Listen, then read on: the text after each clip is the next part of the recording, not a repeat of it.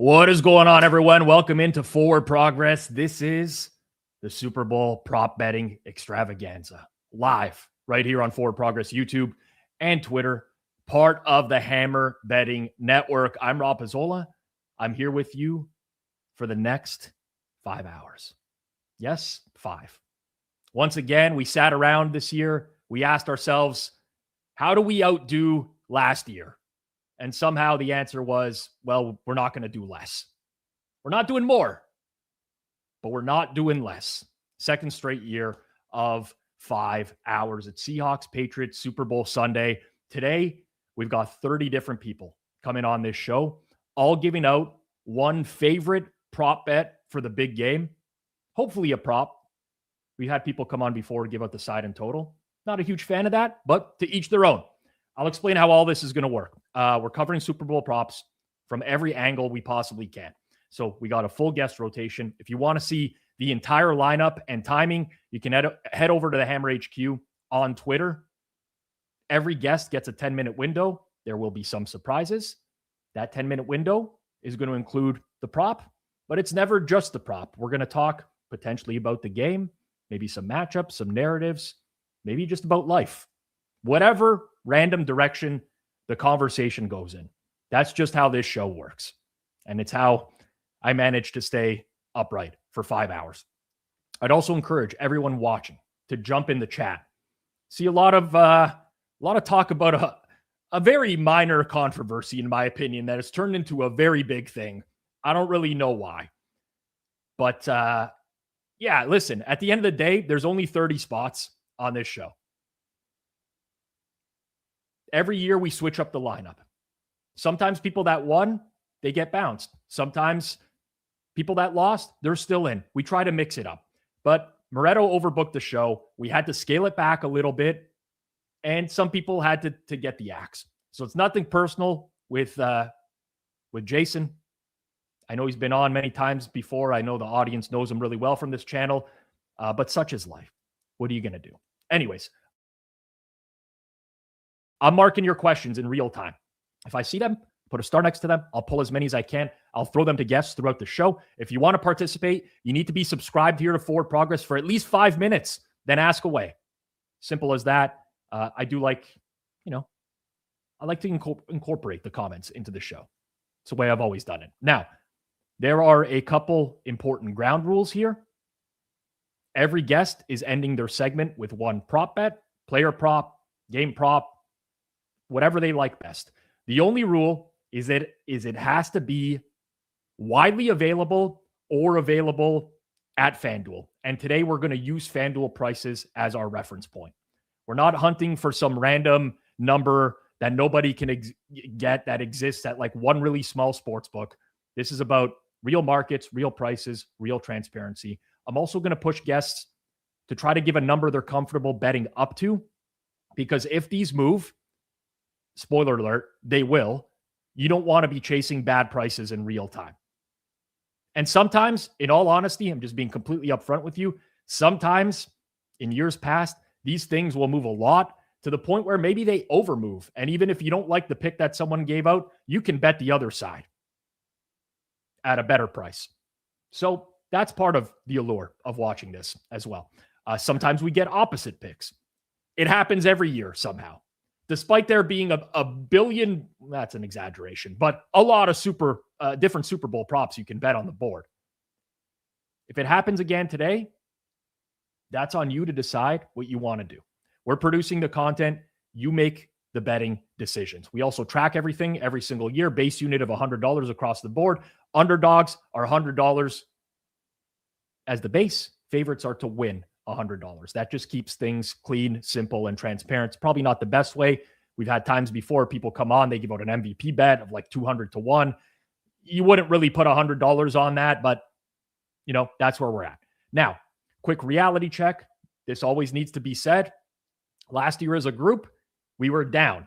Very marginal, 0.4 units. The year before that, we were down 4.8 units. The year before that, we turned a small profit. And the year before that, when we used to do this over on the Circles Off channel and not on Forward Progress, we turned a decent sized profit. But ultimately, This has been like a break-even show for 4 years. This is not a magic money printer. These are not locks. This is not guaranteed to win. This is a bunch of smart people that are being put on the spot and giving their favorite edge on a really big board for the Super Bowl. So bet within your limits, bet responsibly. This year, we have 8 debutantes, I think is how the French say it. I mean, the English say it too, I guess. 8 debutantes joining the show today. First-time guests appearing into the chaos, which I always love. Fresh perspectives, different angles, hopefully maybe a little bit of beginner's luck mixed in there as well. If at any point over the course of the show you feel the content is valuable, please smash that like button down below.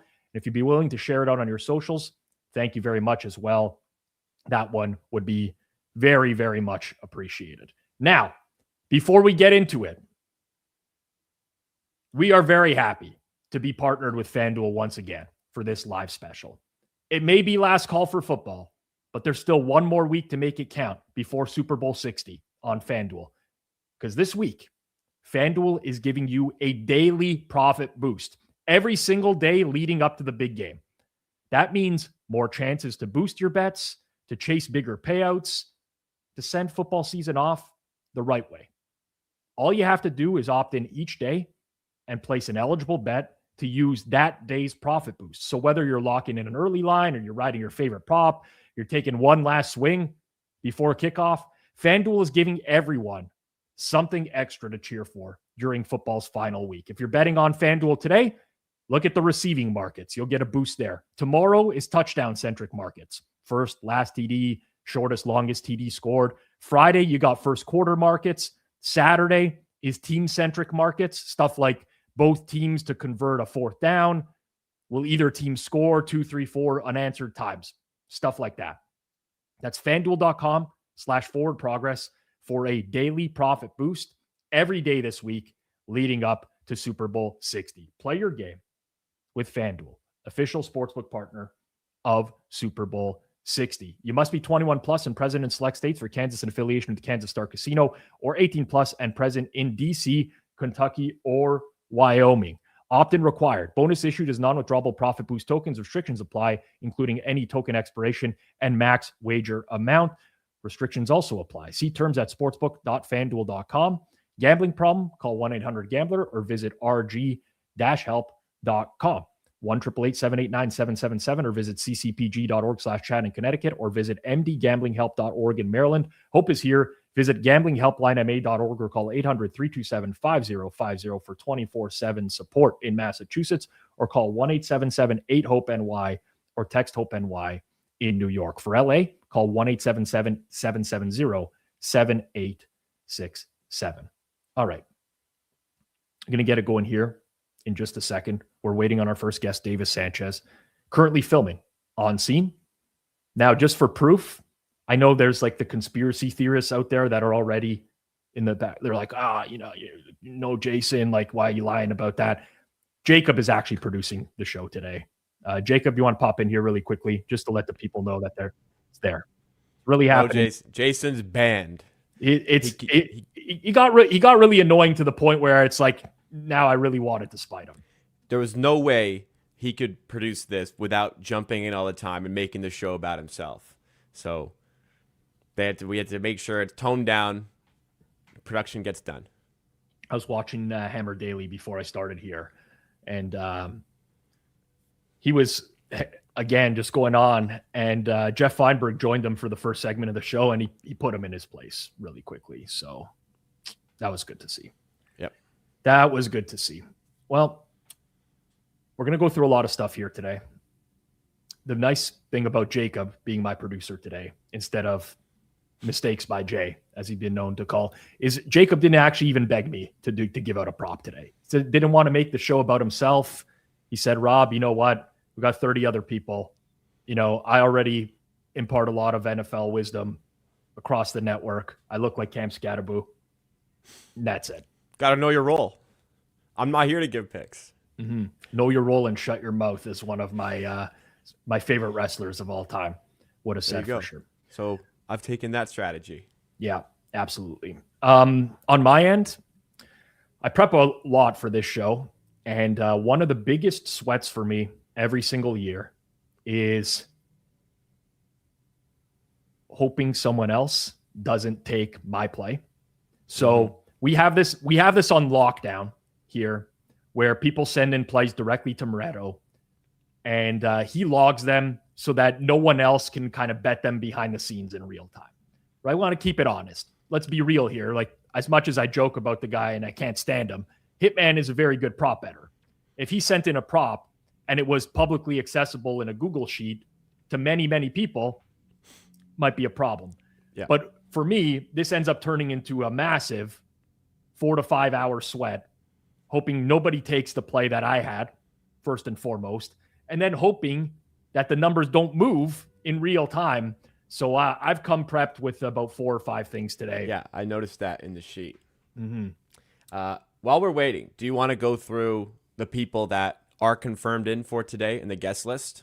Yeah, absolutely. I think the biggest surprise to some people might be that we got both of the deep dive guys back on again. Andy Molitor and Drew Dinsick are both showing up later on in the show. Neither has given us a winning pick over the years yet. So that's a real problem.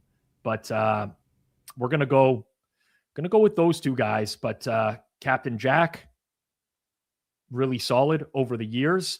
I think we think very alike when looking for some Super Bowl props. We got tons of our own crew here from Forward Progress, including G-Stack George, including Hitman, Austin Mock, ClevTA, Suma is back, Geoff Fienberg, other guys that do content for us here at the Hammer, including Chinamaniac, Kirk Evans. We got Judah towards the end of the show. We got Berryhorse towards the end of the show as well. You know what? I might have to talk to him in terms of crypto market right now. I have a feeling I know what that's going to look like. Mm-hmm. But yeah, listen, I mean, that's it. It's a big rundown today. We got lots of stuff to get through. Let's get started. All right, let's do it. We're going to mix and match here. Obviously, this happens every single season, but lots of movement during the show as well, as other people have things that they're doing, all sorts of stuff during Super Bowl week. So you know what? I was going to switch it this year in terms of who bats lead off. And this is something that we typically put a lot of thought into. Seriously, who do we want to get up here first? And last year, he came up first, and he gave us a winning pick. And because of some schedule changes this year, he's going to get the spot again. You know him pretty well from Unabated. You know him from YouTube if you watch any sports betting content. Captain Jack Andrews is joining us here in our first spot. Captain Jack, how are things? Things are good, Rob. Honored to be batting leadoff, even if it was because the guy in front of me was intentionally walked. Yeah, I know I'm like blowing smoke up your ass with that intro, but really we were actually going to bat you second this year. We didn't. It just worked out that it's you. But you know what? You do have. I went through the records. What I like, Jack, is not only that you've been undefeated so far on this, but you also tend to give out some props that are maybe you dig a little bit deeper. Last year was a time of possession prop. The year prior, both teams to make a field goal. So you know you're really scraping the bottom of the barrel like a true advantage player would. That's true. I mean, that's what you have to do. I call it sportsbook spelunking, where you go deep into the sports book and try to find whatever crazy prop is out there that maybe they just didn't price right. I'll give you my process on this one. What I tend to do is with game props, they're not as beatable anymore because there's 272 games in which these sports books are putting up these same props. And it's really tough to find something where they don't have everything already factored in. And the lines are a lot more efficient. I remember Rufus used to say that the Win out in Las Vegas used to put up I think it was roughing the passer prop every year, and it was priced egregiously wrong, like plus 150 or no, minus 150 when it should have been plus 150 or something like that. And every year it would show back up and he would take advantage of it again and again. They don't make those mistakes anymore. They price things a little bit better now. So what I did is I went through just about every team stat possible, looking for areas where New England or Seattle would be an outlier. And then after observing these outliers, I went and hypothesized why they would be an outlier. Is there a cause for this, or is it just random distribution? And the one that I kind of settled on that really, the more and more I think about it and chase it down, makes sense, is Seattle only attempted 12 fourth down conversions, all season. They converted 7 of them. And the reason for that is Seattle is a very conservative offense. They've got a good kicker. They tend to, if they get it within the offensive zone over the 40, they're rarely going for it, even when the analytics say that's the proper play.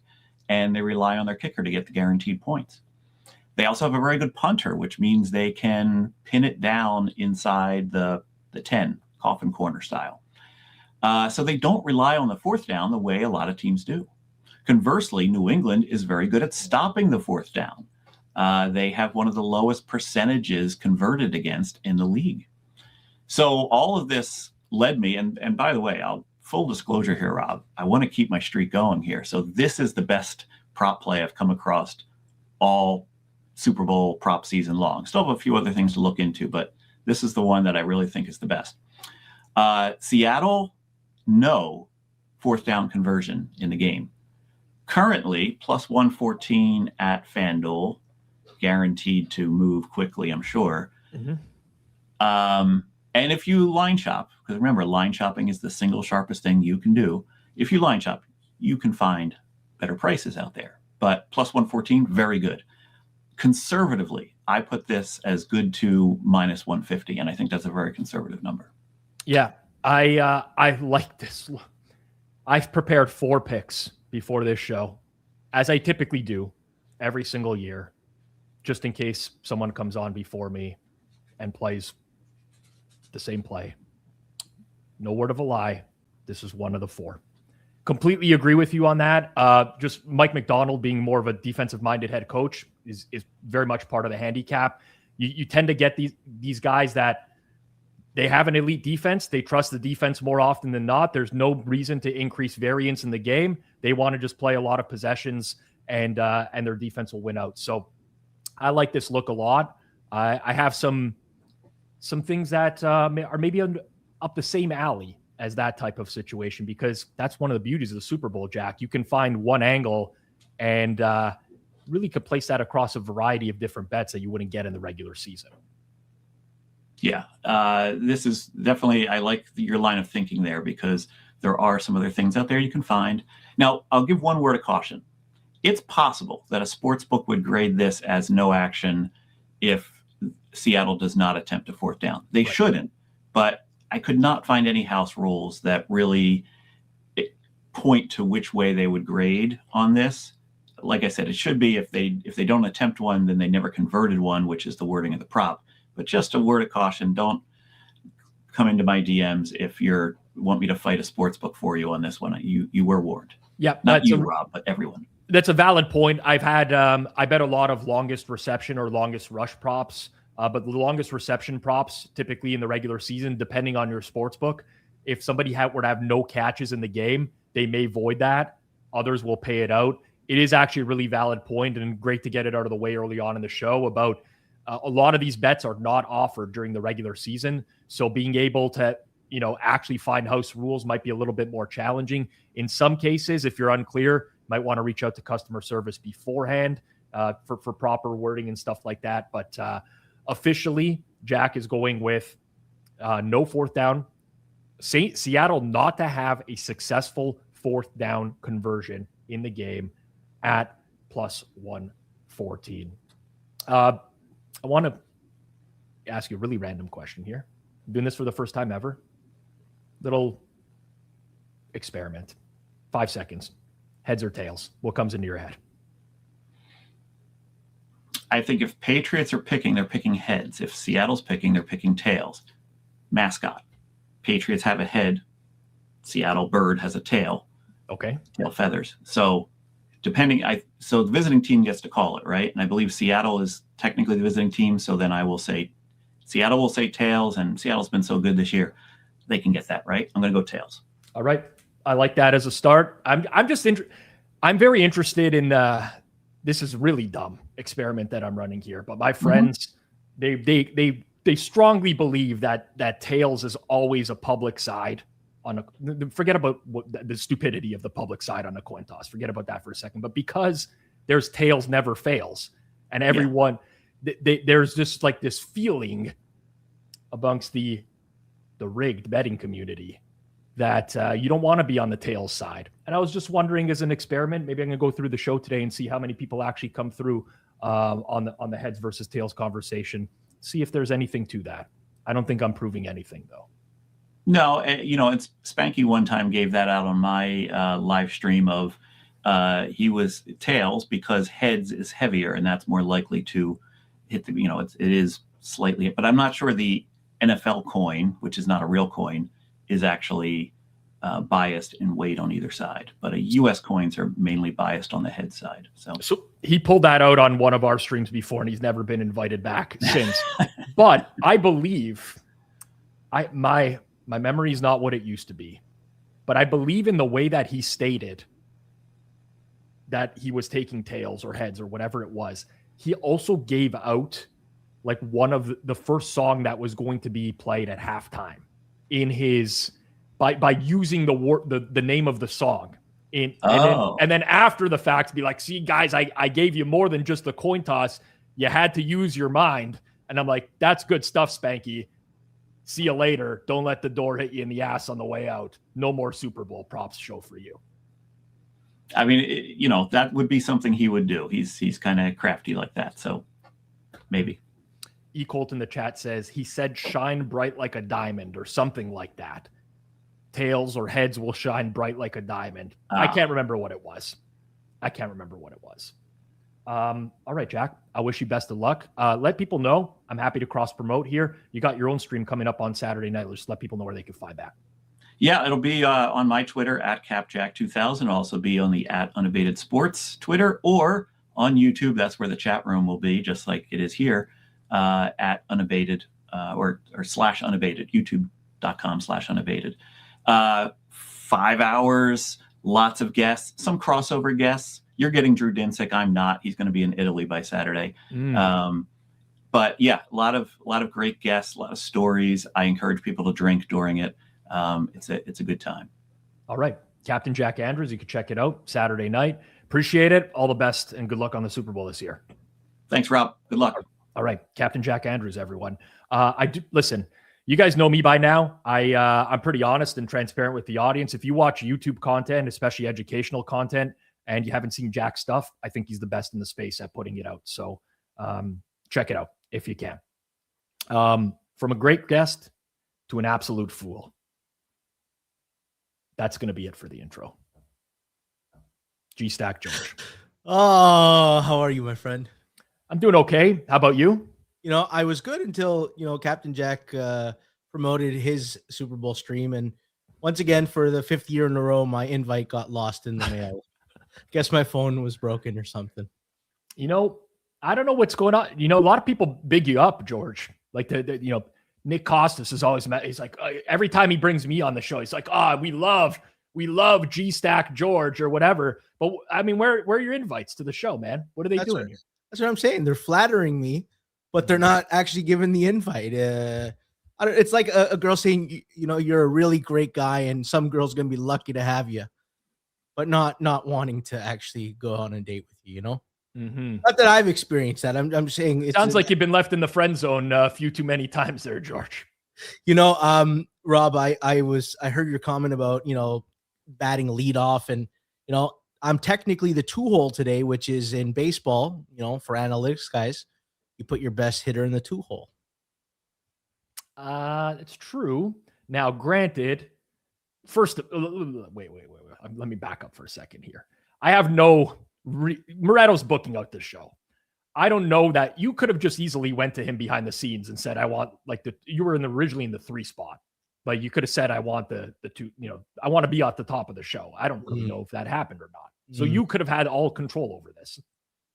You know what? The truth is I was thinking like A block, like news style. I'm in the A block. You know how in the Super Bowl you can bet which is going to be the highest scoring quarter?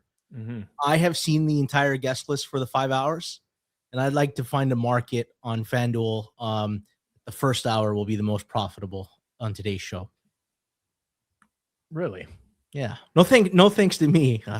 I'll be holding the team down, but the rest of them look great. Let me check out this schedule here. I mean, I know who some of the question marks are, and I don't really want to give those away just yet necessarily.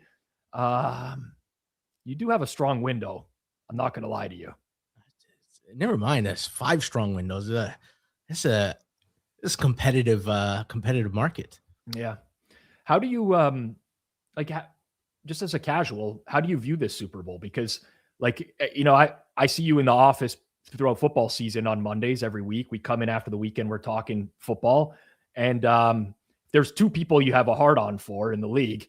It's Drake May and Mike McDonald. Like, those are your 2 guys. So now that they're meeting up against each other, worlds are colliding basically. Like, how do you approach that? Truly, this is the real deserved MVP and the real deserved coach of the year, and neither of them are going to win the award.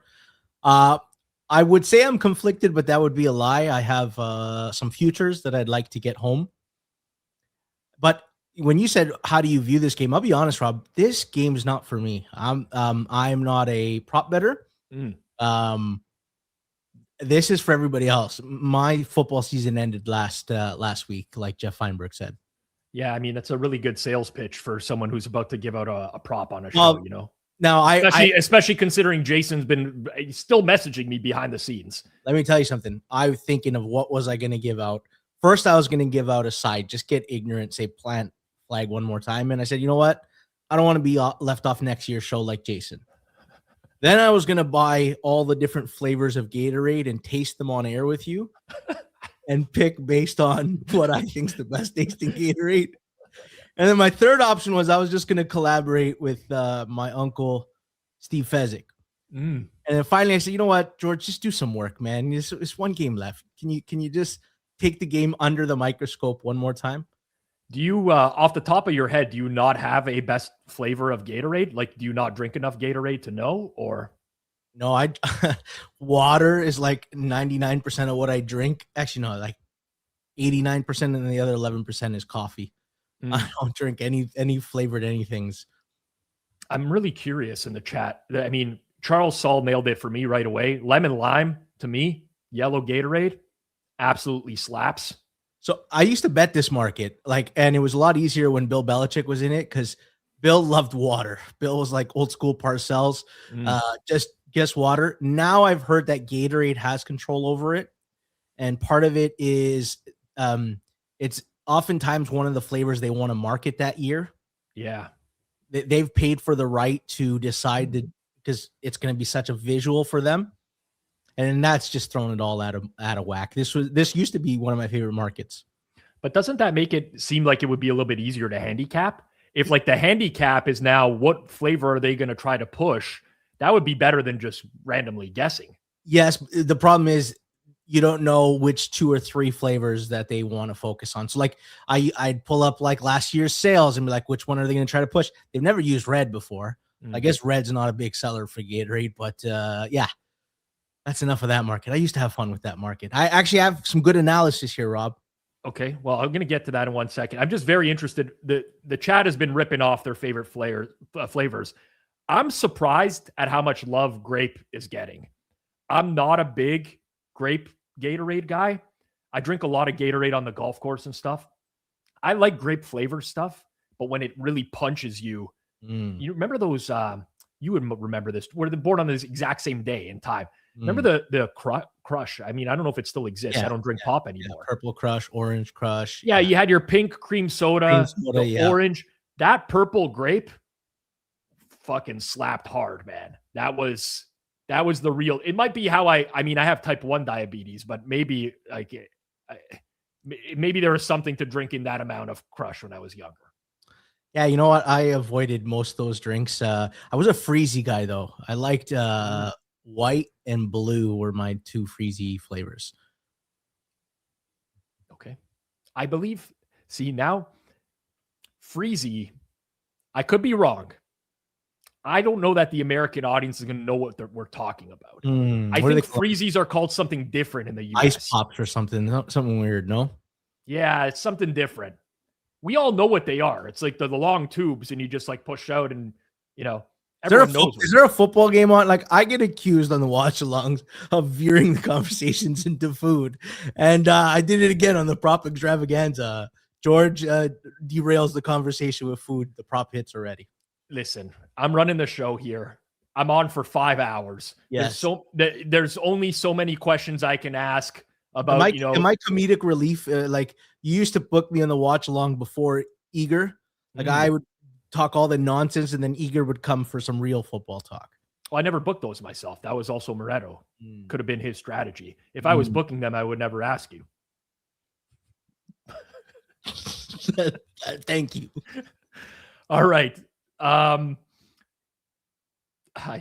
have now just opened to the Google sheet to see the prop that you're giving out. I got to tell you, the squarest markets props, but there's some analysis behind if you allow me to.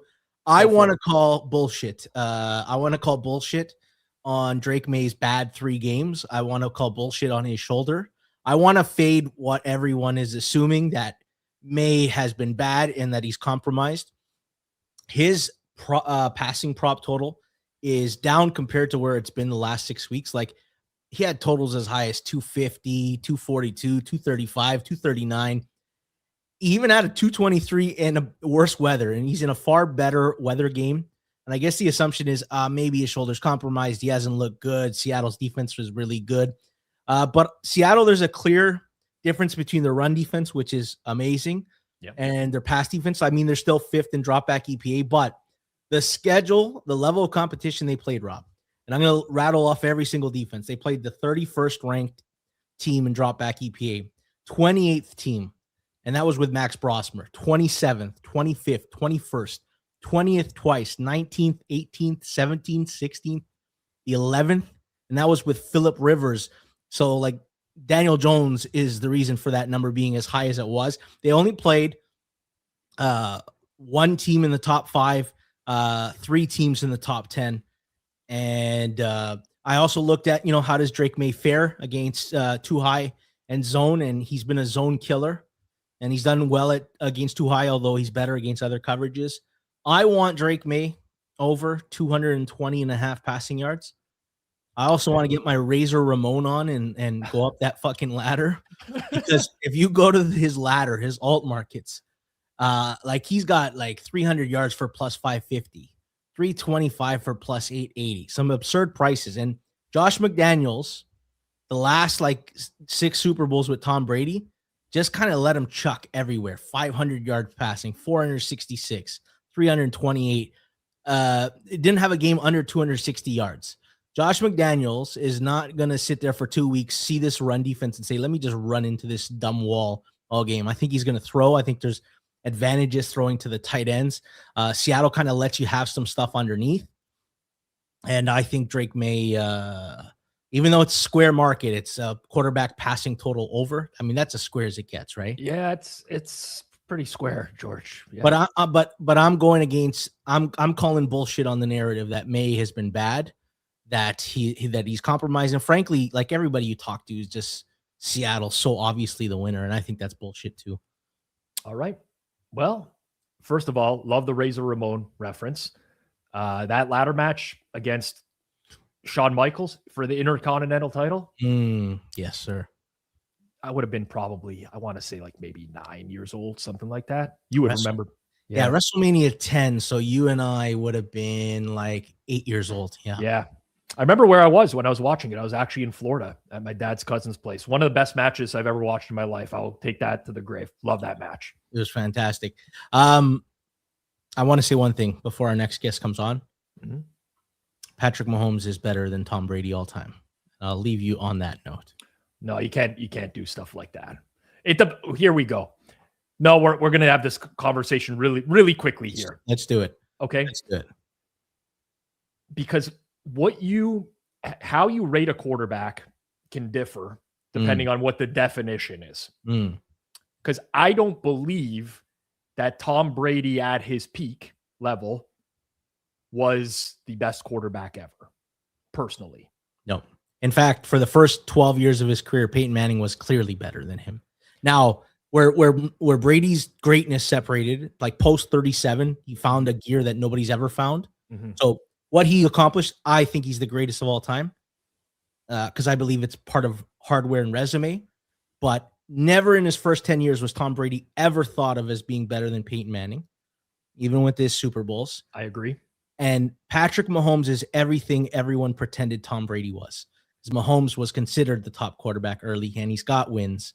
And he'll eventually get enough. Like, he doesn't need 7. He gets there with 4 or 5. Brady won a Super Bowl throwing 1 touchdown the entire playoff run. Come on. Man, you're really going to upset a lot of people with that. Well, I wanted to rage bait our next guest because he rage baits everybody about this specific topic. So I wanted to rankle him a little before he comes on. That's all. All right. Well, we will do that. And all the best, George, on the squarest play you could possibly click for the Super Bowl. Drake May over 220.5 pass yards, -110. But hey, George, the shape doesn't matter if it wins, brother. Listen, if he throws for 400, I don't want to hear how square this play was. All right, when he hits it in the first half, you tell me it was a square play. Is the coin landing heads or tails? Real quick. Oh, it's always heads. You know who calls tails? The type of people who like cheer for winning teams and like switch their team every 5 years. People who are loyal to their team pick heads. You know. I don't know. I've never put much thought into it, to be honest with you. I've thought a ton about it. I can clearly see that. G-Stack George, everyone. Make sure you give him a follow at George Tsilfidis on Twitter. I'll let you try to figure out how that's spelt, but that's the Twitter account, and it's up on your screen. Thanks, George. Thank you, my friend. All right. G-Stack George, everyone. All right, we're keeping it moving on here, and obviously he was talking about some rage bait, and we're going to get to our next guest, who I think he's coming live from like some sort of spy mission in Russia right now, something along those lines. You know him from the network before, Chinamaniac. How are things, China? Can't hear you. Oh, you can't hear me. Okay, we'll get to that in 1 second. We'll just take you off screen really quickly here, and we'll troubleshoot that with you behind the scenes, as we could potentially figure that out. What's with the hat? I mean, you can't hear me, so I'm just going to roast him for the hat right now. He's indoors. It reminds me of the hat that from Seinfeld that Bob Sacamano would get for Kramer. No, George was wearing it around. Very, very interesting hat. He was sitting in the background of the stream for 10 minutes. At no point did he think, can't hear anything. It's true. Can't believe that. It's rather unusual. Let's try it again. Let's see if we can hear him. China, any luck? No. All right. Well, this is going to be a really interesting interview that we're going to conduct here, where I'm going to see if I can private chat China. I'm reading these comments, man. Look like he just robbed a bank. It does. It's just so unusual. I've never seen China wearing a hat. I don't know why I find it funny. People wear hats all the time. I've worn hats on the stream before. I've worn like a little beanie. It seems like he's very Eastern European right now. You know, like he could be at a Dynamo Kiev game and he would fit right in with the rest of the crowd. I don't actually know if they're still playing games over there. I have no idea what's happening on that side of the world.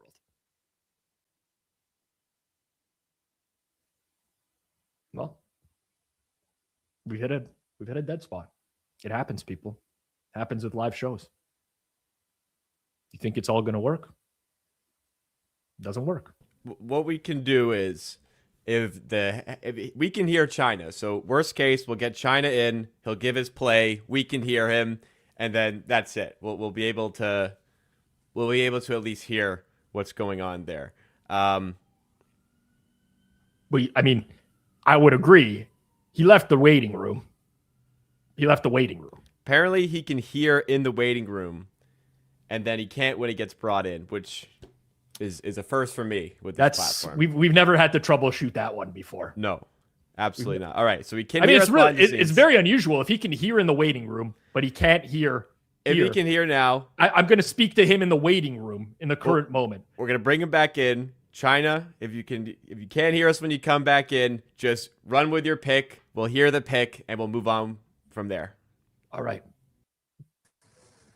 Live from Eastern All Europe, right. China. Can't hear you. All right. Can only hear you in the waiting room. But yeah, the pick, Sam Darnold under 6.5 rushing yards. I think it's minus 110. Probably good up to probably in the 120 range. I mean, bottom line is, for the season, he's averaging close to 2 attempts a game. A lot of the last 4 to 6, 7 weeks, there's been a lot of 0 carries in there. So yeah, that's pretty much it. I mean, he's 65% under for the season, game log wise. Just they're probably, I mean, as far as the point spread goes, more often than not, they're probably leading this game. If that holds true, less desperation. So yeah, that's it. Very simple reasoning. He just doesn't run a lot, and he's not running a lot this season. So 6.5 feels like a stretch to me. All right. I know you can't hear a word I'm saying, so we're putting you backstage. I played this. I played Darnold under rush yards in the NFC Championship game. I give it out on Pizza Buffet as well. But I typically think that this is probably still good in this type of range for the same points that you mentioned, China. What I really want to know is, I've never experienced this problem before. I'm actually just generally baffled how someone can hear backstage. Like, did China hear G-Stack rage baiting him the entire time? Because G-Stack came on and said that Brady's a bum, basically. He's nowhere near the best quarterback of all time. Did he even hear that? Did he not? I have no clue. He left, so. Yeah, maybe I don't know, to anger or what. I think we got to check in with China, honestly. I think someone needs to message him on the side. It's not like the audio source for your headphones changes when you're brought up on screen. The audio source remains the same. I generally have no clue how that's even possible. We find new ways for technological issues when Chinamaniac comes on the stream. Is he being like held hostage or something like that? Did I just chat with AI? Did AI just deliver the pick for China? I know China was out at the Super Bowl this week. I don't know, man. He's going to the game. Yeah, he's there. I saw him running around. I was going to ask him. He sent me some pictures privately yesterday. He's running around town, jamming kiosks. Yeah. Actually, that doesn't make any sense. How is he jamming kiosks in California? Maybe he hasn't gone. It looked like he was in his house, so maybe he hasn't gone yet. Well, yeah, maybe he hasn't. And he definitely wouldn't be wearing that hat in San Francisco. No, that's true. That's true. Or Santa Clara. We've figured he's not there yet, evidently. All right. We're going to give him one last chance. Let's see. Just a second. All right. I can hear you now. Wow, we did Look it. at that. The miracles of society. What'd you do? Turn the volume up? What happened there? I switched from Chrome to Safari, and I just took the microphone off. That was it. That was it. I mean, I took the AirPods off. So we're going bareback. You've been on a bad betting run recently or something, China? Why do you say that? Well, I mean, it seems like you can't afford heat anymore. The hat is me very much off guard, man. Oh, that's because I've been sprinting in and out of casinos, going a mile through the parking lot. So, I mean, pretty much in Siberia up here. Yeah, I was wondering. That's basically, you couldn't hear any of it, I guess, but that's basically how I introduced you. So, it makes a lot of sense. You're going out. You're still going out to the Super Bowl, though. No? Yeah, I'm leaving Friday. Okay, so you're not doing like the whole week or anything like that. You just going in Friday.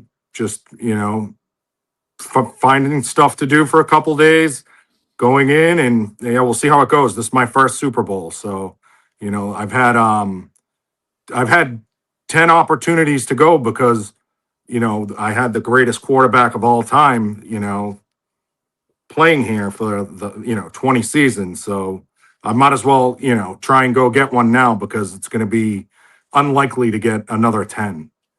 Some would argue that he wasn't the greatest quarterback of all time, like G Stack George just did in this segment before.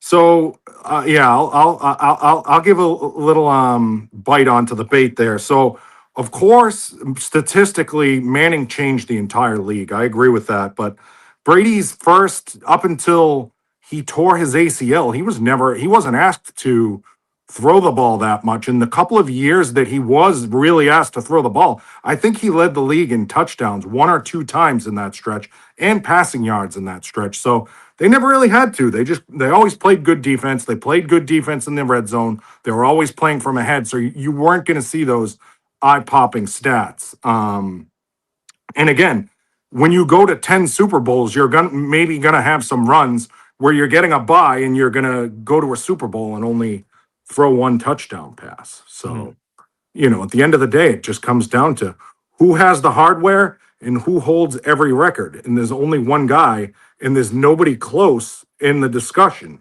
You can argue somebody's more talented, somebody's played better for 2-year stretch, 5-year stretch.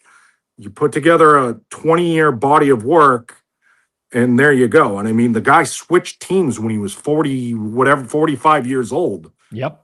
And won a Super Bowl. Not only that, he played Mahomes twice heads up in his 40s in the biggest games, and he beat him both times as an underdog. So at some point, when you're arguing between those two guys, you just got to see what happened on the field. Yep. I agree with you on a lot of things. I think at the end of the day, that type of longevity in the league where you're playing at a high level throughout the entire thing, I don't think that there's an argument at all. Although, those losses to Eli Manning could really put a damper on him as being the best quarterback, because Eli Manning was dog shit. Absolutely brutal, but he made those 2 throws. He made the one throw to Manningham that was perfect, and then the other lucky one when he escaped like 5 tackles and just chucked the thing. So, I mean, sometimes you go to 10 Super Bowls, you're going to wind up on the wrong side of the coin sometimes. But what's crazy is, too, out of those 10 Super Bowls and the 3 losses, he had the lead in all of those games with like 2 minutes to go that he lost, which is crazy. Yeah, I mean, incredible run. I'm the loser. I'm the sore loser Cowboys fan that hated Eli Manning. The best chance we had to win a Super Bowl, we had a bye week. We lost to the Giants first game out of that. And the Mario Manningham touchdown, the pass down the sidelines is probably one of the greatest throws in the history of the league. When you consider the stakes of that game and just how he dropped it in a bucket there. The David Tyree one, again, very sore loser Cowboys fan here. That entire season, they would have whistled that play dead for the quarterback being in the grasp. You remember that that whole season? It was like, as soon as you touch the quarterback, it was that for some reason, they let that play go on, and he made that play. He made it. You got to give him credit. I still don't know how I still don't know how it wasn't knocked out by Rodney Harrison. I was going to say Marvin Harrison. Yeah. So close. Yeah. I mean, there was a lot of stuff in that game too. Missed interceptions. Brady almost hit Moss on a go route at the end of the game to where they could have tied it. There's a lot of stuff there, but whatever it is, what it is. As a fan, I'll take the 6 Super Bowls. Yep. I noticed yesterday, as did some people in our chat, that you were tweeting some pictures about going around town and placing some bets, and you bet some Seattle money line at -200. Yeah. I'm just assuming that this is not like an emotional hedge for you. You don't seem to be like an emotional hedge guy. You actually think there's value in Seattle at that number. No, it's not. It's not an emotional hedge. I don't have any futures I'm hedging. I got a call from a friend a couple of days ago that was scooping up Patriots money line +300. So that was just a thought. It's just a hedge against Patriots money line. So we got Pat's money line. We got the best price on the Pat's money line, and we got some of the. And then today I went and got more Seattle at -190. And what's crazy is they would only give me 10,000 on the Super Bowl at the window in person, not on an app. Not I went in and they just told me, they're like, we don't know who you are, and I was just like, well, I'm betting on the Super Bowl here. I'm not trying to bet college basketball on a Tuesday night, but whatever. Today I went and they gave me a lot on one click at a better price. So all's good. All right. Well, I wish you the best on the Super Bowl. I hope you enjoy your time out there. I can't say go Patriots or go. I honestly don't even care who wins. I just hope it's an entertaining game. Really, it's all it comes down to. Yeah, I mean, same here. I think the Pats are live, and I think that I wouldn't say the point spread's probably where it should be. I'm not going to argue with that, but the way they've played the last 3 weeks is probably done a little bit of damage to that point spread. But again, they've played in some weather games. There's been some sloppy football, but I think if they'd played sharper, the line would be a lot closer. Not the case, but I'm kind of with G-Stack George here with the what did he have? May over passing yards. I mean, I think just the passing yards this year, I don't like to bet a lot of overs, but I think like he went over like 16 out of 19 games. And if they're in a trailing situation, what is it, 220 yards is total or something? I mean, that's not very high. Yeah, especially it's true. For a super, unless his shoulder is really dinged up, that it's just not a big number. So quality of competition for sure plays a factor into it. But you're right, you don't see May priced in this type of range very often. But all the best, China. Enjoy Siberia while you're there, and enjoy the Super Bowl as well. 2 more days, and I'm out of here, baby. 2 more days, China. All right. Everyone. All right. Good luck, everyone. Problem solve those audio issues. It's some good stuff. Do we have a breaking news bumper or anything like that? I highly doubt we have one loaded in today. You know, like one of those news ones, like dun dun dun dun, like breaking news. Anthony Davis got dealt. Shams tweeted it. You know what? Couldn't have worked out any better. Jacob, our resident basketball. Imagine Jason trying to break this down in real time. AD traded. Man, there's a lot of names involved in this trade. Yeah, so a little bit, I mean, just in a vacuum, the fact that or just zooming out, let's say actually opposite, Dallas Mavericks only getting 2 first-round picks out of Anthony Davis is a little bit laughable, considering obviously what they traded away to get him about a year ago. So people have lost jobs. I think more people will lose jobs as a result of that Luka Doncic trade. Now, the names involved, like Chris Middleton, salary dumped here. Malachi Branham not really panning out as a prospect. I think he was like a 20th overall pick around there. Marvin Bagley, not much value. AJ Johnson might have something to him. The Bucks took him in the first round a couple years ago, I think now. But 2 first-round picks and 3 second-round picks is not ideal in this situation, I'd say. Yeah. Oh, there we go. Little breakdown. I couldn't have given it. For the Wizards, though, I like the young core. They now have Trae Young and Anthony Davis. Not super reliable high-tier options, but in the East, it could be something. It could be something. I don't know enough to. I'm gonna just have to take your word for it. Maybe a playoff team, not a contender. Well, I can leave it at that. It's really disappointing that the NFL season is ending, and I have NBA to look forward to. Because believe me, I'm not looking forward to the rest of that. You should be. I've tried, man. I tried real hard this year. I tried so hard to become an NBA fan again. It's Just tough. become a Raptors fan. They're a good team. They've got an all-star. It's true. I've watched the Raptors. They might make a trade any second now. Yep. Could happen. You never know. Could happen, yeah. Could happen. Never know. And when it does happen, Jacob will be back without a breaking news bumper because we don't have one. You know what? I just realized our next guest is in Dallas. Completely forgot about that. Why did I even bring Jacob up here? Actually, I don't know. I don't know if Matthew Freedman is a big NBA guy. You've seen him on the channel before at MetF the Oracle on Twitter, part of Matthew Berry's fantasy life. Matthew, how are things? I'm good, except now I'm getting flashbacks to the Luka Doncic trade, which was, we're talking about games, like in the big picture, this stuff isn't important, but seriously, like the Luka Doncic trade was like one of the worst, like bottom 5 days of my adult life, And then now just like the Anthony Davis trade, it's just like, yeah, of course they didn't get much for him. And I will say this is sort of like old man, shouting out the clouds or something, but it's like you talking about how it's harder for you to get into the NBA. I feel like with all of the trades and just how easy it is, how liquid the market is and guys moving from team to team to team. It's just, as a fan of a team, it's harder for me to get more emotionally invested in those teams. Yeah, I know exactly what you're saying by that. I completely get that. I'm just thinking in my head, I had a pre-show bit completely planned and it's out the window right now, which I had bought in 3 different honeys, which are downstairs in the cupboard. And I was going to enjoy some honey on air with you. I don't know that anyone will know what the hell I'm talking about. No. But for those that don't know, Matt is a big honey guy. He's got you showed like the collection of honeys you had before. It's absurd. It's absurd. Yeah. I mean, I wouldn't say I'm a honey connoisseur, but I definitely enjoy my honey.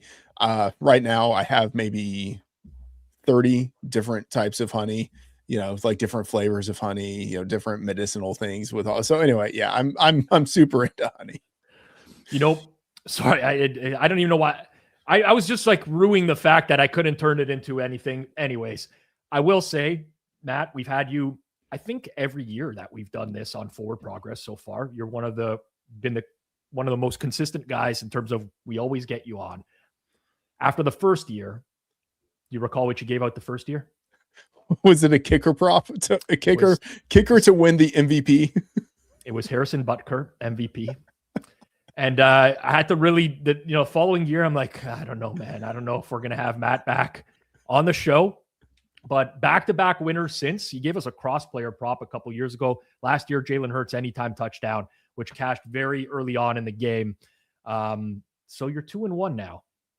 A little bit better. I mean, you probably regret the Butker MVP play at this point. No regrets. Honestly, no regrets on the Butker MVP call. That game almost played out. Even if the game had played out the way it would have needed to play out for Butker to win MVP, he still wouldn't have won MVP. But I mean, look, it was close. My feeling is like if a guy kicks 6 field goals, one of them to send them into overtime, one of them to win the game in overtime, and one of those field goals is like the longest field goal in Super Bowl history, he's live to win the MVP. But so I don't regret. And the number, what was the number on that? It was like, was it plus 290 or plus like 49? I mean, plus like 2,900 plus 4,900. It was something like that. It was even bigger than that, man. It was crazy. It was like 200 to 1, I think. Yeah. I mean, seriously, like if we had gotten that one, I think it was actually maybe like plus 290 to 1, something like it. Whatever it was. If I had hit that, I wouldn't be talking to you right now. I would just be on my own personal island. Yeah, 250 to 1. I mean, whatever. Kicker to win MVP. I don't regret that at those odds. You know what? Listen, we have the benefit of hindsight with every bet that we've ever made. It was you actually officially gave 350 to 1. Yes. Yes. To your point, when you're betting something like that, even if it's live for even just a little bit of the game, it was definitely worth that bet.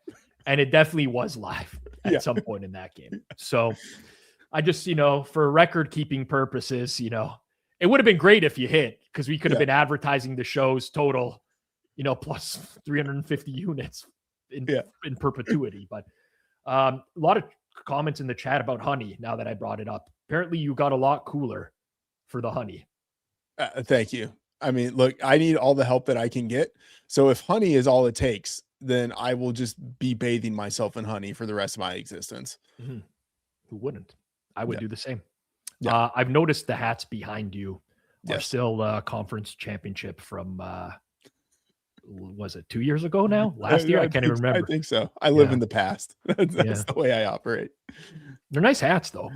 They're solid hats. But I should definitely update, who knows, over the summer, maybe then I'll update the order of the hats. But I mean, I feel like there's still solid teams in there. Got the Bills in there. The Lions didn't make the playoffs, but still, power rated, one of the better teams in the league.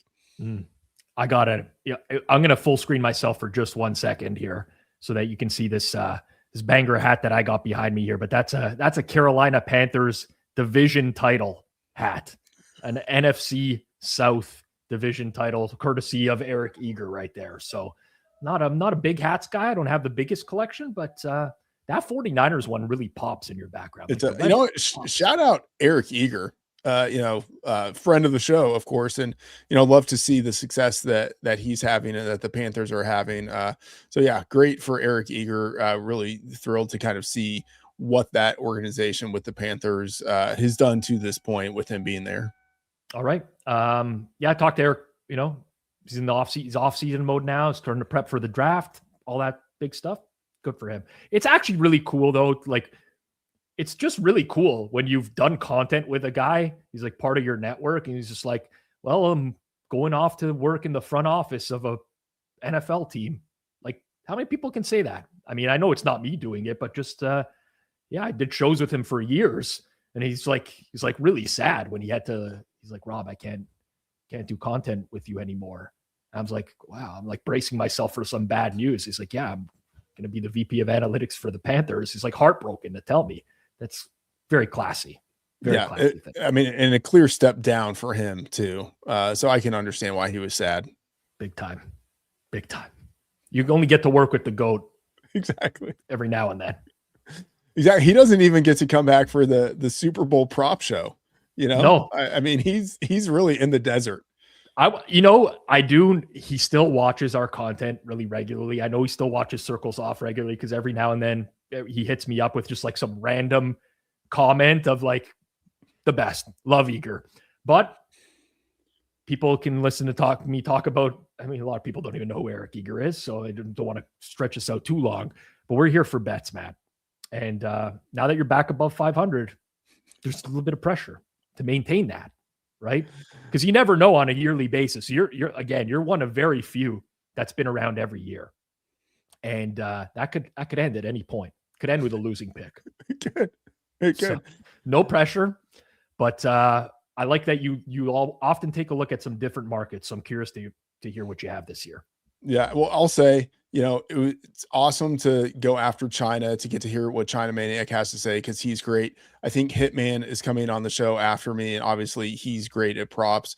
You don't have to lie on air. It's okay. What? I'm just trying to, He's a good dude, but like we don't have, we've seen him give up plays on this channel before. So, anyways, I'll throw it back to you. All right. So, yeah, I like to look at the sort of the props on players who are like insignificant. It's like, hey, is there a number 3 tight end on this team where I can bet the under on his receiving yardage total? Like stuff like that. Or, hey, is there a kicker who could, have a MVP performance in the Super Bowl? Stuff like that. This one I'm looking at, not quite in that vein, but a little bit. So I'm looking at Jackson Smith and Jigba, but looking at the markets for him where I think there could be some significant mispricing. And I'm looking specifically at rushing yards. Over 0.5 rushing yards, looking right now at FanDuel, plus 290 is the line for him. And I just think that this is the game where if there are, kind of trick plays, trying to get the ball to your best playmaker in kind of any way that you can, this is the game where it's going to happen. I have this projected right now at, basically what this is like, does Jackson Smith and Jigba get a carry, right? And then like, if he does, what are the odds that, he's able to turn that into at least 1 yard? And so I like the situation there. I have him projected for not quite half a carry in this game. And it's, kind of a little more of one of those like shooting from the hip kind of bets. Like I have the projections for it, but part of it is just like, I think it's the Super Bowl. You tend to see offensive coordinators and play callers get a little more aggressive with what they're doing, reaching a little more into their bag, because like, you leave no bullets in the chamber, you fire all of them. And so I think we do see Jackson Smith and Jigba have a pretty good chance of getting a carry. And then it's going to be one of those end arounds. And then it's just a question of like, do they tackle him in the backfield, like right when they hand him the ball, or is he able to get around the offensive line and pick up, 2 to 5 yards on the carry? But I think we have a pretty good chance of that happening. And even if we don't, a plus 290 odds, I like the look. Yeah. And with Zach Charbonnet obviously out for the season as well, it kind of brings other players into this potential territory. I was looking back because I saw that across most markets, number of players to get a carry for the Seahawks is like 4.5, and it's pretty like it's juiced evenly on both sides. So I started looking back at previous ones as well, and I noticed towards the end of the year, JSN got a few carries in different games. Obviously, Rashid Shaheed is a guy. Darnold is almost, you would think that he's good for a few, maybe a kneel down situation, stuff like that. So that was a market I was looking at as well. But you gave it out. Pressure is now over to give out the pick. Now it just has to win, Matt. It just has to win. Yeah, that's the easy part. You know what? I like the look. Honestly, everything is price dependent. I think some people might have said, "Oh, you haven't projected for just under half a carry," but like the price on this is plus 290. Yeah, exactly. So it's not like there's going to be games where he gets 0 carries, but more often than not, Matt thinks that this price is good. So appreciate you, Matt. Hope you have a good Super Bowl, and I hope I can do this again with you next season. Yeah, and hopefully you will have honey to be able to do your bit with. It's done. I should have just saved it for next year now. Yeah, you should have. All right. Let the cat out of the bag. Have a great one. All right. Matt Freedman, everyone, at Matt F. the Oracle on Twitter. I've been talking to Matt for several years now, and he is a really good guy. A little bit of housekeeping really quickly before we get to our next guest. First and foremost, if you enjoy the content here at Forward Progress, smash that like button down below. I'm live for like another 4 hours here almost. And when you smash that like and you sub and you comment, it sends out these signals to YouTube that says, hey, people are enjoying this content in real time. So if you can do that, please smash that like button.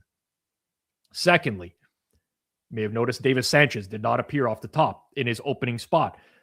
Davis Sanchez is doing a lot of media this week, and we were really trying to work him in at that time, but he was on set. We're going to see if we can grab him at some point or another, but this is evolving. This happens every year. Not everyone can hold true to their specific spot. So if you see things that are, kind of mishmashed all over the place, we'll try to get people on as, whenever we can over the course of the show. And that's it for that, for the housekeeping part.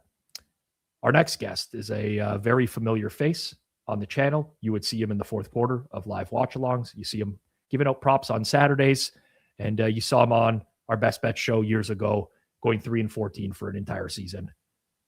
His name is Hitman. How's it going, man? Rob, I sense a little bit of animosity because I hear the guests try to praise your coworker, and I sense some jealousy that you might not be the best balding sports bettor on the network with glasses.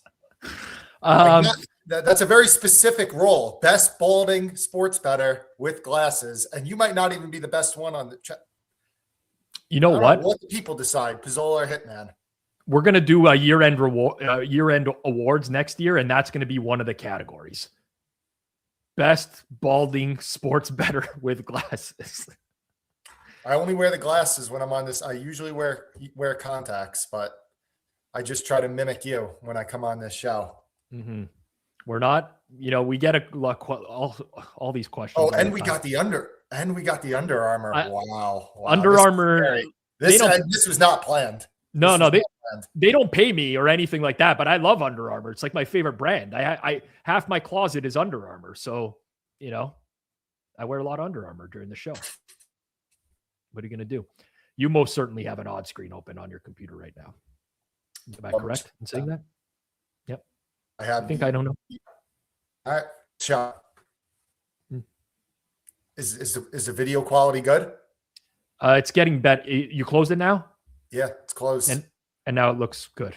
All right. Pretty amazing how that works, What's new? What's new? It's not like the CEO of the content company hasn't told people to shut down their tabs before they come on, Well, I wanted to make sure that the play that I was giving out was still widely available. And so, yeah, I was keeping an eye on it. All right. I see you're playing the sheet right now. Good thing is it's not something I'm going to rush and bet. at this point. I don't need Well, to. the unfortunate thing and the cop out that I do have if I lose is that, and Rob, you can confirm this. This was my second bet. I had my original bet, and it's been taken by somebody that will be on later in the show. When they give it out, maybe you could say Hitman approves this. Help the odds will move maybe just a little bit more, and then I could use an excuse. I can use an excuse if I lose, and I'll just say that the first one was the winner. So touting 101, always have always gone. I'm gonna take the prop that I think is the worst on the show today, and then say that Hitman approves that one. That's what I'm gonna do. Gonna be Zilbert? No, Zilbert's not back this year. In fact, he's not happy about that. He's been messaging. You know what? I think that's a bad decision by you. I think the people would have liked to see him. No, it's true. He has an outstanding debt of $850 to a mutual friend right now. If that happened and you knew someone had an outstanding debt, would you let them on your airwaves to give out their place? Listen, people that don't pay their debts in betting, there's a special place in hell. Yeah, I'm with you. How is it that someone who's such a successful bettor in props like you has the worst internet connection? Dude, it's on the face of the earth. It's been since I dropped my laptop. I don't know the correlation because that shouldn't make a difference with the streaming and the internet, but it's been ever since that moment that we've been having issues. So I don't know. You got to set me up with some tech people and we'll figure it out. Do you need me to buy you a new laptop? I can buy you a new laptop if that's what it's going to take. I mean, prepared for good. No,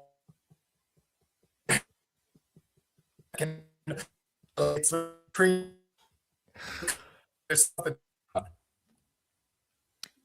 Well, I'm glad I didn't have to hear any of that, to be honest with you. But you're back now. Let's. Do you want me to log in on the phone real quick? I mean, I don't. Is that going to be better? Is it going to be worse? It'll be better. Give me one. All right.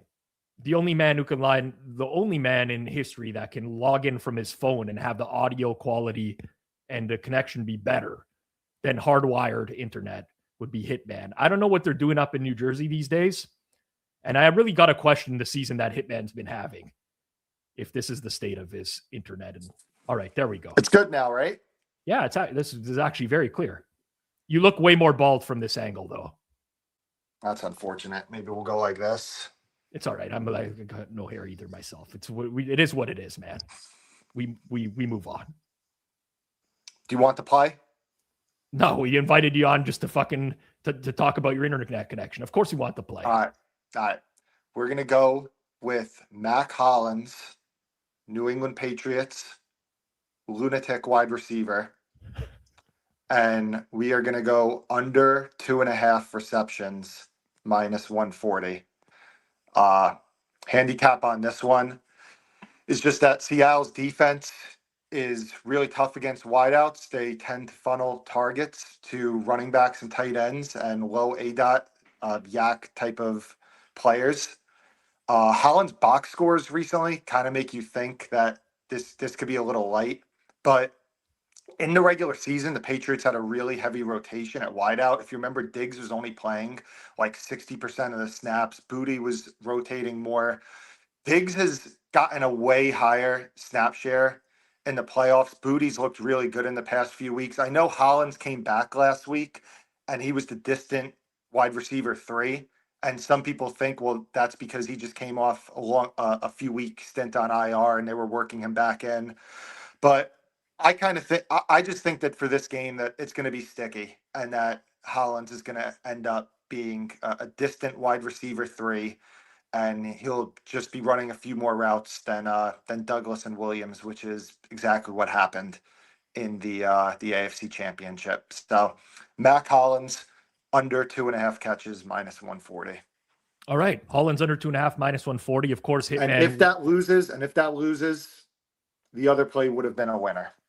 Well, I'll when the other play comes out, I'll say that you endorse it as well. I will. Obviously, you would give out a -140 because you're just chasing that W so bad. The original So one bad. was -106. True or Yeah. false? It was true. That is All right. true. All right. Yeah. All right. Have you been pushing your chest out the entire time there, just to like make it look like you're? No. You've been I did working out? I did have my yearly physical though yesterday. Ooh. And for someone that looks as skinny as I am, surprisingly, 190 pounds.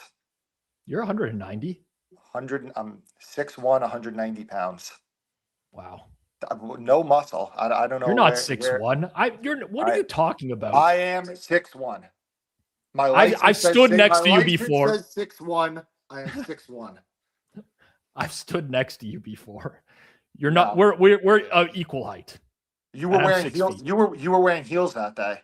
I was not wearing heels. I was in New Jersey, and I actually called you by the wrong first name for the entire night. And I don't even know if you noticed, but I don't remember it. I was drinking, and Durso was my ride that day, and I didn't notice it. I did notice the hairline though, and I just said like, God, this is the motivation I need to make more money and go to Bosley or go to a Turkey or something like that. That was the only thing I noticed that entire day. Well, this segment is over. Have a good Super Bowl. I'm sure we're going to be on a lot of the same stuff. So I got to wish you well. I wish you well too, Rob. Great season talking to you. And we'll link up at least once this year on the golf course, right? Film some content. Let's do it. Let's do it in the spring. All right, let's do it. All right. Later, Rob. Hitman, everyone. At Hitman428 on Twitter if you want to follow him.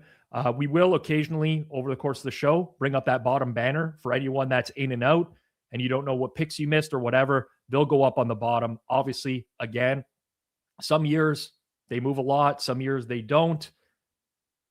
You do what you want with it, but they're available in real time as we give them out.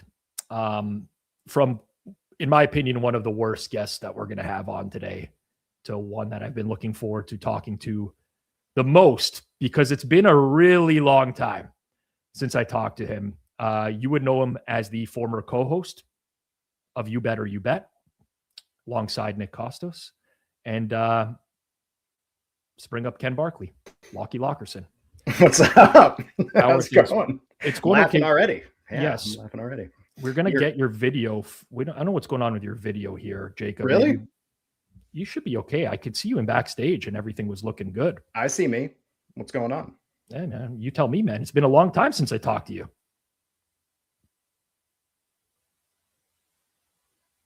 All right. That was a weird one. Really weird.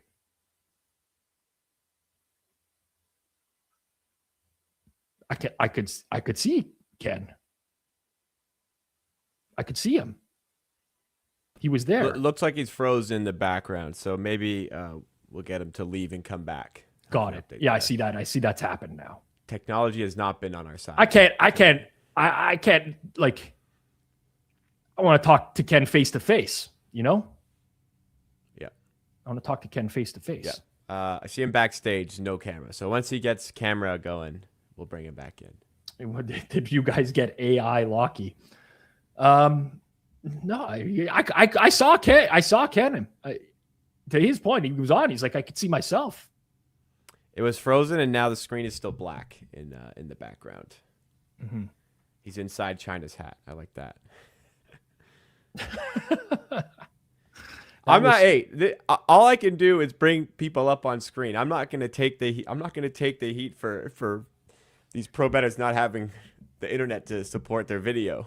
I got to say, as someone who's operated StreamYard for many years myself and doing my own videos, I honestly don't know what's happened with a couple of them. Like China being able to hear backstage, but not being able to hear. I never experienced that before. Ken, he joined backstage. I could see him. I could see him. Yeah, it was fine at first. I didn't realize it was frozen, and now it's still a black screen for us.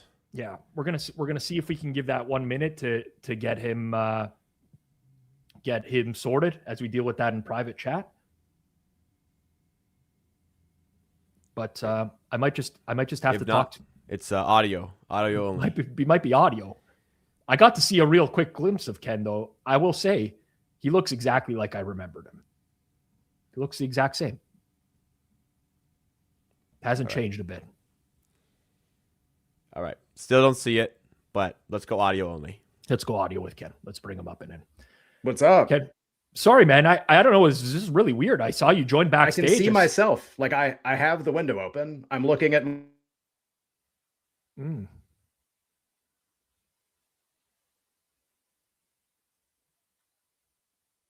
That's really Okay, good. now the audio crashed.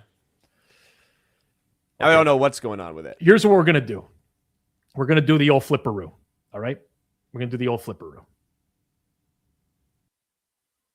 We'll try to get Ken sorted.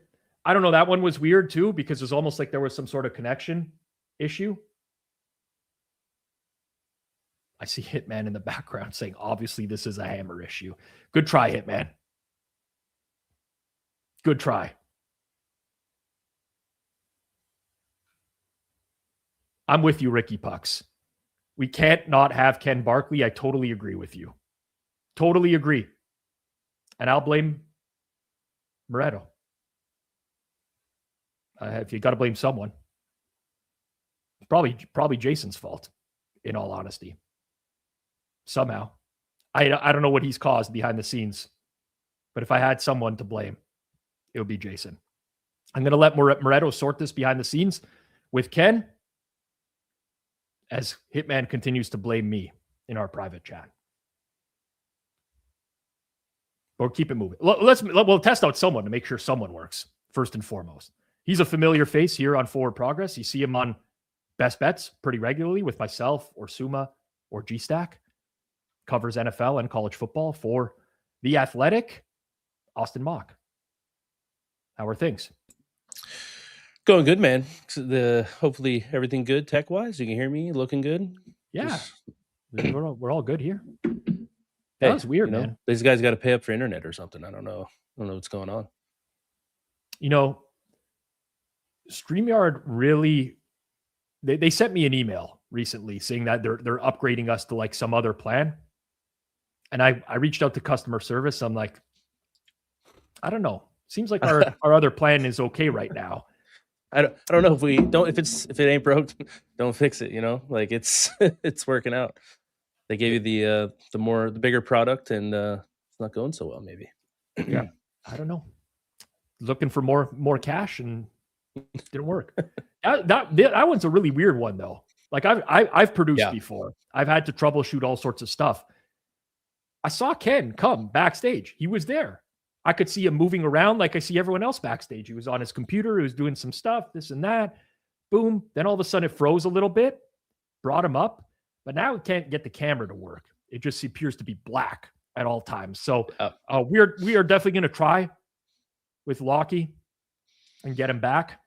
And if we can't do camera, we'll try to do audio and just see if it works. But we've had that go on. But how are things, Austin? They're good. I am at the point of like Super Bowl media week and like, let's just play the game. I hate the 2 weeks off, and it's the last game. So now I have like this depression happening as well. Like you were talking earlier that you're going to have to become an NBA fan after this game. But yeah, Wednesday, I'm like, let's just get to the game. I'm tired of looking at the prop screens, tired of hearing all the media, the interviews and everything. I just want some football. Yeah, I'm with you as well. It's weird because like the Super Bowl is supposed to be like this, like it's like this big betting event for bettors. And it is. Like, don't get me wrong. It's Super Bowl Sunday is going to come. I'm going to be stoked. I'm going to bet some more stuff. During the game, I'm going to have so much going that I don't even know what I'm rooting for half the time. This is like, sometimes will win me a bet, but it will lose me another bet. And I didn't know in the moment. Like, that's how much I'm going to have going on. But it does feel like, just get me to the game. Like, it's so much of this fan service, and I get why it happens, but it just feels so dragged on for someone in the content creation space now and trying to do content for 2 weeks about it. It's like, what are you going to do that's any different than everything else that's being done. It feels like very oversaturated. Yeah, I feel like it's tough too with, as we like in the new social media age, the 2 weeks, I feel like it was obviously one to like kind of get healthy for the Super Bowl, but also like you didn't get much media coverage, or it was harder to get media coverage, years ago. Now, like you can get any type of media coverage that you want. So like, if I don't want to say it feels like overkill with like the 2 weeks and like making it like this big thing, but I think we can, they'll never take it off Sunday, obviously, but 2 weeks is a bit long. I feel like we're so far removed from the AFC and NFC championship games. Feels like a different season. Yeah, that's kind of where I'm at right now. It's just such a gap in between. And I guess, listen, I don't really have I don't have a strong opinion on the game either. So that, that doesn't contribute on top of things. Looking through the archives here. First year last year for you, Austin.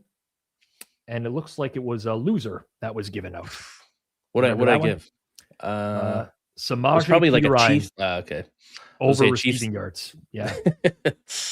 It's funny. That's a similar nice segue into where I'm going today as well. Similar thought. Maybe I'm off there, but trying to 0-1, just forget. Maybe we can just expunge that from the record like some do, and we'll just start fresh at 0-0. 0-0 in your last 0 plays. Why not? Right. Like in 2026, I'm 0-0 on Super Bowl picks. So that's all that matters. So, well, let's go for it. I see you're in the running back market again.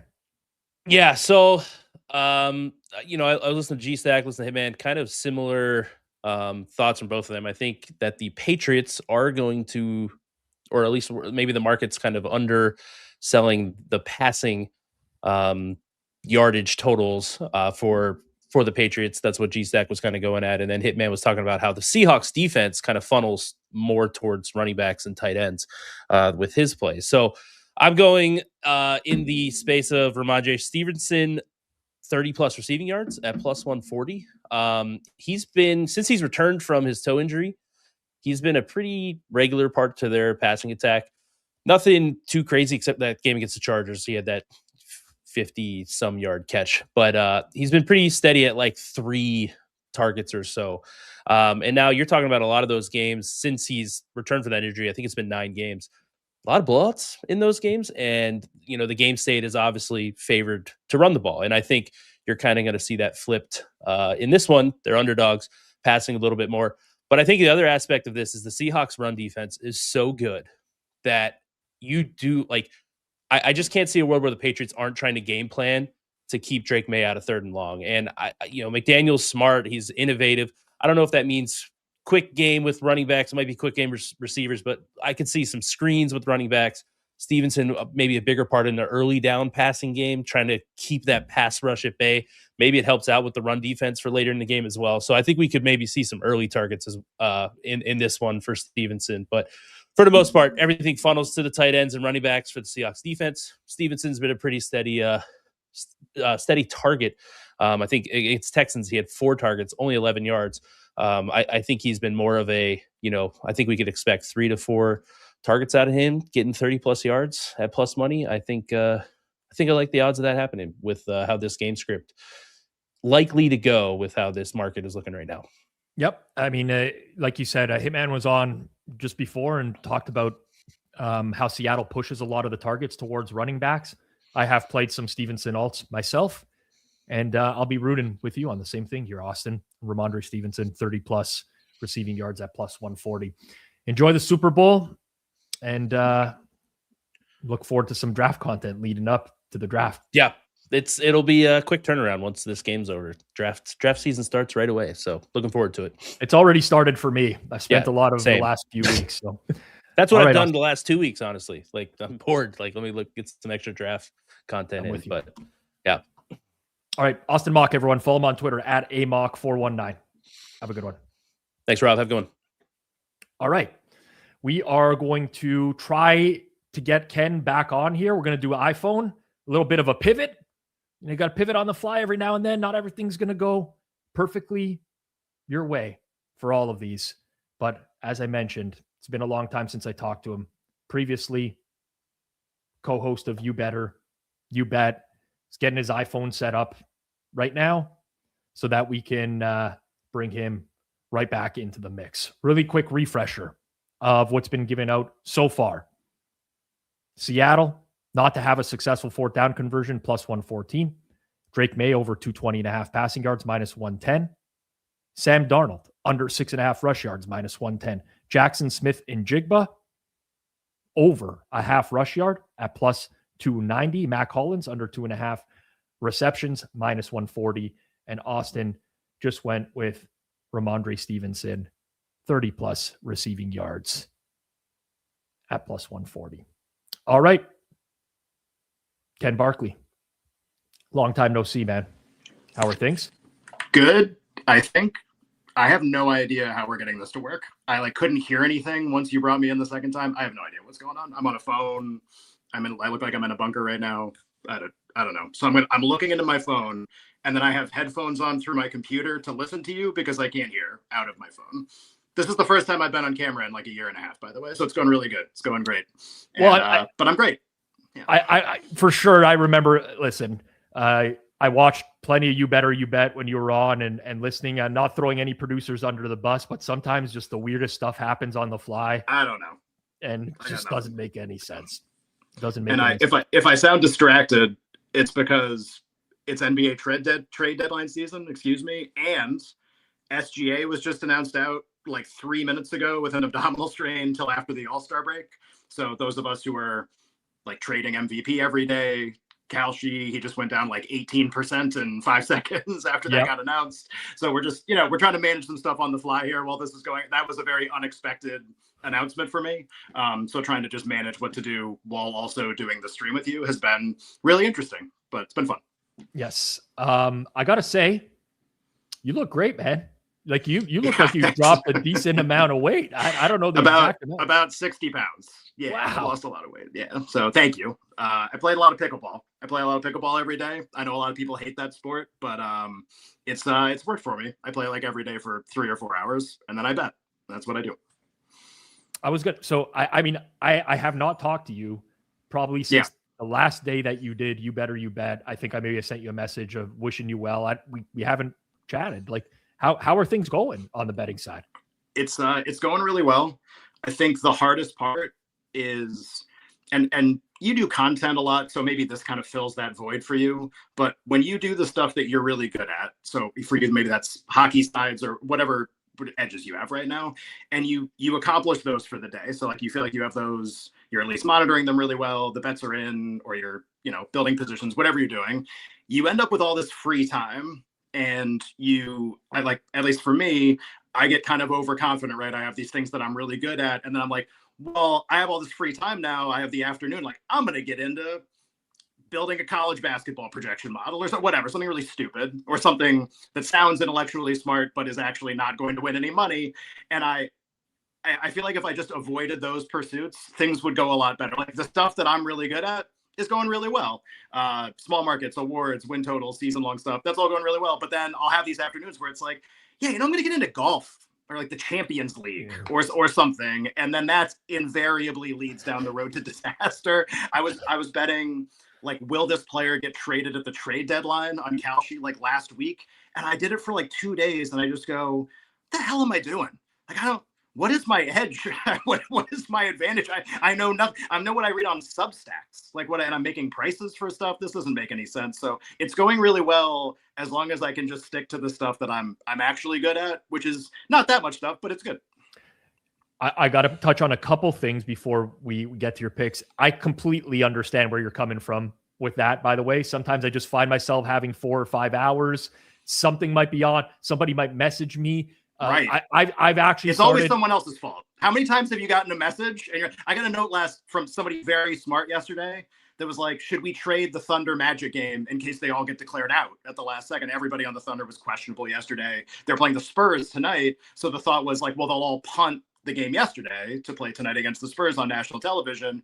And it was the exact opposite. They all ended up, but I got this note from somebody in the morning and I had to be like, don't do anything. Like, please don't bet anything, to myself, like telling myself not to make any mistakes. It always starts with a a signal message from someone or a telegram message, and then you just go down a road toward bad bets at that point. 100%. I love this comment from Zach in the chat that says Skinny Skinnerson. Yeah. Which is, the OGs will definitely get that from your Twitter name for sure. I got to tell you, man, I didn't know at first because I see you on a very small screen. So I just full screened it to zoom in. And that hat is one of the greatest hats, man. It's a good reminder. I think you should always keep reminders of like where you came from or what got you to where you are. And I was really, really lucky. I ran white hot for like 18 months in life, really, but also especially with betting.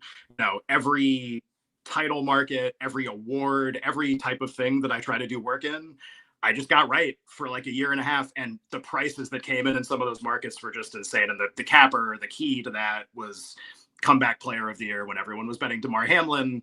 And I just thought it was much more likely that he was vulnerable than the market did. And it was very fortunate that it worked out the way that Damar Hamlin could have won. He could have gotten a lot more. He could have not been left off ballots, for example. Yeah. But Joe Flacco ended up winning, and somebody on the show, or who listened to the show rather, won a lot of money from that and had this hat made with the vote totals for first, second, third for Hamlin and Flacco, and actually had it sent to me. So I can be very arrogant. I didn't make this. Someone made this and sent it to me. And I like to kind of, it's usually in my back. You see that hat rack in the background, usually just hangs on that. But I put it on for today. We got NFL honors coming up tomorrow night.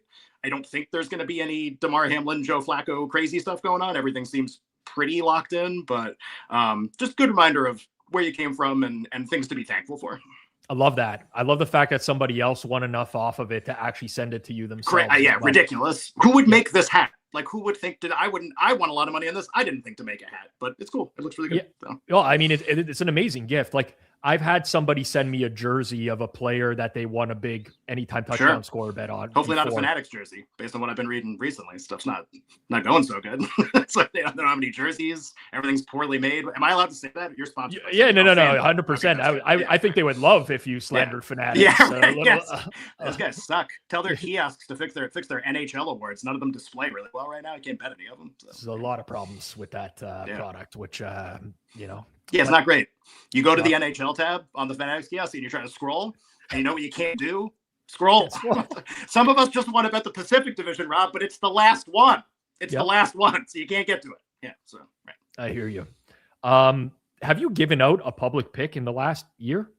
I do. I'm friends with a couple guys who do a radio show in Portland, Oregon, and I went on with them twice, I think, in the last 6 months, and just kind of talked about stuff I liked that was very general. Or I actually think I went on right before the Colts lost, but it was 9 in a row to end the year, 8 in a row to end the season, something like that, after all the injuries.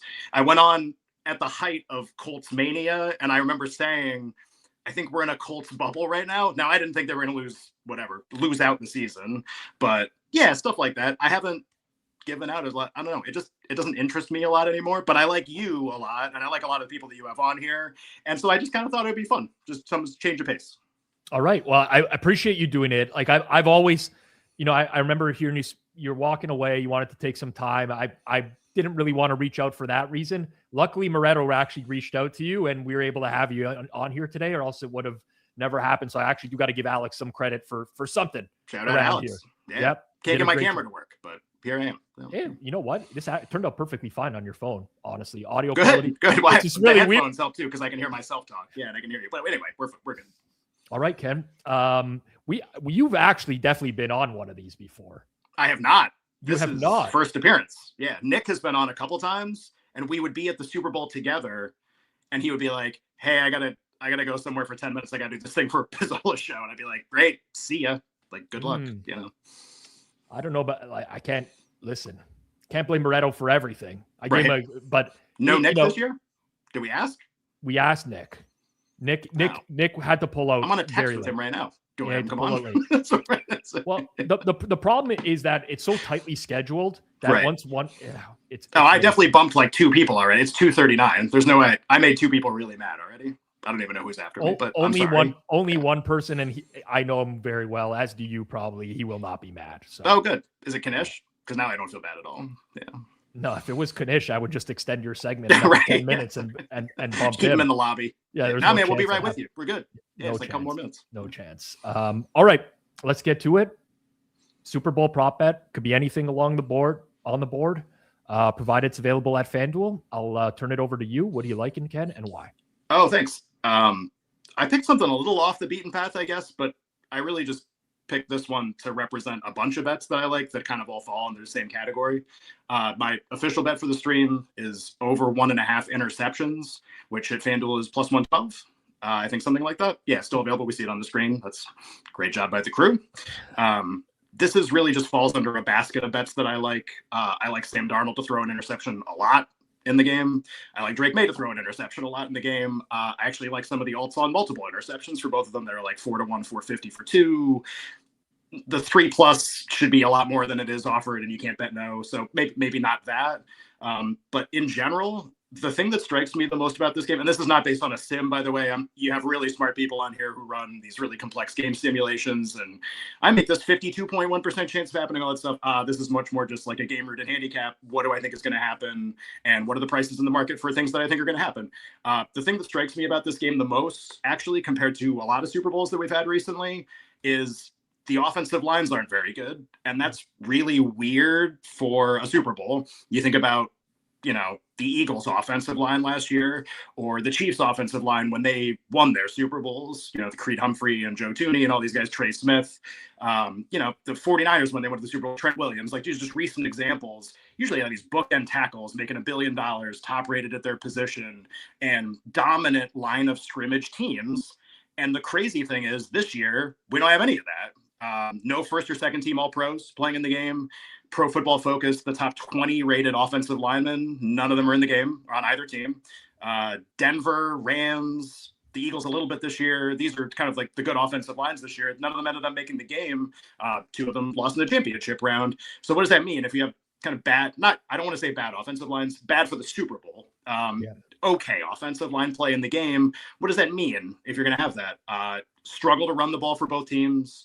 Line of scrimmage tough for the offensive line, and pressure, probably a lot of third downs and quarterbacks being forced to make difficult decisions. So when you have offensive line play that's not very good for both sides, to me, that means the chances of turnovers go way up, right? You're going to have more third downs, less sustained drives. I also like punts in this game. I think you're going to have a lot of those.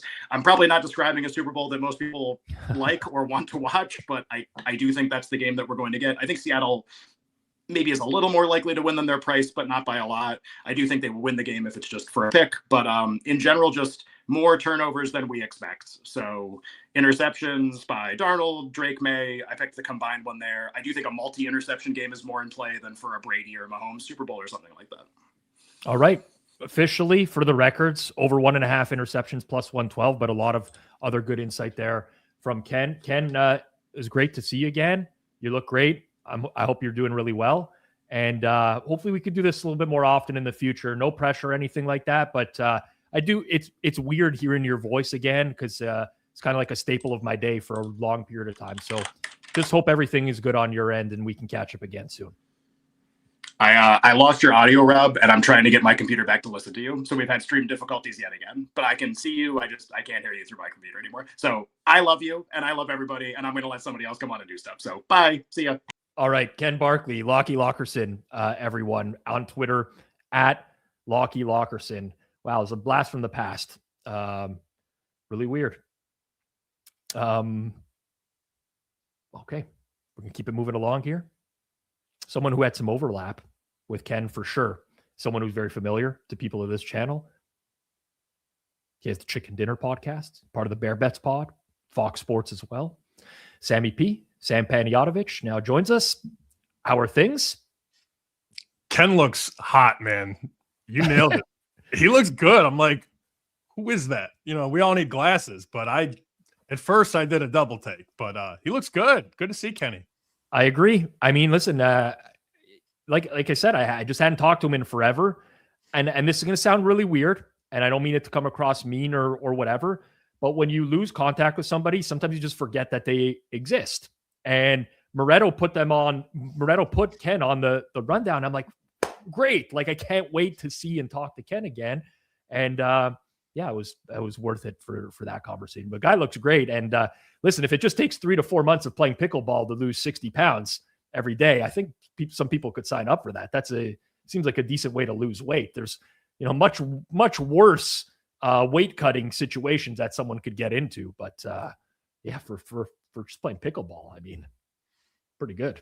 Well, was it last year or the year before when you were sick as a dog and you were eating soup between guests? Was that last Super Bowl or 2 Super Bowls ago?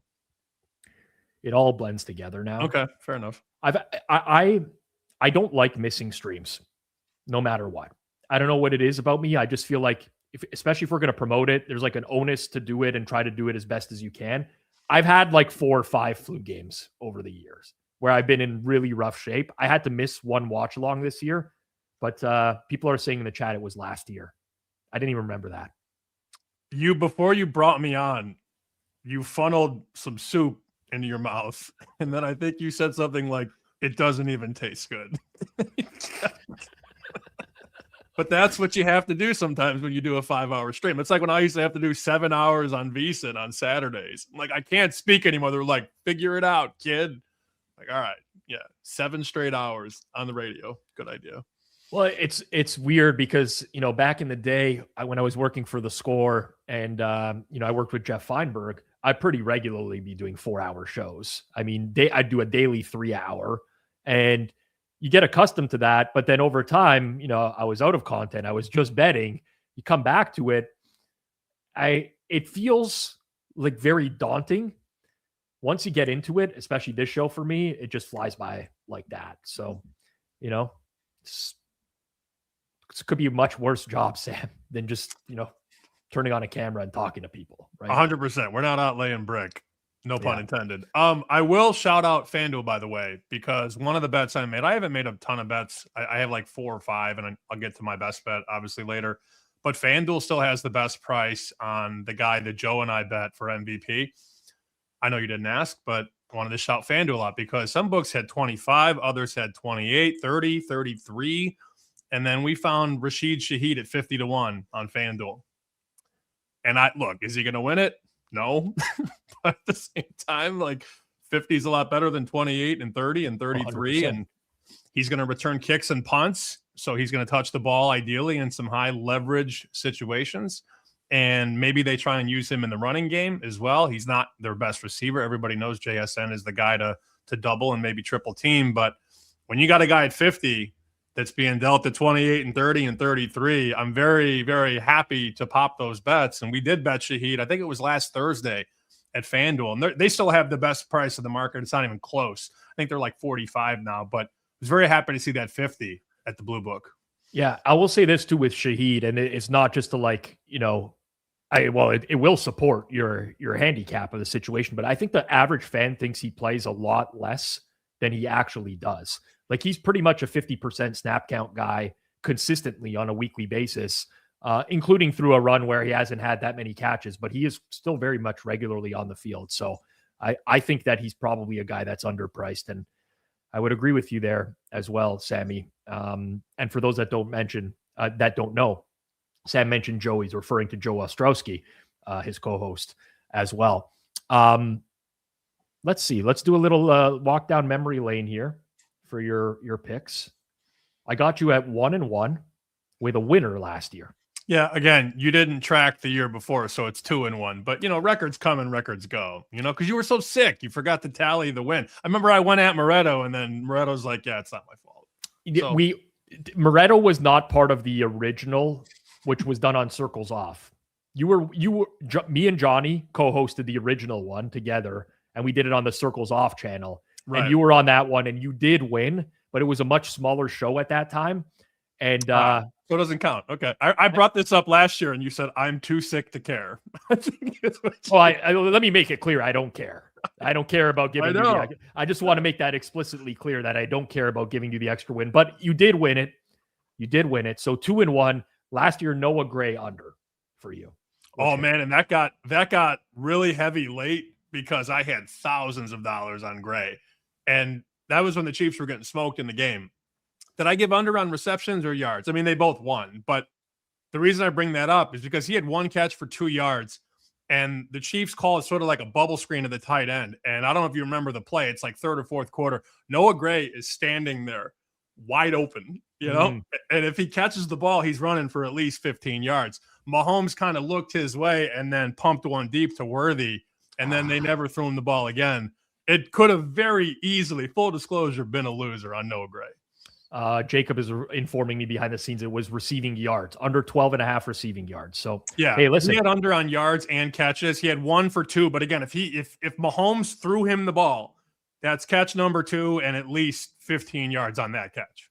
You say it could have been a winner, could have been a loser, but what was it, Sammy? It was a winner. That's what matters at the end of the day. That's what matters. I mean, some peripheral metrics too, but we win. That's what we're hoping that happens. You got a pick. You're the first person going to, this is more of this is a first quarter market on FanDuel. They have the best number too. I don't mean to keep picking markets that FanDuel is elite at, but I have my odds logic up, and every other book is at 7.5. Actually, Pinnacle has a 9.5 under -132. So I'm okay there. It's the first quarter under. And, look, I play this a ton. I probably played it in the last 10 Super Bowls, and it's been profitable for sure. Now, it's not 10-0, but it's certainly better than 5-5. Offenses are rusty. Defenses are rested and prepared. And, like, I remember betting this when Brady was in Super Bowls. And believe it or not, Brady's first 9 Super Bowls, he didn't lead a single touchdown drive. It didn't happen until he got to Tampa when they got walked down the field by the refs, scored a touchdown against the Chiefs. That was Brady's first ever first quarter touchdown in a Super Bowl. So you're going to give me Drake May and Sam Darnold, who have never been here, and you're still going to hang 8.5. Yeah, I'm under. I think FanDuel's got -118 now. It was -110 a couple days ago, but even at -118, I think it's a decent bet. I hate not being protected, though, on 9-0 or 6-3 anymore. Shoot, Rob, this market used to be 10. Yeah. Used to be 10 under -20. And I was like, yeah, sign me up. So the books have caught up a little bit. Obviously, you have a lower total in this game at 45.5. But I do think we get maybe 2 drives. And in a perfect world, somebody gets to 4th and 1 at the 30, the opponent 30, goes for it, doesn't get it. And then it's 0-0 with 6 minutes to go. So at 8.5, FanDuel again has the best number. If somebody goes for 2, 8-0, I'm going to win at FanDuel. I'm going to lose everywhere else. There you go. Under 8.5, -118. I think a lot of the Super Bowl trends that are used, and you would know this about me, Sam, I tweet about this regularly. A lot of them can be noise. I do think that there is something to the slow starts in Super Bowls over many, many years. And I don't dismiss like the human element in games. There's nerves. I think preparation favors the defenses in a lot of situations as well. You often see this stuff at bowl games as well when there's a long gap between games at the college level. So I like the look. First quarter under 8.5, -118 at FanDuel. Sammy, appreciate you. Next year when you come on, I will make sure we include the circles off here as well. I mean, it's okay. It's not that big of a deal. I owe you that. I owe you that. No, you owe me nothing. For those that like trends, though, and love influencer stats, here's a stat on the way out. Last 10 Super Bowls, first quarter, on average, 6.6. So I still don't think they've caught up enough on that first quarter under. All right. There we go. Be rooting for it. Good luck, Sammy. Thanks, man. You can follow Sammy on Twitter at SPShoot. I suggest you do. I've known Sam for a long time. One of my favorite people to party with as well. That's for damn sure. All right. We're going to keep it moving here in just a second. But the biggest Betstamp Pro promo of the year is back for the biggest betting weekend of the year. While you're watching these Super Bowl props get broken down on this show, Betstamp Pro shows you where the lines are actually moving and which books are off market. And for Super Bowl weekend only, you can try Betstamp Pro for just 99 cents. This isn't built for casual betting. It's a professional grade odds screen for bettors who care about price, speed, and getting down at the right number, especially in player props. You get full Super Bowl coverage across main markets and props, including alternate lines, updating live so you can see the fair price before you bet. You also see major prediction markets, exchanges in the same view, all that stuff. So scan the QR code or click the link in the description to get Betstamp Pro for 99 cents this weekend only. It is the odds screen that I use, and it is the odds screen that our next guest uses. It's been a long time since you may have seen him on the network. My old co-host on Circles Off, Johnny from Betstamp. What's up, boys? I don't know who approved the 99-cent promo. I gotta send some messages. That is a phenomenal. I don't see how you don't take advantage of that. It's like you're definitely gonna owe her 99 cents. Check it out. I agree. Obviously, for those that don't know, myself and Johnny both co-own Betstamp. It's a great product. If you want to try it out. You'll be pretty impressed with it. As someone who, has used many odds screens over the years, you will thoroughly enjoy it. I see you look like you're in the corner office there. That maybe I was working. I'm actually in a bit of a blender right now. I got a story to tell real quick here. So I just had an interview. Actually, we interviewed a guy for a position here, and everything went well. It was actually quite good. But he said, he was like, yeah, no, I see the ping pong table out there. I'm like, you play? He's like, yeah, I play. I'm amazing. I play all the time. I play every week. And then I was like, you think you'd be the best in the office? Just shooting the shit. He's like, oh, for sure. I'll beat anybody in here.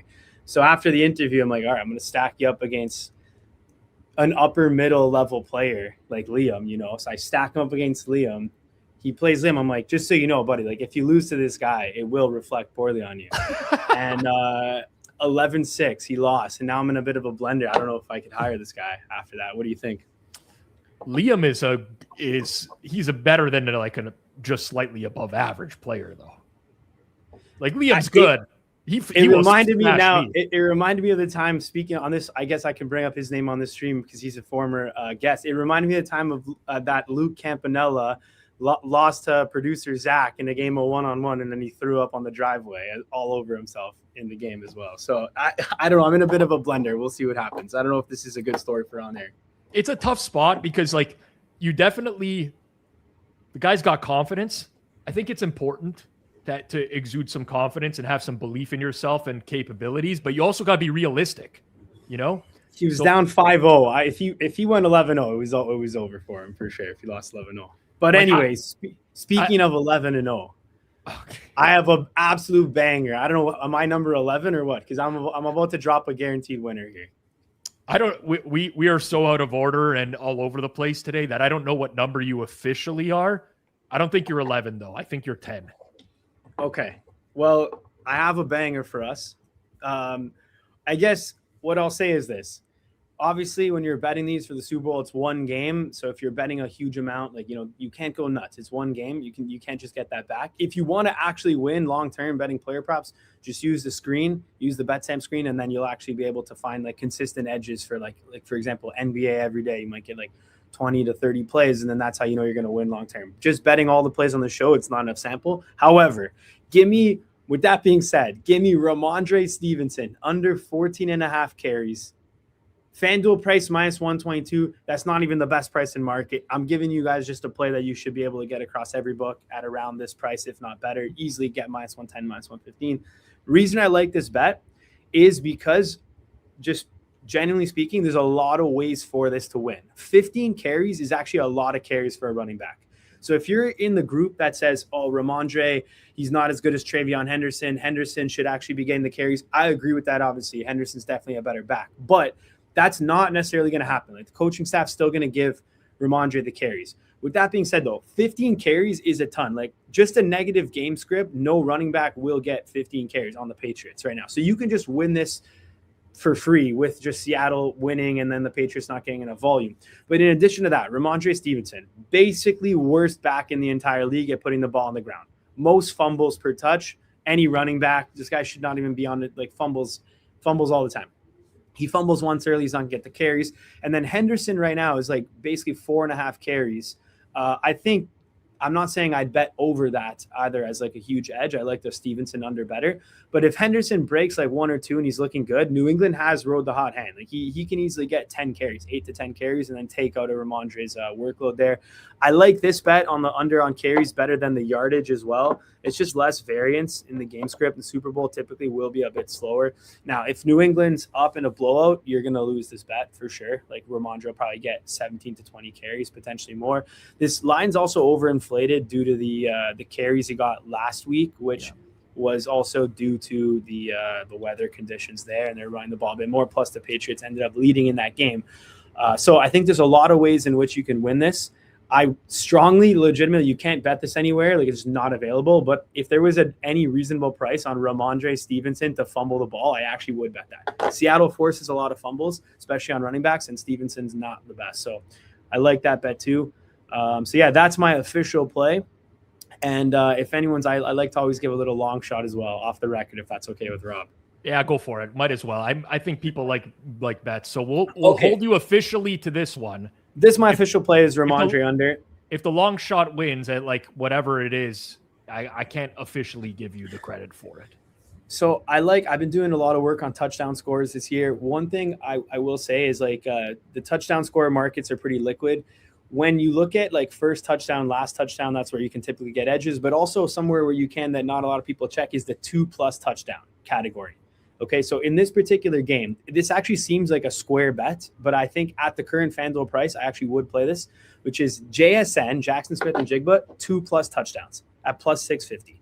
And the reason I like this specifically is with, so Ken Walker, as you guys know, is not necessarily a goal line back. George Holani, not either.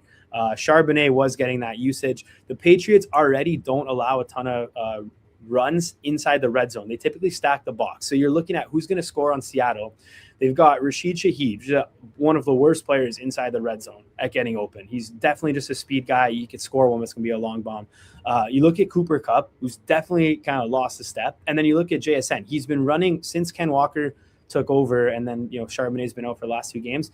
JSN's running a ton of red zone routes. I think if they get in deep, like even at the 1 yard line, for example, you can look at JSN to score more like a within the 5 yard line touchdowns based on the routes he's been running. So he's already typically around the plus 100 guy to score 1 touchdown. I like it in this game specifically for JSN. If you're looking for like a long shot bet that still's got a shot to win, 2+ touchdowns plus 650 on FanDuel. Yep. I'm someone that loves those 2+ looks. I had Kyron Williams a few weeks back that ended up scoring a pair in a game. Good win for anyone that was tailing. One other thing with that, Milton Williams, his on-off splits for the Patriots this year when he hasn't played at defensive tackle, when he's on the field, which he will be for the Super Bowl, they're much better in like interior run defense as well, which will help them down at the goal line. So I like that kind of look. I'm a huge JSN guy. Yeah, and then in terms of game script, like giving out some calls here, what I think will happen in this game specifically, like I do think there's a lot of fumblers in this game. I don't believe in the fumble luck the way a lot of other people do in the space. I think you can definitely predict how many fumbles there are going to be. There's certain teams that are better at forcing fumbles on the defensive side, and certainly certain players that fumble the ball a lot more. So for example, if you look at Zach Charbonnet on Seattle, obviously he's out for the game. He hasn't fumbled in his entire career. You look at Ramondre Stevenson, guy fumbles, he's like averaging like 2.5 fumbles a season or, whatever. It's in and around that. So you look at the actual player specifically, Ramondre Stevenson puts the ball on the ground a lot. He puts the ball on the ground a lot. And then you look at both these QBs, I think have a good chance to, just based on the sacks in the game, to put the ball on the ground at least once. So I would say like if you're in one of those like sheet pools where it's like, what will the first turnover of the game be? Interception, fumble, you want like an adverse play, fumble's not a bad option. Yep. I'm with you. All right, Johnny. We're going to not account that as an official, but it's a play. People could bet it. Give me Ramondre under as my official, and then hopefully I need a win this year. I think I lost last year. Last year, you did lose last year. So we'll forget about that. This year's the winner. I need one. No, because I've been giving out too much long shots. Give me a win this year. All right. Let's make it happen. Enjoy everybody and enjoy the Super Bowl. All right. Take care, Rob. Later, Johnny. I know some people were asking about whether Johnny's been traveling the world to build the F1 car. And there might be a story about that at some point in the future. But yes, he has taken in some F1 events over the years. All right. I'm going to keep it moving along here. A little bit behind schedule. I'm not going to cut people short or anything like that, but I do want to keep the show moving. If you can, smash that like button down below. Goes a long way every time in terms of telling YouTube that people are enjoying the content. Our next guest, a semi-regular here on Forward Progress, a very regular in our Forward Progress Telegram chat, I can tell you that. ClevTA, cleveanalytics.com. TA, how are things? What's up, man? I love Johnny. He comes in, he just starts firing off takes and opinions, and I love it. You hear from him once a year, and he just gets it all out. You know what? It's hilarious because a little bit of industry secret here or anything like that, but I used to work with Johnny on Circles Off. I used to tell him, like, just really embrace that personality, like come out, whatever. And now that he doesn't have a weekly show to do anymore, he comes on here once a year and he's into it. I like this, I like that. But hot takes, I don't believe that, people are accurately projecting fumbles properly and whatever.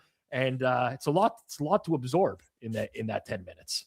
No, I appreciate it. It was fun. We had a good time at Bet Bash. I met Johnny for the first time at dinner. We had a good time at a nice dinner, and it was the first time I met him. So I like Johnny. It was a blast. Yeah, that was yeah. I remember that dinner now. I forgot about what we were talking about. Johnny loves his bone marrow, if you recall. Oh yeah. I don't think we had enough bone marrow at the table there at Barry's. All right. How are things, man? I mean, like Super Bowl week, I was talking to Austin about this earlier.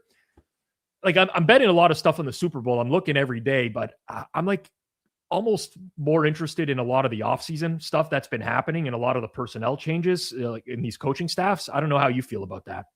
Yeah, it is. I mean, it just tells you how long, it's dragging out, and the offseason starts so early. Yeah, we've got pretty much all the coaches hired, and even GMs switching spots. And so, yeah, and the combine's coming up in a few weeks. I'm actually going to be there. I was there last year, had some work in Cincinnati. So it's like, it's a close drive. So it's an easy way for me to jump over. And I know some of the Forward Progress guys were there last year, Judah and some others. So, maybe we'll see them again, but that's just coming up in like 3 weeks. So the off season comes, there's like no off season in the NFL. I think maybe like June is the only time where there's like not much going on. So it comes at you fast, and the Super Bowl is just kind of like, doesn't feel like it sticks out. It's blends in with the rest, but yeah, that's just how the NFL is these days.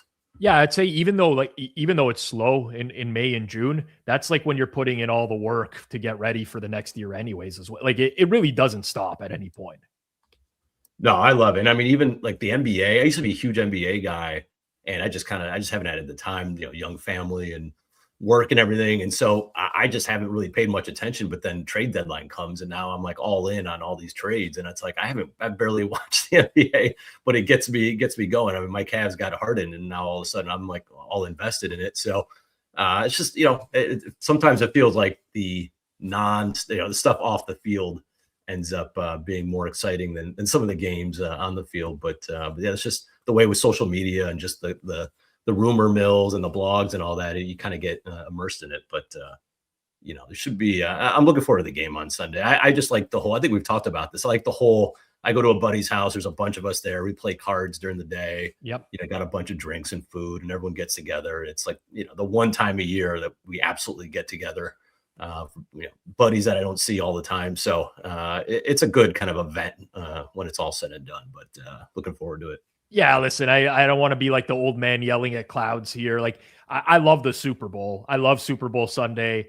It's great. The lead up to the Super Bowl feels like a lot of times it could really drag on, and it's just kind of like get me to the game already. But yeah, I will undoubtedly I got pizza buffet 11 a.m. on Sunday morning. I'll be heading out right after that, play some cards before the game, get some last minute bets in, all that stuff. So I'm with you. I mean, it's I just need to get to the day basically at this point. I'm reviewing your history on the show here. I believe you're undefeated with the picks so far.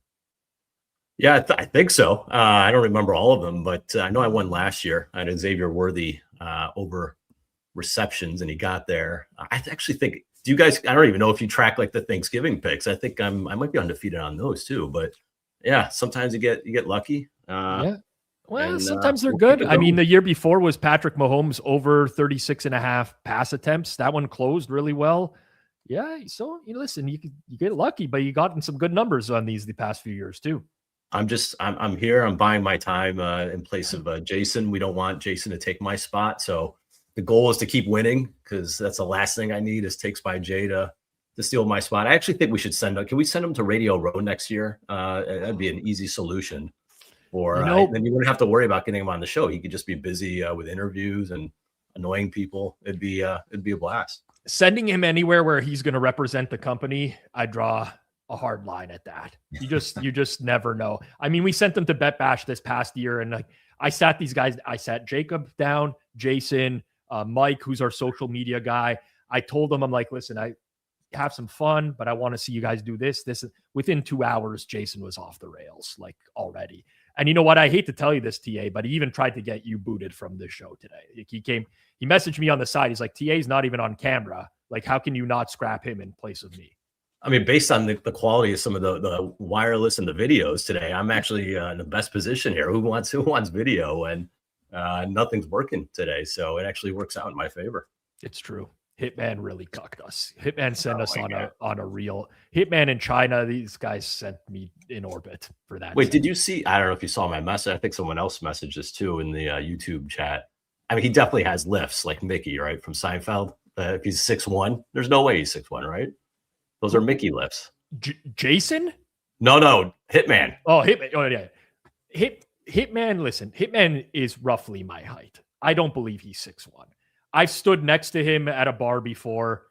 I would say maybe 5'11", 6 feet pushing it, 6'1". You notice how he talked about how he referenced that they wrote his license says he's 6'1"? Like, who cares, man? What are you? What's the actual measurement? I don't care what your license says. He's not 6'1". Yeah, that's like these colleges. Diego Pavia was like listed at 6'1". I think he measured at 5'9" at the Senior Bowl. I mean, that's just how it is. It's just the same thing with license. Durso in the chat says he is 100% not 6'1", and that's someone who would know for sure. He says he's my height, and I am 5'11". That's what I always assumed as well. But TA, let's get to it. I actually don't know what market you're going. Let's surprise me. I'm not sure where you're going with this. Oh, okay. Not the most exciting, but I'm going with Colston Loveland over 38.5. I'm just kidding. It's an inside joke. I'm going to go with Travion Henderson over 2.5 receiving yards. I think it was 114 at FanDuel yesterday. Okay, it's 118. I think Alex, I sent it to Alex, so he probably took it and moved the line. Of course. But, that's why you got to be careful with what time you send those plays in. No, but it's funny because I was originally looking for over a half a reception. It's up to like minus 200 in spots. I mean, he got banged pretty hard last week. So, I mean, to believe that he's going to get one reception, it's going to be exactly one and then under 2.5. I'll take my chances with the yardage here.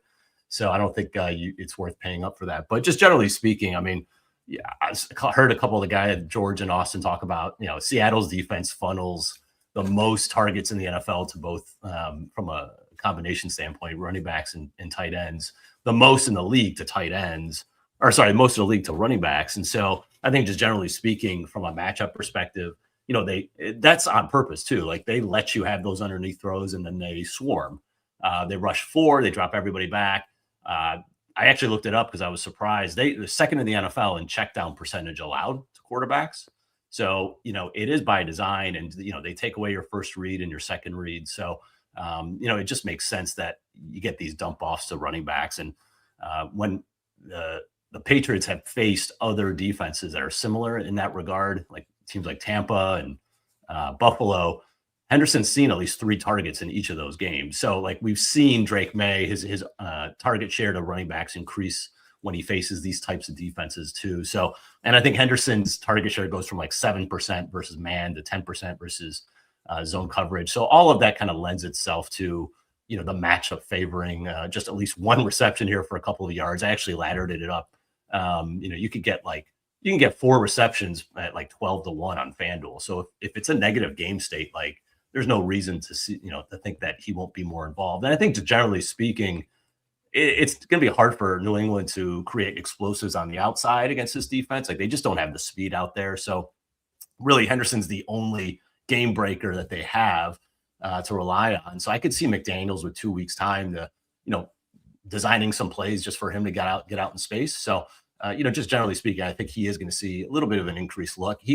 He did not see the field much against Denver in the conference championship. A lot of that was just situational. It was frozen field. They were looking to just run the ball and punt pretty much. So it just didn't work out that way. But otherwise, it's been essentially a 60-40 split between him and Henderson him and Stevenson over the last month or so. So, if you can get close to a 50-50 share, and that's in a leading game state. That's if they're trailing, I think he'll see more. And he doesn't need to pass protect. I mean, that's the one issue is, right, he's not running as many routes because they don't trust him in pass protection. But Seattle doesn't blitz much. Like they go they just rush 4 guys. So you probably don't need as much in terms of keeping a running back there. So maybe they'll rely on him a little bit more. So I think kind of a narrowity situation plus just the matchup and the fact that, I mean, his number is as low as it's been the entire season. And I think it was at like 6.5 yards just 2 games ago. So you're getting a little bit of a discount there. So I'll go with Henderson here on the over receiving yards.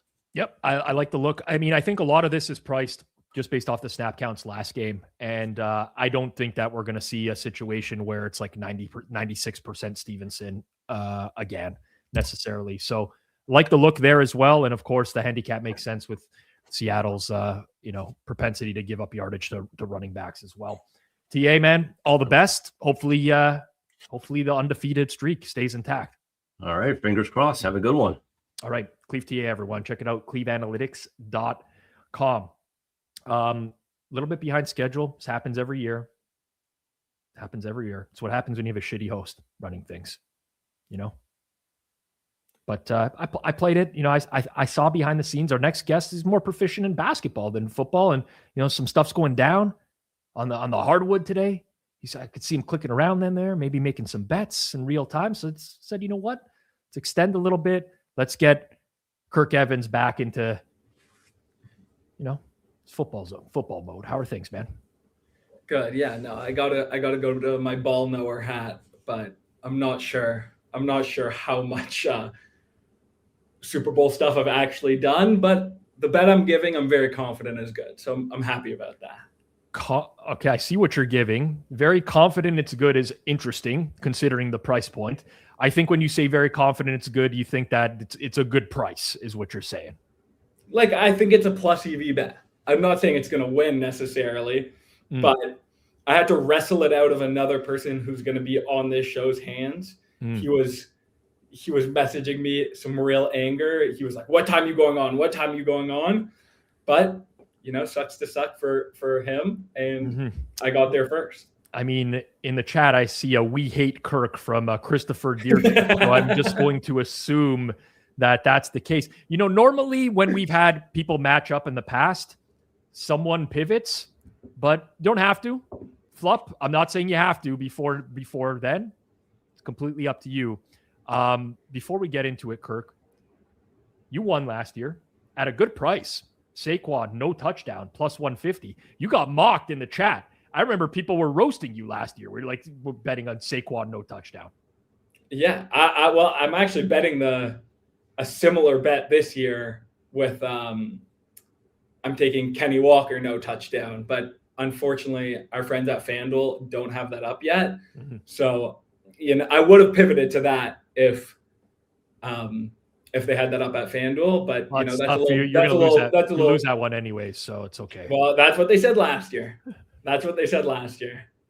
It's true. I have a theory, and I don't know if this is true at all, so I'm happy to say it, that betting no touchdown, like the market has adjusted on pretty much like all the props and those things, but none of these services even really price touchdowns very well. Like ETR, they price touchdowns, but they're not giving away touchdown bets. They're never telling you to bet a no.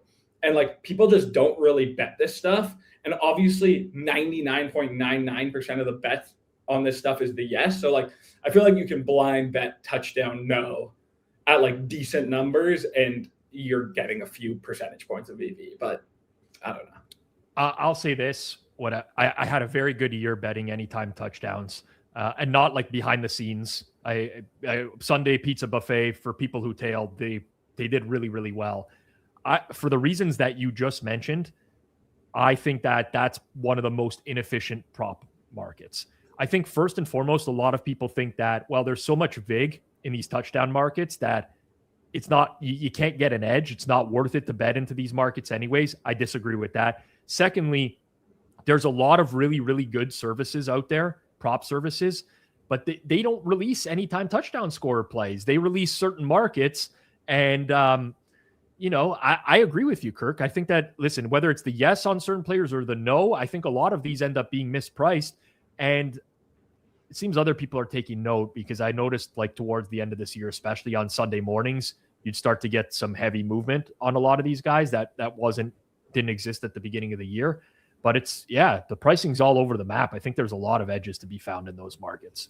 Yeah, especially with this game, like there's so much more liquidity on the touchdown markets where you can bet the no. And like, Kalshi or Penn or any of these places, they don't want to have their yes touchdowns be completely non-competitive, but places like FanDuel are really only offering the yes. So I think it tends to drift way more to the yes. But also, I might just be a junkie and want to get some bets in. Could be all of the above, honestly. Could be a junkie and you still have an edge. It happens, It happens. Really quickly, before we get to your bet, NBA trade deadline going on. It's madness out there. I was going to say, it's pretty crazy. Yeah. All the top teams have all gone all in. Right. So they don't have any assets to trade. And then all these bottom teams have just been bad for so long that they're kind of sick of it. And they're like, oh, I can get Anthony Davis for 2 shitty first-round picks. But now you're the Washington Wizards and you have Trae Young and Anthony Davis. It's like, what are you doing? But it's being crazy. But those 2 trades, when I looked on my phone and saw the Jaren trade and the Davis trade, I had to read them a few times to be like, are they actually going to Utah and Washington? I don't know who most of these players are. It's actually Anthony Davis. I know Anthony Davis. I miss the day.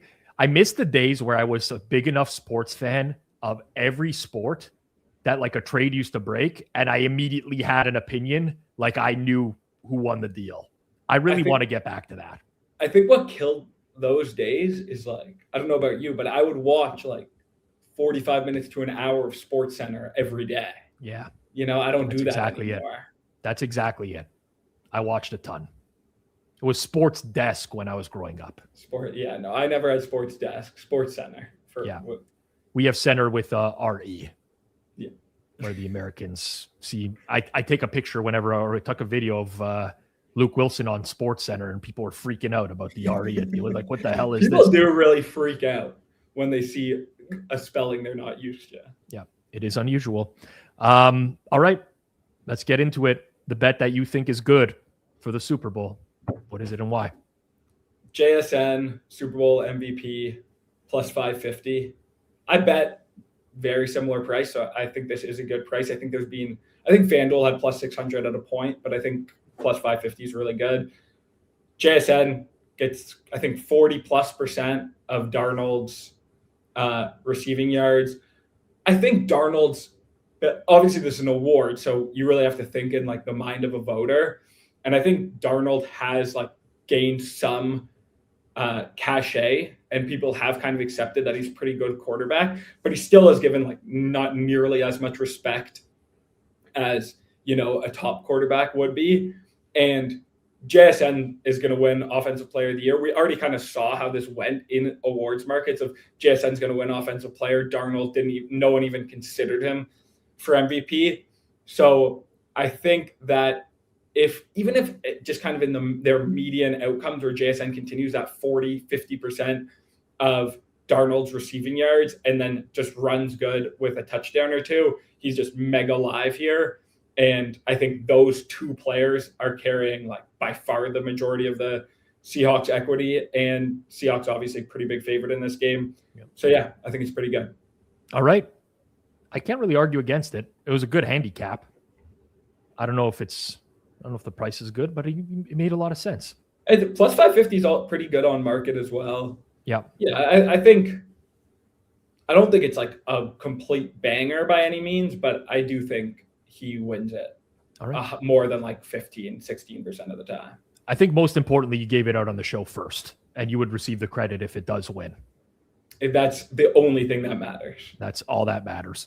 Kirk Evans, everyone. You can catch Kirk with me every Monday on Circle Back over on the Circles Off YouTube channel. And catch him on Hammer Daily every week as well, where he talks shop when it comes to NBA and WNBA. All the best, Kirk. Later. All right. Kirk Evans, everyone.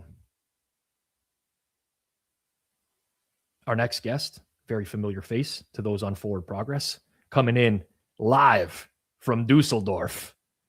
It is Suma. Fabian Sommer, how are things?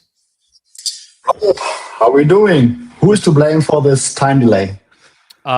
It's a lot of people. I got to tell you to switch your mic to off of the earphones.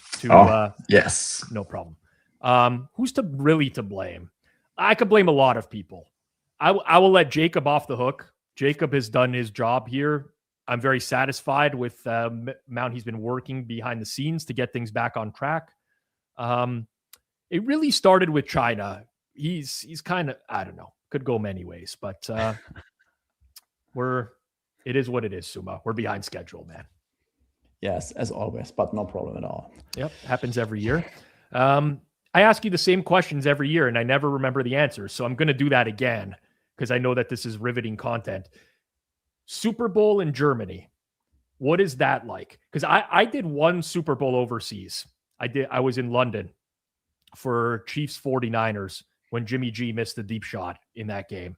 That could have really altered the outcome. And it was weird because there was like a lot of hardcores in the city that were watching the game, but then you'd walk home afterwards and like it's early morning. The streets are completely empty. It was a weird vibe. Do you get together with friends for Super Bowl? Is it a big thing for you over in Germany?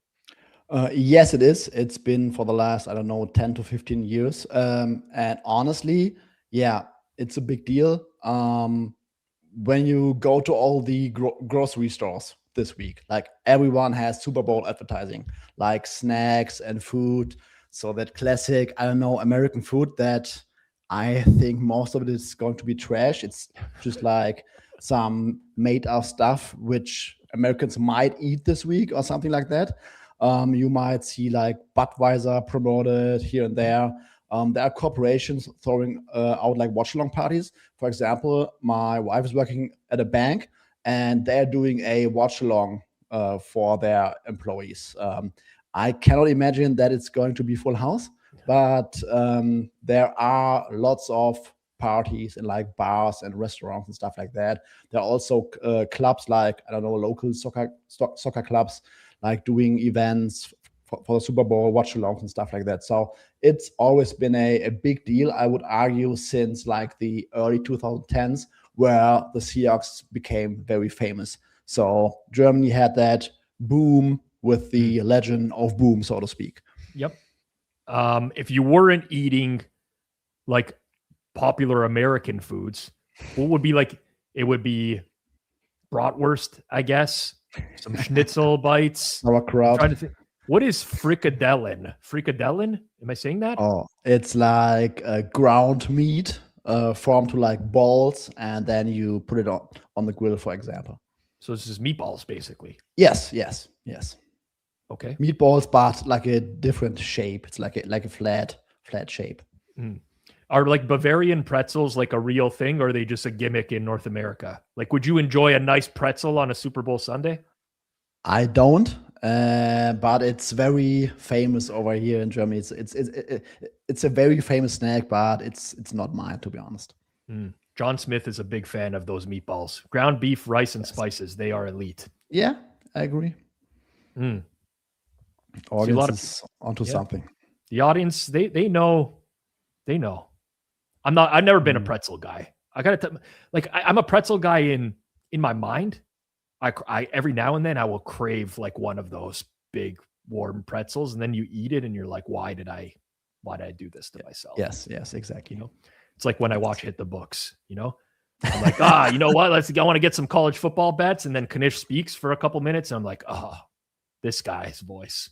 Christ almighty, what have I done? Let's look at your record, Mr. Suma. 1-2 over the years. You got some redemption to be doing this season. Did I win last year? I can't remember. Last year, as I pivot to the many different sheets I have going right now. See, you're logged very differently because sometimes you're logged as Fabian Sommer and sometimes you're logged as Suma. And last year you lost. Data quality is everything, man. Yeah. You had a great angle last year. I think you really got screwed. I'll refresh your memory. You had Dallas Goedert to have the most receiving yards in the playoffs. Oh. He went in with a very large lead.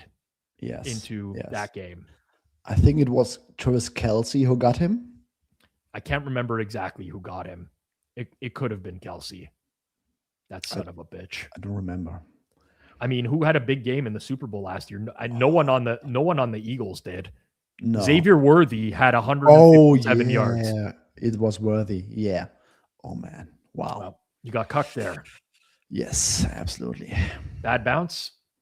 It's time to bounce back. Okay, before we do that, I don't know if this is a thing. I don't want to be. I'm going to Google this really quickly first before I say it, just in case it's some sort of, have you had Capsalon before? Don't. I have to Google it, to be honest. Okay. Capsalon. It's a Dutch. Listen, the Netherlands and Germany are different countries, people. Yes. Yes. It's a Dutch thing. Oh man. I've never heard of it, and I've been to the Netherlands like, I don't know, 30 times or so. It's a popular Dutch fast food dish invented in Rotterdam, consisting of a metal tray layered with French fries, topped with shawarma or kebab meat and Gouda cheese, then baked until the cheese melts. Well, it sounds delicious. Not going to lie. Honestly, I would like to try it. I would rip that in a heartbeat. Maybe for next year's stream. Instead of doing a longer show, like we won't do 6 hours. We'll just do 5 hours, but I'm going to eat some Capsalon live on air as well. Go over and above. Germany internet connection better than New Jersey. Who was here from New Jersey? Hitman? Yeah. We have not been able to figure out his. We've tried so hard. It is. I don't know. I don't know what it is with his home. I doesn't get signals apparently. Doesn't matter what he does. It doesn't work. Very similar to Knish in terms of picks. I've been roasting him a lot today. Okay, you got to win. You can't. If you go to 1-3, we have to basically drop you next year. Yes. Replace you with I would Jason. accept that. No one wants that. We don't want that. Replaced by Jason would be incredible. Very bad luck for you if that happens. So you got to give us a winner here, Suma. Okay, we are going with Ramondre Stevenson under 49.5 rush yards. It should be minus 110 at FanDuel right now. Basically is correlated to how I think the game will play out. Lean Seattle, I will not tell anyone that there is an edge to be had right now at the current limits, but I like the matchup for Seattle. And what I like about this Stevenson pick is that Stevenson, late regular season, he did not have a lot of carries, popped a few big plays every now and then. Then throughout the playoffs, significantly outgained Torian Henderson. I think he had like, I don't know, let me look it up, 16 and 25 rushing attempts last 2 weeks, got to 70 and 71 yards.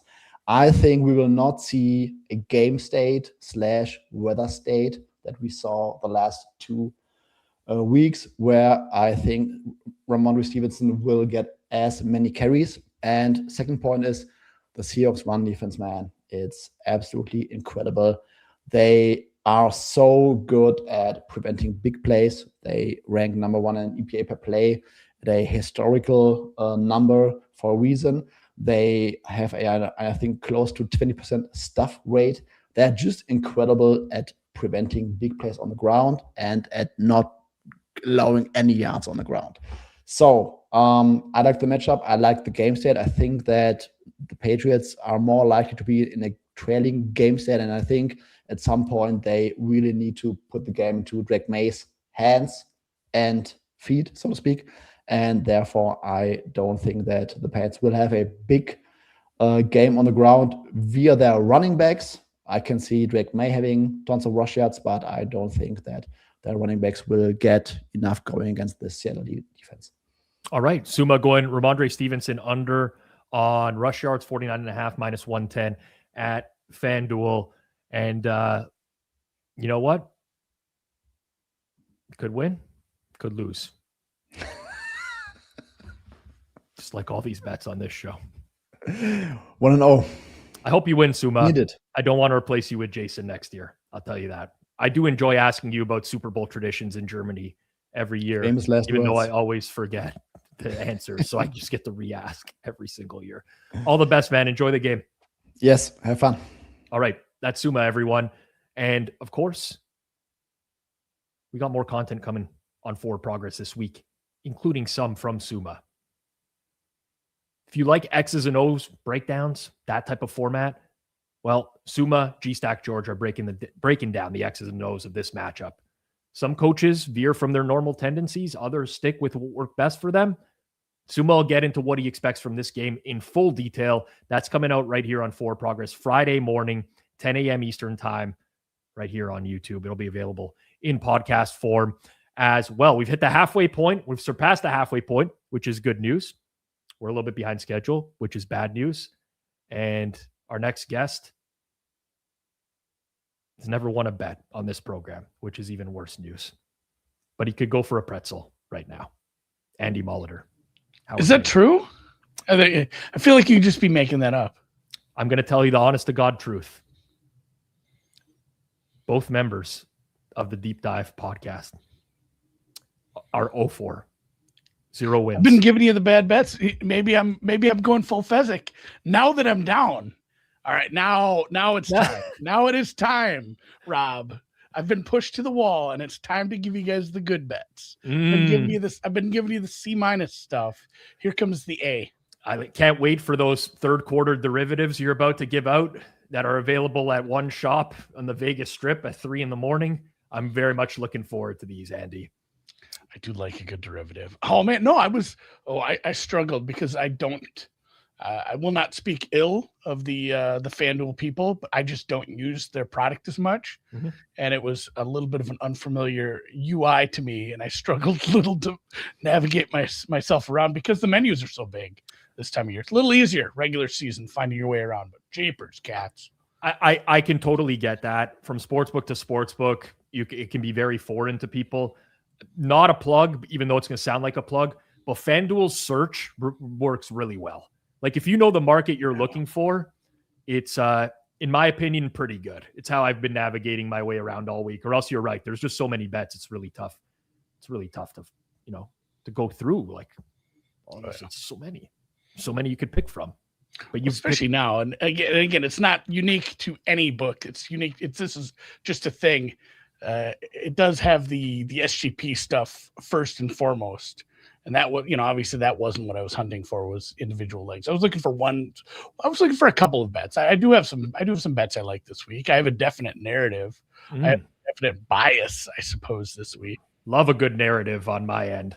Captain Jack says you're 7-1 on the super stream. So just bad variance here. AG in the chat says Andy is such a decent dude. I'd grab beers with him and Drew any day of the week. I've grabbed beers with Andy before in Myrtle Beach when I beat him by approximately 69 strokes at mini golf as well.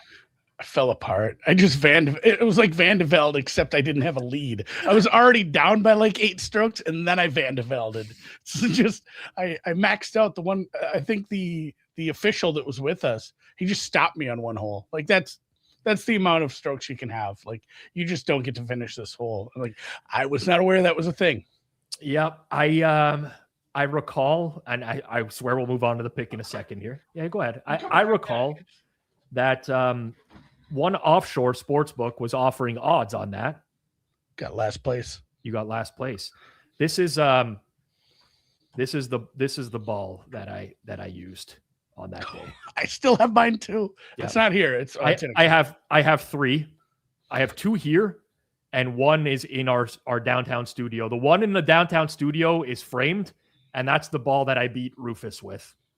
This one I lost to Rufus. This one I beat you, but I lost to Geoff Fienberg. Unlike the last hole too, it was close. I fell apart. The pressure actually got to me because I felt the pressure that I knew I was the best putter of the 3, so I felt a lot of pressure to win.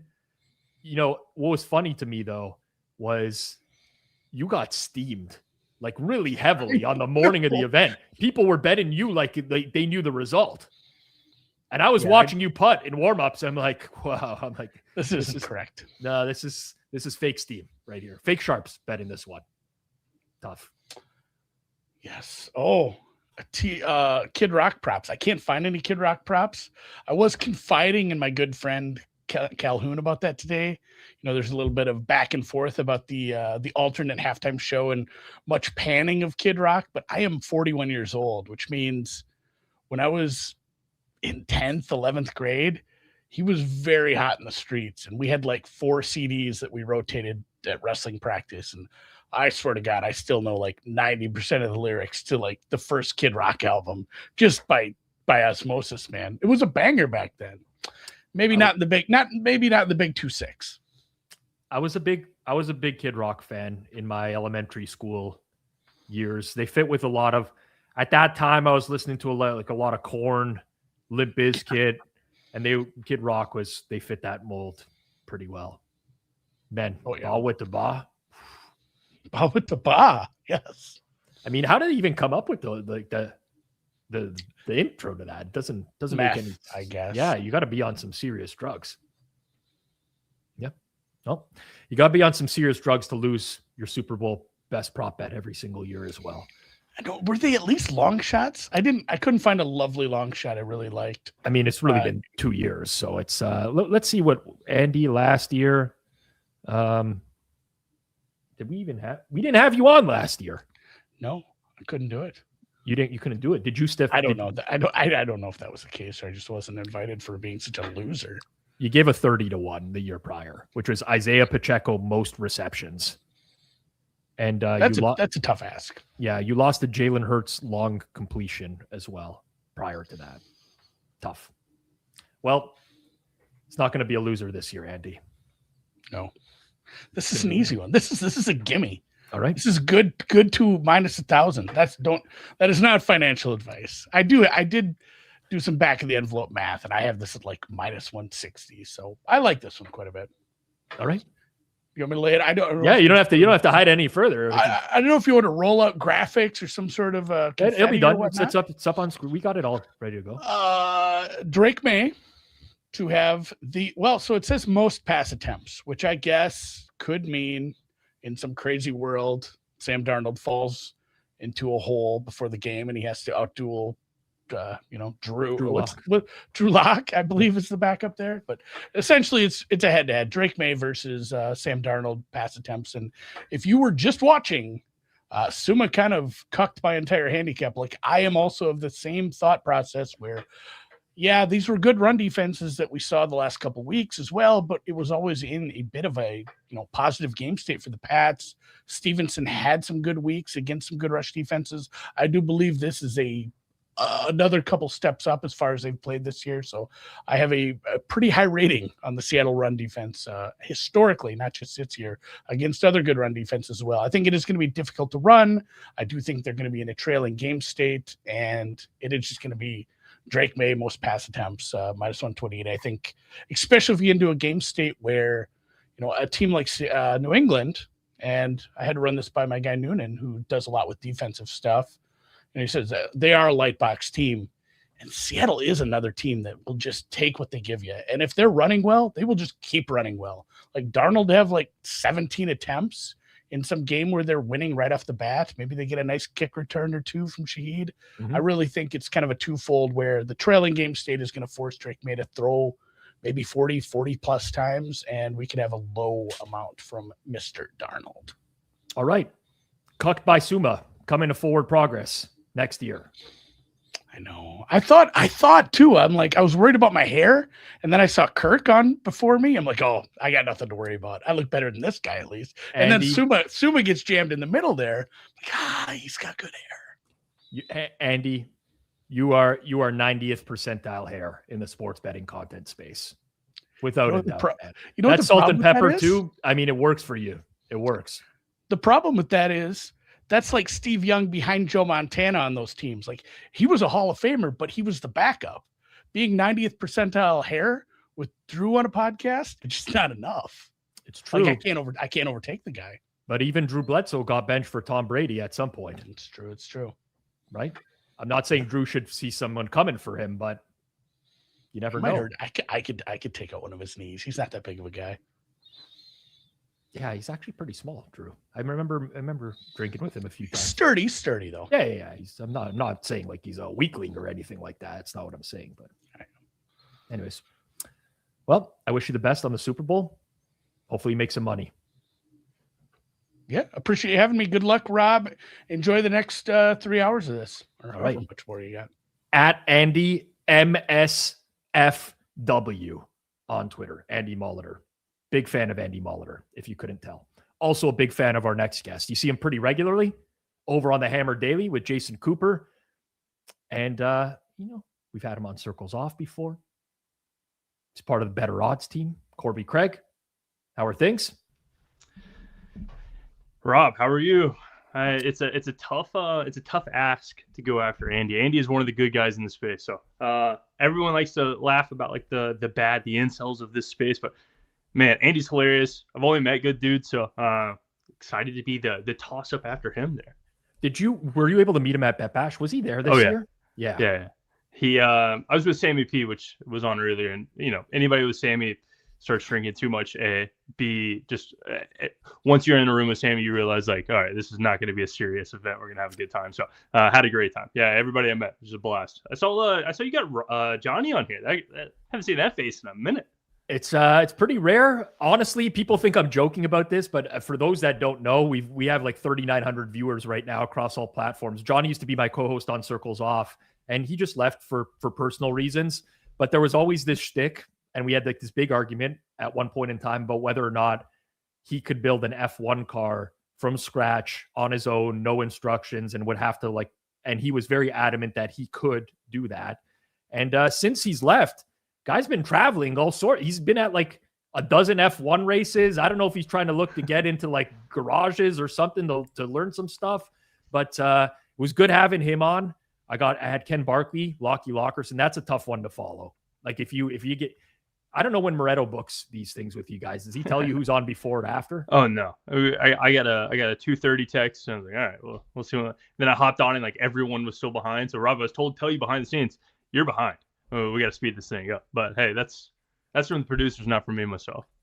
Yeah, it's listen. There's a little bit of tech difficulties here and there. I've had to shuffle some things up because of guests showing up at different times. Not going to name names, but we're at where we're at, and that's okay. Let's say if we finish at 6:10 instead of 6 o'clock, you'll be good. How deep are you into this? You started noon central, basically. It's 3 hours. Yeah. Nice. That is a workload there. So commend you on this. That is not fun. It might look easy, but it is a behind the scenes nightmare statistically, I would assume. Yeah, listen.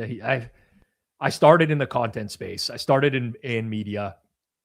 I've done long live shows before. It is what it is. 2 hours and 47 in right now. Honestly, feels like I've been live for half an hour. Hey, some people have, and you know who doesn't have it? Jason Cooper. Yeah. Hey, I saw that he was trying to get on. I almost FaceTimed him into my segment. I was like, we'll leave him out of here. But no, I've enjoyed the Monday show with Jason. I think that was the best ad in quite some time. Just a lot of people take this thing way too serious, and the ability to have Jason just dick around all day is pretty funny. So I've enjoyed doing those with him. Yeah, listen, I never really wanted this to become like a big thing with him. I actually genuinely do feel bad because it actually means a lot to him to come on and give out a pick. It means the world to him. But once I found that out, and once he let that out of the bag, it made me not want to let him on even more. You know what I'm getting at? Like and on the Monday show, he said he gave out a side last year, which this is called the Super Bowl betting extravaganza. Well, you can't be giving out sides around here, Jason. I'll get after him on Monday, but no, I get it. It's like it's the girl that keeps hitting you up. You don't want the girl that keeps hitting you up. You want the one that you got to chase. 2 years ago, he was the producer for the show, and he popped on screen at the end, like out of nowhere, not scheduled, and he's like, do I get to give out a pick? And like putting me on the spot. So of course I'm going to give him a pick at that time. This is 2 years ago. He's like, okay, this is like an extra bonus pick from the producer. And he gave out the Chiefs in that game and he won. So then he comes on last year where we give him an actual spot to give a pick and he gives out the Chiefs again. And I'm like, You can't be serious, man. Like the limits right now are like 100K on this game. Like it's not happening. And at that point, I just had to say, tough titties, basically, right? It is what it is. What I like about you, Corbie, I follow a lot of your stuff across different sports. You like to go like all over the map with some stuff. You are, I'd say, like pretty widespread in the stuff that you'd be willing to bet. So I would think that for the Super Bowl, especially of all the people I have on today, you're a guy that I think might go a little bit off the radar here. So interested to see what you got. Yeah, I'm curious. Do you are you able to see, like, do you have a note sheet of what every person has bet prior? I have a master sheet that gets filled in as like people give picks to Moretto, but I don't always have it open in front of me. Yeah, it's very distracting. I was curious to back into that, but you would be fully correct, Rob. This is why I have a Wright State jersey right here. I'm not here. Listen, we talked about it in the Monday show. I'm not the person to tell you that I know more than X person in the NFL. What I do know, though, is, man, when I watch the NFL, I love one position, and that is the guy who boots the football. Give me the over 128 combined yards and successful field goals. I could go in here and I could tell you some fun stats, Rob. Stats that you probably already know. So what I did was, I'm going to have more fun with it.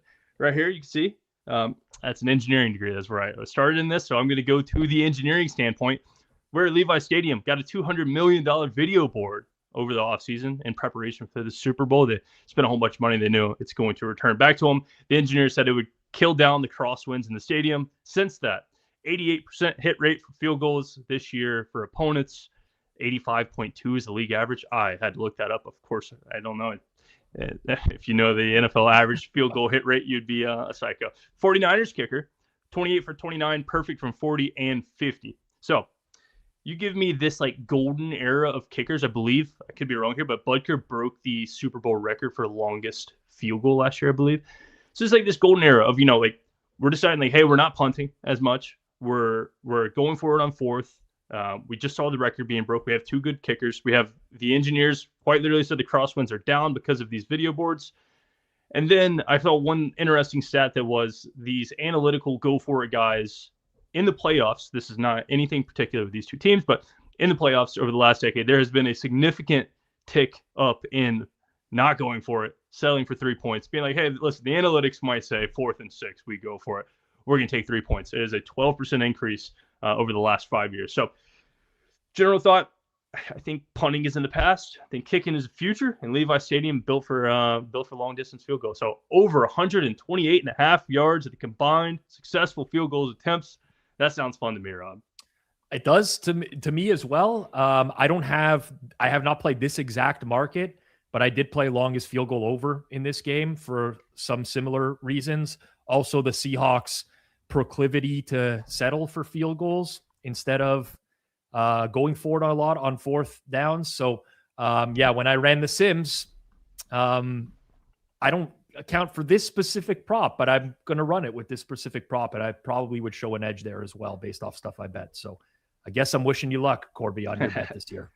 Yeah, it'd be a fun time. I saw, I believe it was Kurt had in Jigba the MVP, and I just don't want a quarterback to win it. So I'll be rooting for that one. I got to go through and I catch up on a few of these, fade whatever Sammy P bet, and then we'll be in a good spot. All right, Corbie, man. All the best. You can follow Corbie on Twitter at CorbieBO.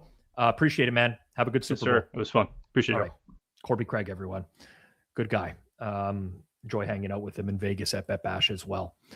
From a good guy to a complete and utter scumbag who's dressed like a good guy. Iain MacMillan. Hello, my friend. Nice look for you, man. Yeah, I mean, this is the biggest show in sports betting of the entire year. So I think everyone has been underdressed on this show, including you. Has anyone else showed up in a suit? No, they haven't. But you know what? Man, this is the biggest show of the year. It's true. It is. It's our biggest show of the year. I'm wearing like a hoodie and I think this is a Metallica t-shirt. Yeah. Come on, man. You look good. I like the little navy blue suit with the light blue shirt. Yeah. Just toss it on right now, just for the show. You actually just put that on for the show. Please tell me you did some other media hits today. I hope you did. Nope. Just for the shit, dude. It's the biggest sports betting show of the year. What are you talking about? Of course, I'm going to put on a nice shirt. The only thing that could have taken this to a next level would have been you smoking a cigar when you joined as well. Oh, I should have. I got my humidor right. Well, you can't see me because I'm not full screen. But I know you're a cigar me. guy. You shared some nice cigars with me on the golf course this year. That's all right. That's all right. You got the humidor as well. You know what you're doing. I see takes by Jay and behind the scenes. MacMillan offer still stands.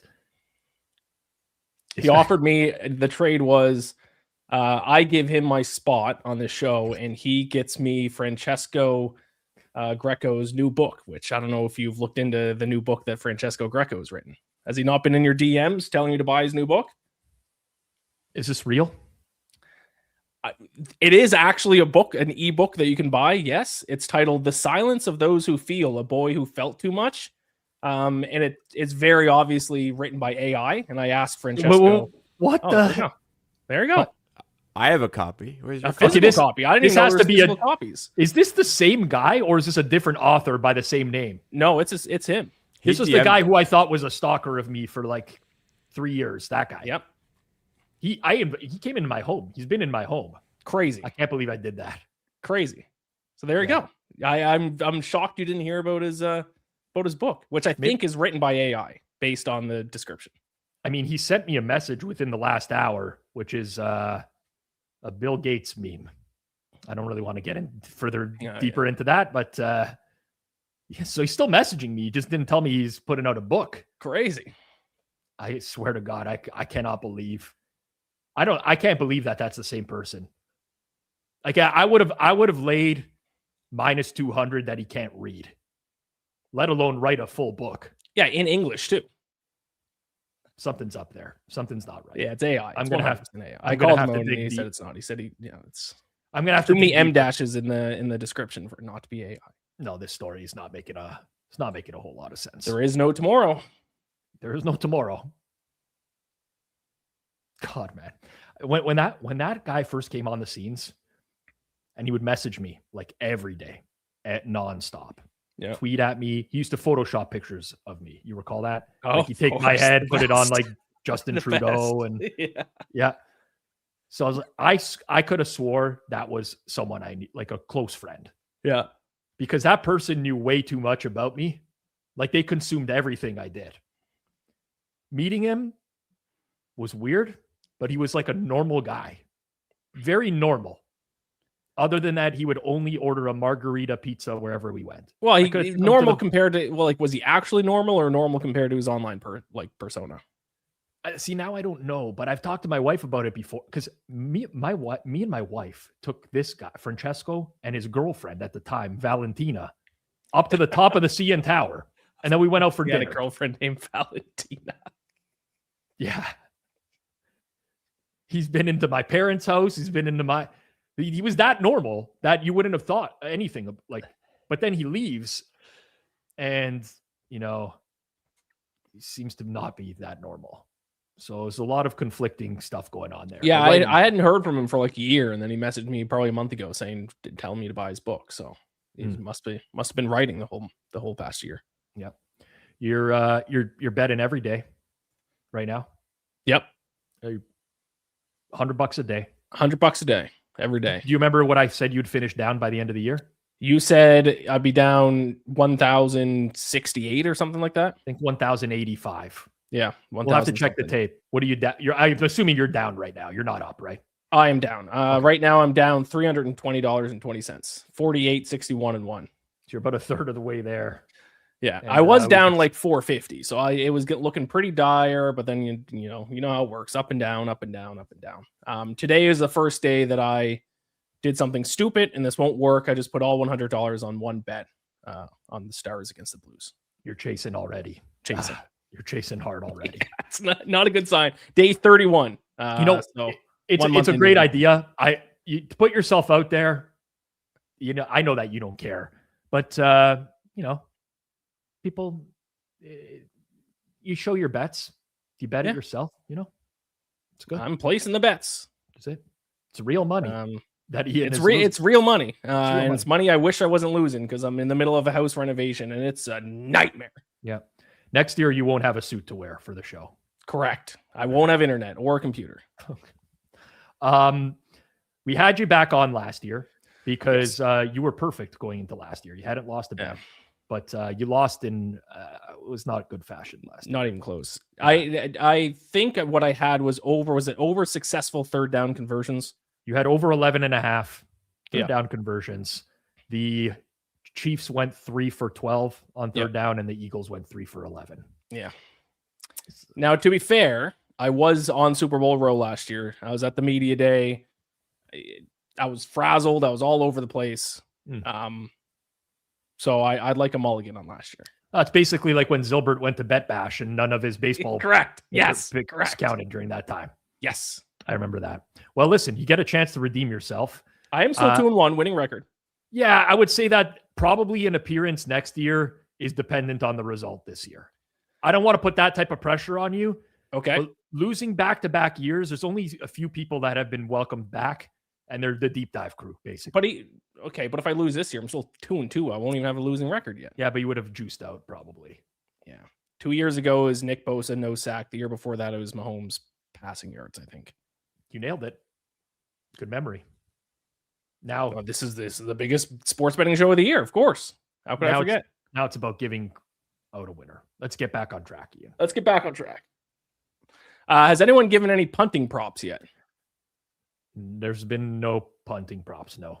I did see that Corbie right before me gave a kicking prop. So we are going back-to-back kicking props. Wow, special teams for the win. Special teams. You ready? Yep, let's do it. Over 7.5 punts. Okay. Big fan of punters in this game. I bet at -110 last week, but I don't know if you -113 FanDuel. Is that okay? Is that the best price on market, or can you check that? I can search it right now for people, but it's pretty in line with market for what I've seen in the punting market. Yes, so far. The book I got at -110 earlier in the week is now -120, so -113 is better than that. I mean, I think this is just kind of one way to kind of bet on a defensive game. Like I like the overall under in this game. I think there's going to be a ton of punts. Both teams are actually outside the top 10 in third down conversion rate. Seattle, fewest fourth down attempts actually in the league in the NFL this year. I believe Patriots are in the bottom half of the league in that as well. So neither team goes for it on fourth down a ton. They play good defense. Patriots 6.3 punts per game in the playoffs against good defenses. Now they play another good defense.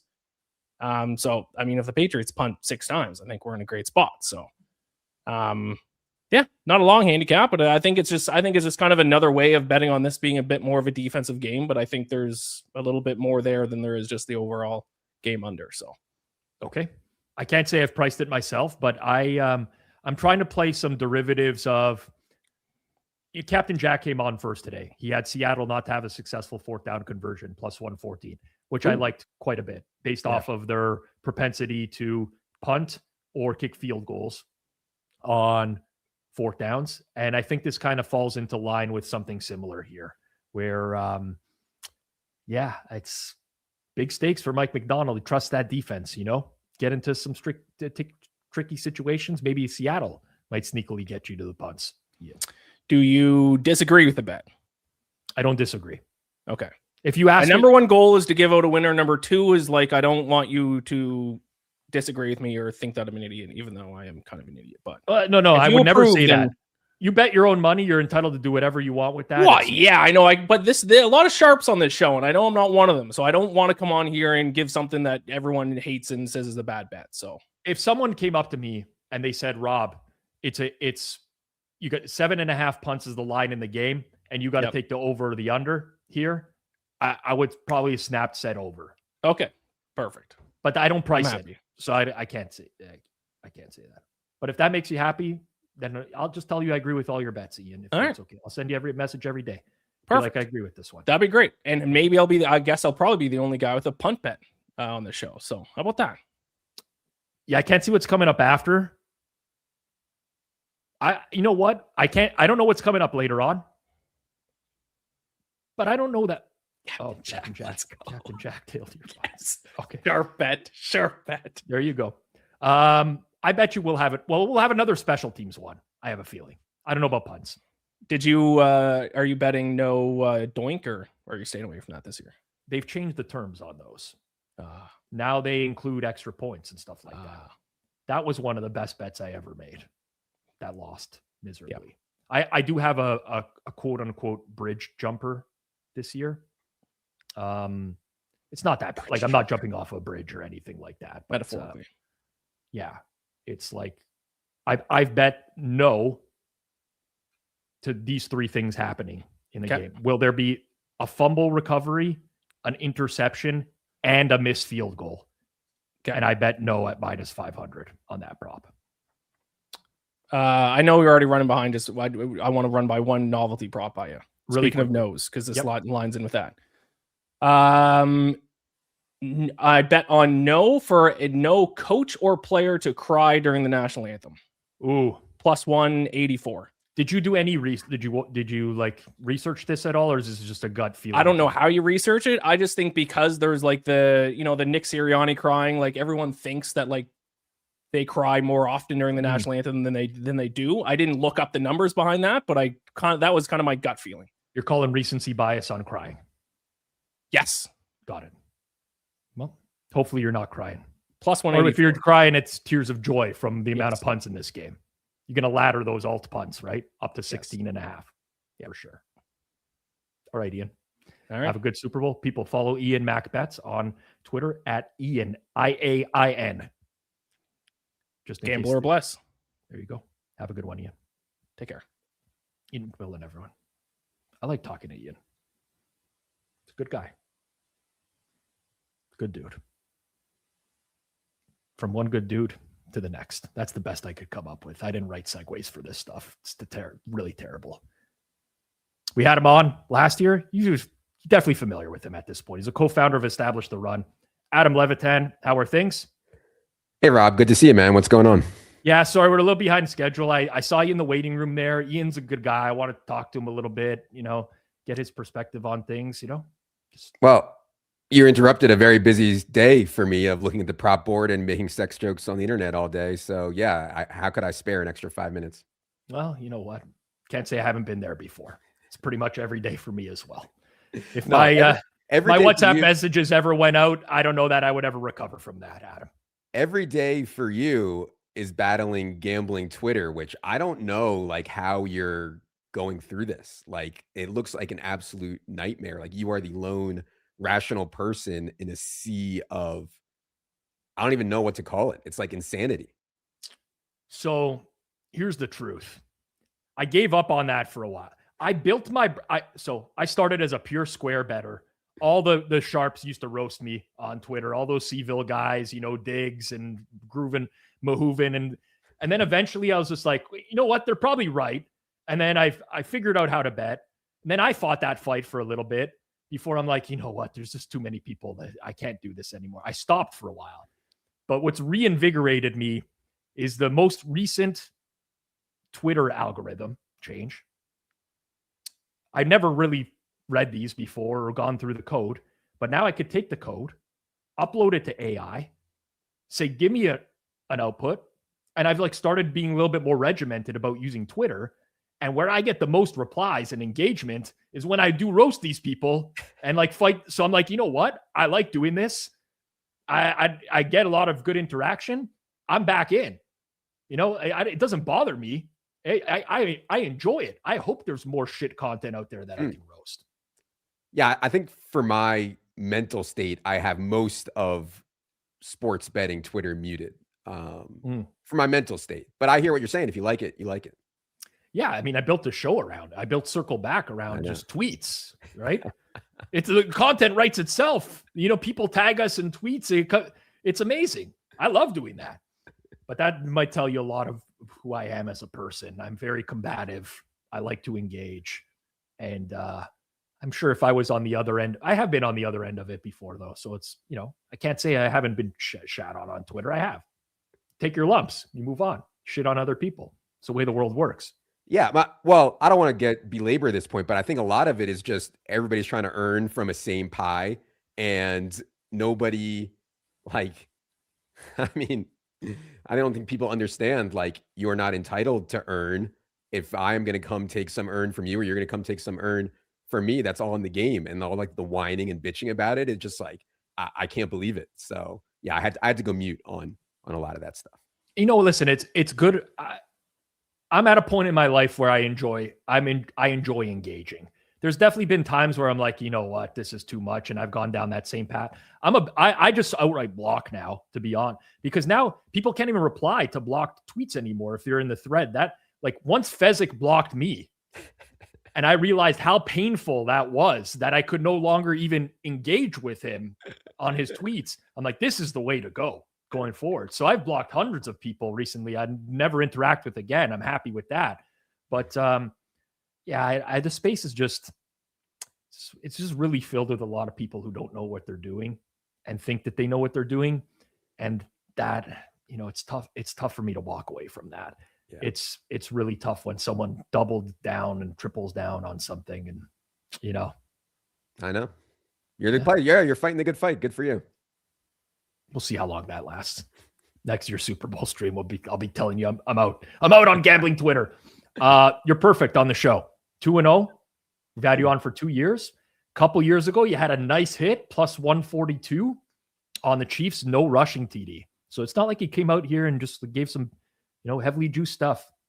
You're spraying. You're attacking wherever you see there's value. I know you guys had established the run, have released a bunch this week. So, it's tough with what you're doing there, but I do appreciate you doing this. And people would love a pick that you think has value, Adam. Yeah. So I don't have any model-based picks or math-based picks or sim-based picks, because all that stuff we've taken and is gone already. So what I have left is firing from my gut, which I know people love to hear. So my favorite one from my gut is Jackson Smith-Njigba under 18.5 receiving yards in the first quarter, minus 112. This was 19.5, minus 110 yesterday when I got it. I still think it's okay at 18.5, minus 112.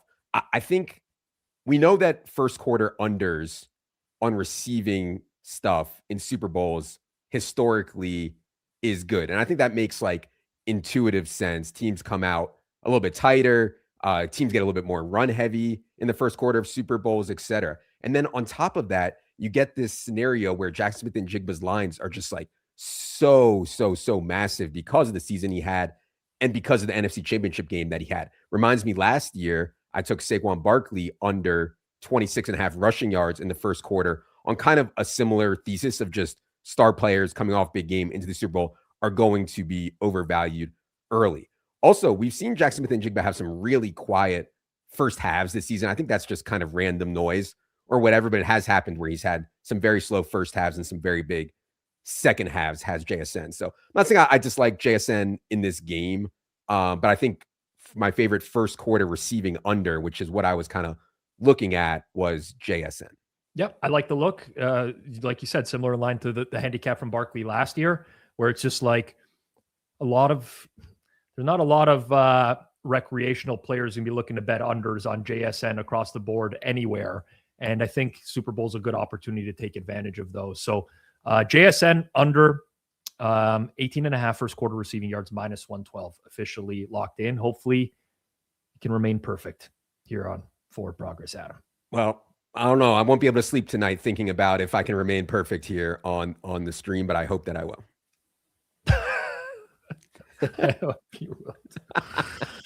All right, Adam, say hi to everyone at ETR. Have a good Super Bowl, man. All right. Thanks for having me. All right. Adam Levitan, everyone. You can follow him on Twitter. If you don't already, you've probably been in a hole for a while, at Adam Levitan. I'm a big fan. I've always been a big fan. And you know what? Get to go from someone who I've always been a big fan of to someone that I've never been a fan of at any point in time. Yeah, I don't want to say anything else about him. You know him. Joey Knish. How are things? Hold on. Can you hear me? Yeah, I got you. I can't hear you. This is this is such a bad bit. I'm gonna come back in. Jump back in. This has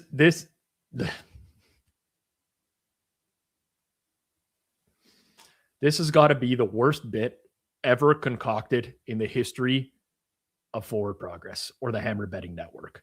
He for sure could hear me. He 100% could hear me. We're already behind schedule. This is where this guy's going to pull this bit out of a hat. Why is he also not on his regular setup? What is this? He's at home. He's in his regular spot. We're going, baby. Now I got you. This was definitely a bit. You could for sure hear me. No, I'm dead serious. I don't know what happened, but right before you were putting me on, I lost all volume. I don't know what happened, but now we're good to go. We're feeling it ready.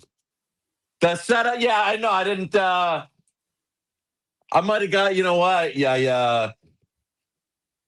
I didn't have the setup ready to go, so yeah, we're going live on the phone. It helps me, move around too, so we can, say here. So I say, the dog. So, yeah, so that now I get it. You know what? I'm actually liking this because now I kind of got a picture of what your setup looks like. I'm always wondering why the fuck is that dog barking during the show? Oh yeah, she sits in the window all day, and then just people walk by. So. Yeah, that's part of the issue. Also, the sun comes in this way, so that's why there's times where it's killing my eyes and everything. So I should probably get a real setup in one of the rooms in the house. But yeah, I mean, we've only asked you that about a dozen times, but yeah, but now it's time. So it is time. You don't have a great history on these shows. I'm not going to lie to you. I think I'm running hot. As in, I'm last one Thanksgiving. Did I win last year on this show? I know I won last Thanksgiving. You know what? You are running hot. You're not lying about that. You won on Thanksgiving. You also won on the show last year. That's right. Record with 1 and 2. Last one of one. Yeah. I mean, listen, other people do it in the industry. Why not you, right? And why? Hey, you know what? I learned from the best. What time's Feds come on? That's the third or fourth time that someone has brought him up today. I haven't brought him up. Somebody other people have brought him up. Joey Houseplants might be a new good nickname for you. Yeah, man, I got more than I dated a girl for too long who loved that. Hold on. Oh yeah, we got this one. We got some back here. Wow, I got more. Yeah, and there used to be these are the ones she left when we broke up because she couldn't fit them in the new place. So yeah, there used to be. I used to live in a jungle, but yeah, now I mean I don't mind. I don't mind a good house plant. I wouldn't have told you that, but it's a little nice aesthetic. Yeah, you know what I'm thinking. You know how MTV had cribs for a little bit. Yeah, we should just do that with our betting setups at some point. Yeah, I like that. Or just house in general, like MTV, like the Hammer, Cribs. Jason, we could, Jason would be like, yeah, here's the cardboard box he lives in outside the Leaf Stadium, and that he doesn't pay rent, so he can sit, lower bowl the Leafs. I like that. I found a pen right here, and now I'm gonna be, I look like I'm on Radio Row and gonna be, pointing the pen when I give my pick. So, I often have a pen, and I got just a regular bit here in a class, but I have this this dog mug just filled with pens from all sorts of time. Oh, I got a very fancy pen in here. I don't know where I got this from. This is I think it's got a case. This one. Yeah, that's a nice pen. Let's check this out. Those weren't your dogs though, right? It was just a random dog mug. It's random dogs, man. These are not my dogs, but this is from the Roshan Engineering Incorporated. It's an engineering pen. Hey, tell you what. You know what? Once you get into your 30s, pens stuff like that, they excite you. Stuff like that excites you. Yeah, I agree. Not something I would have appreciated as a younger man. My wife attended a trade show for a couple days last week, and I stopped by, and I was walking from booth to booth because apparently no security. I just walked right in. I was walked in, and I was collecting some pens. Nothing's if a pen is a good pen, I'll take it anytime. Yeah, like the free trinkets you get at those. Everybody's got a table, and you're you came back with a bunch of junk that hey, you felt free. I feel like this is the first segment that we've done together that hasn't been hostile. We agree on something. It's I was gonna say, yeah, maybe we're getting up there. You got to lay down the sword.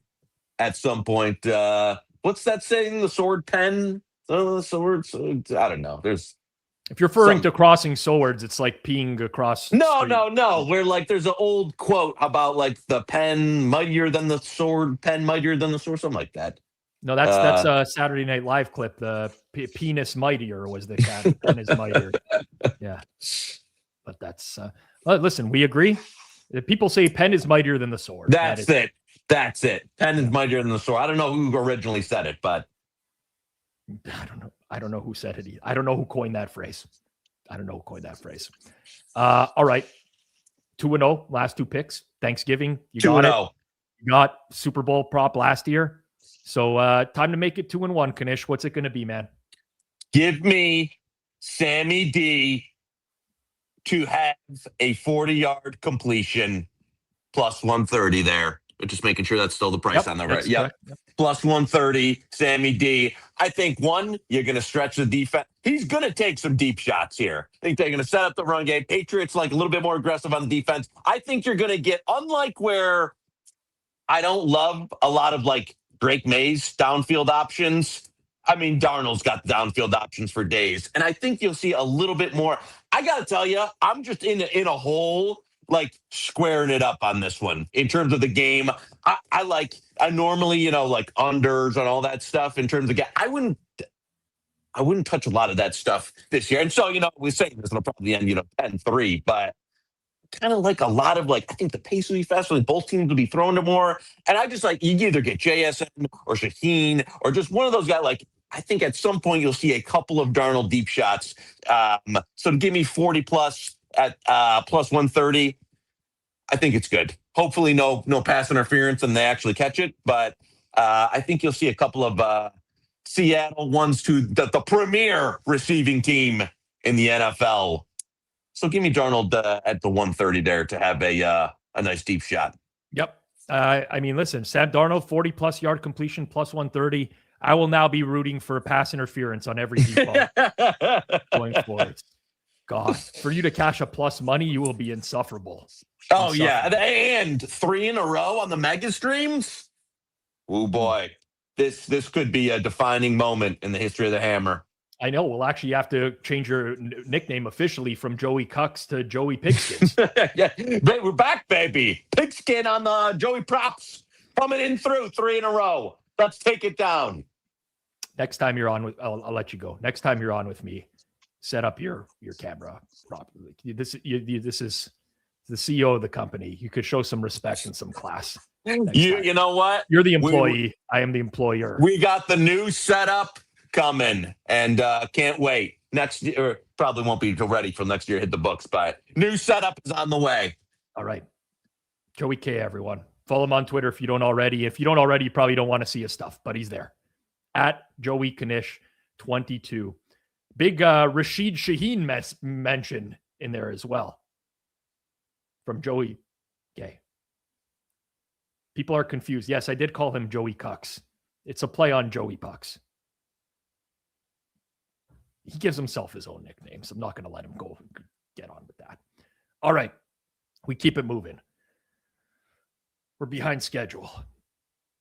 It was interesting getting a little tour of his place. I've always wondered what's on the other side of the camera there. It's way more normal than I thought. It's a weird guy. It's a really stark contrast from guest to guest here.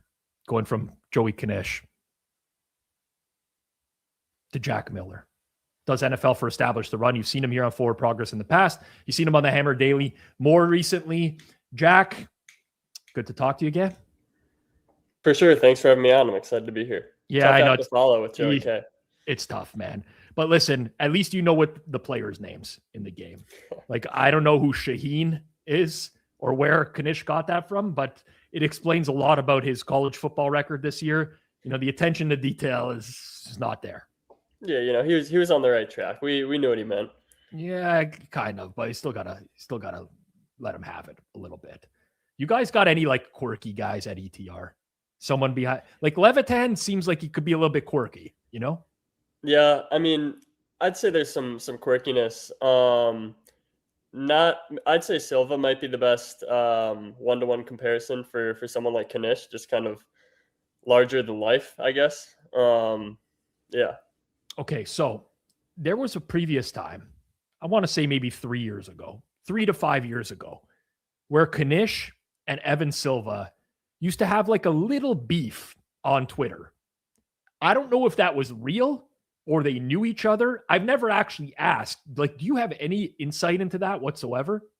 No, I have no idea. I didn't even know that was a thing. That wouldn't totally shock me though. That seems like it could be a rivalry that would form. Just kind of they're similar, yet different, I guess. So I don't know. I'll have to ask Silva about that.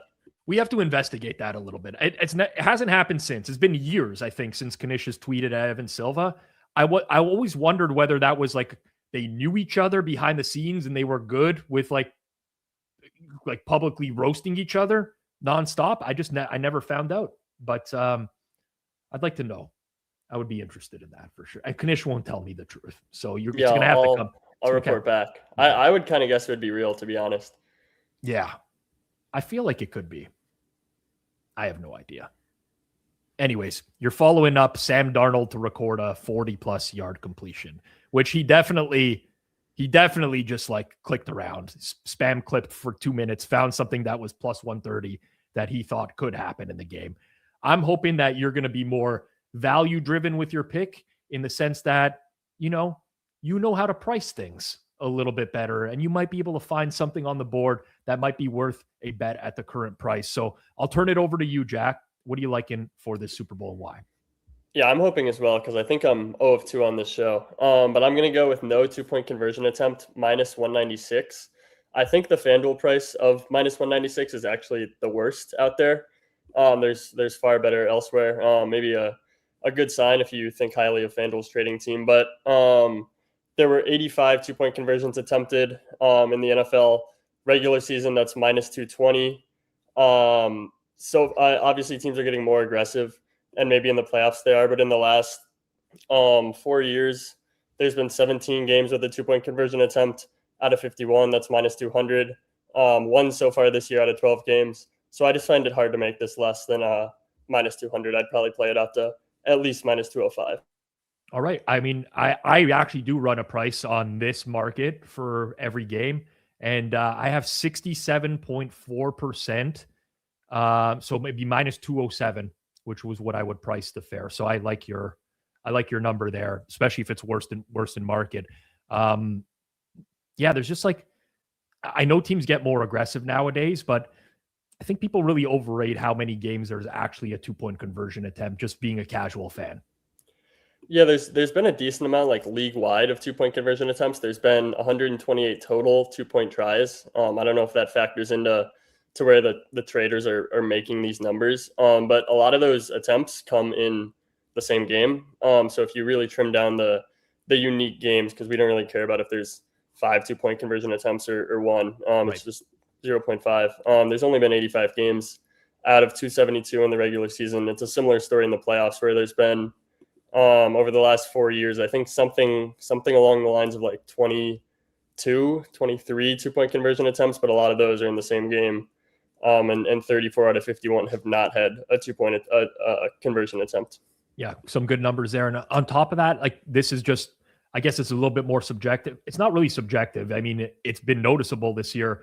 I don't think that Mike Macdonald is like the most woke guy when it comes to going for 2 or understanding some of the scenarios where a true heavy analytics, analytical head coach would understand to go for 2 in certain situations. Not calling him a bad coach by any stretch of the imagination. Great football coach. But he's shown this year in a lot of instances his reluctance to do the mathematical thing and go for 2 in some late game situations. For sure, yeah. And I guess that's the part I forgot to mention is I bet this one pretty much every year because the price is pretty much the same. And until there's like a team that really leans into the analytics and really leans into, let's say, going for 2 more down 9 or something like that, I think I'll just continue to bet it. And this year, both the Patriots and the Seahawks are below average in terms of 2-point conversion tries. That's obviously not the best way to do it. The best way would be like looking at situations in which they would go for 2, let's say down 9, and seeing if they've done it. I don't have those numbers offhand. But just looking at these 2 teams specifically, both are are below average in terms of total 2-point conversion attempts. So I think even if you look at like the specific teams, it still makes sense. Yep, makes a lot of sense. All right, officially minus 196 being tracked. No 2-point conversion attempt from Jack Miller at Establish the Run. Jack, all the best on the Super Bowl. I know you'll have a lot going on there, so hopefully it's a profitable one. For sure. Yeah, you too, and thanks for having me on. No problem at all. Jack Miller at Jack Miller02 on Twitter, if you do want to give him a follow. All right. We're humming along now. We've got a little bit more pace going. We've avoided some tech disasters for a bit now. Knish gave me a little bit of a scare there, not going to lie. I really thought that he was playing it up as a joke. It's something he would do because he is a joke. Our next guest, though, is no joke. Good friend of mine, appears with me on Circle Back over on the Circles Off YouTube channel every single Monday. Geoff Fienberg stepping in. Jeffrey? Get more center here for you, Rob. Okay, perfect. And the mic is good. Oh, man, this is just, I was sweating, man. Jeez, who'd have thought me, of all people, considering all the troubles today. We could do this quick. I can get you right back on time if you want. I'd rather not do that. Why can't we shoot the shit for a little bit? I saw you on Hammer Daily earlier and fucking Jason again. Like, I'm glad you put that guy in his place. He needed that earlier. He's hosting a 1-hour pre-show to the show. I know. What does he not get? He can't connect any of it. I know.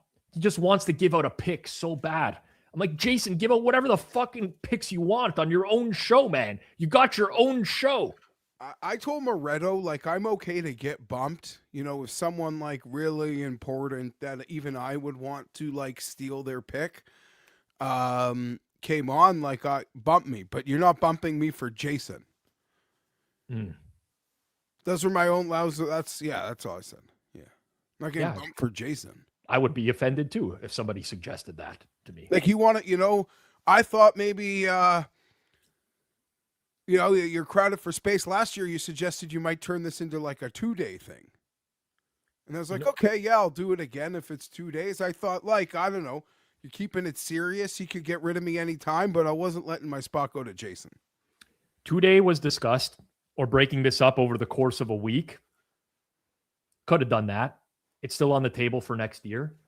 I like doing the 5 hours consecutive. I don't know. I don't know what it is. I just like the flow and format of this show. And plus, like, if something happens with one guest or whatever, you can pivot. I can work it on the fly. It just feels easier than if we stretch it out. But no, I'm never bumping you for Jason. You don't have to worry about that. Not at all. Not at all. Is it cold in your house, or what's you're wearing it's some cold? Yeah.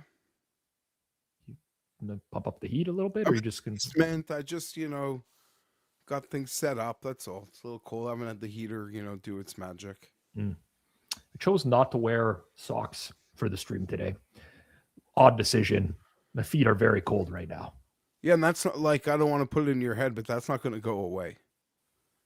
Yeah, it's only going to get worse. But we only got like an hour and a half left. Right.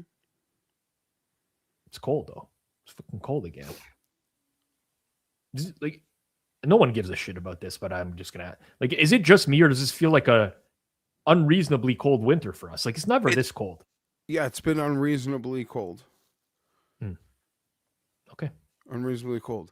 I'll use this opportunity. I saw someone try to do it earlier. Maybe it was Molitor. Because I see it's going viral to shit on Fanatics, that piece of shit company. Look at this, Rob. Look at this. Nice little, like, black shirt. Like, it's a nice, good money. I can't even see it. Like, but it's like good embroidery. Nice little lightning bolt there. What logo is this on my fucking sleeve here? It's hard to see. It's all black. It's supposed to be like sharp and cool. It's a Cardinals logo. Can't tell. Piece of shit, Michael Rubin. Jesus. Us Jews can't catch a break. Everyone's bringing us down. This guy's the biggest piece of shit.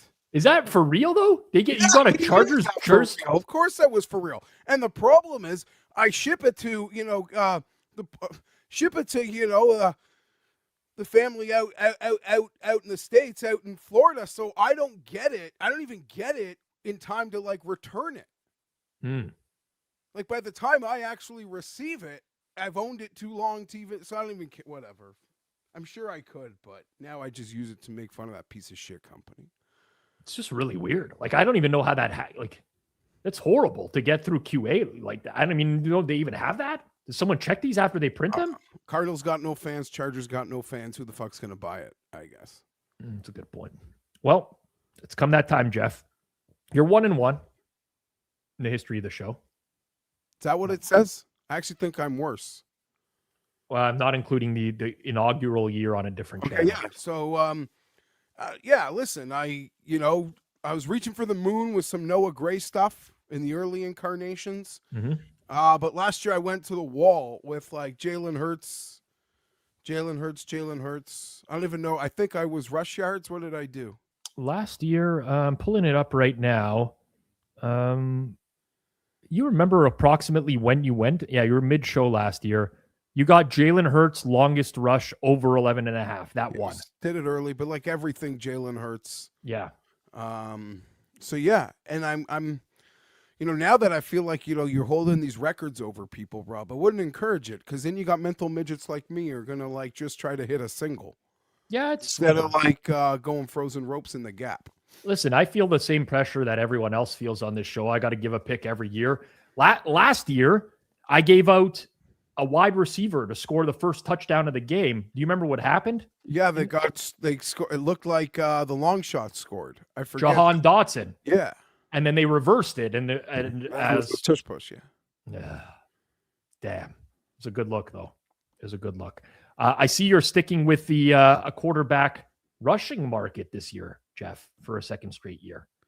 Yeah, we're gonna stick with the quarterbacks to run. I just personally feel that at the moment Drake May's a little overvalued with his playoff success. Right, he's at over 140 rushing yards in the postseason. He's broken off 2 huge runs.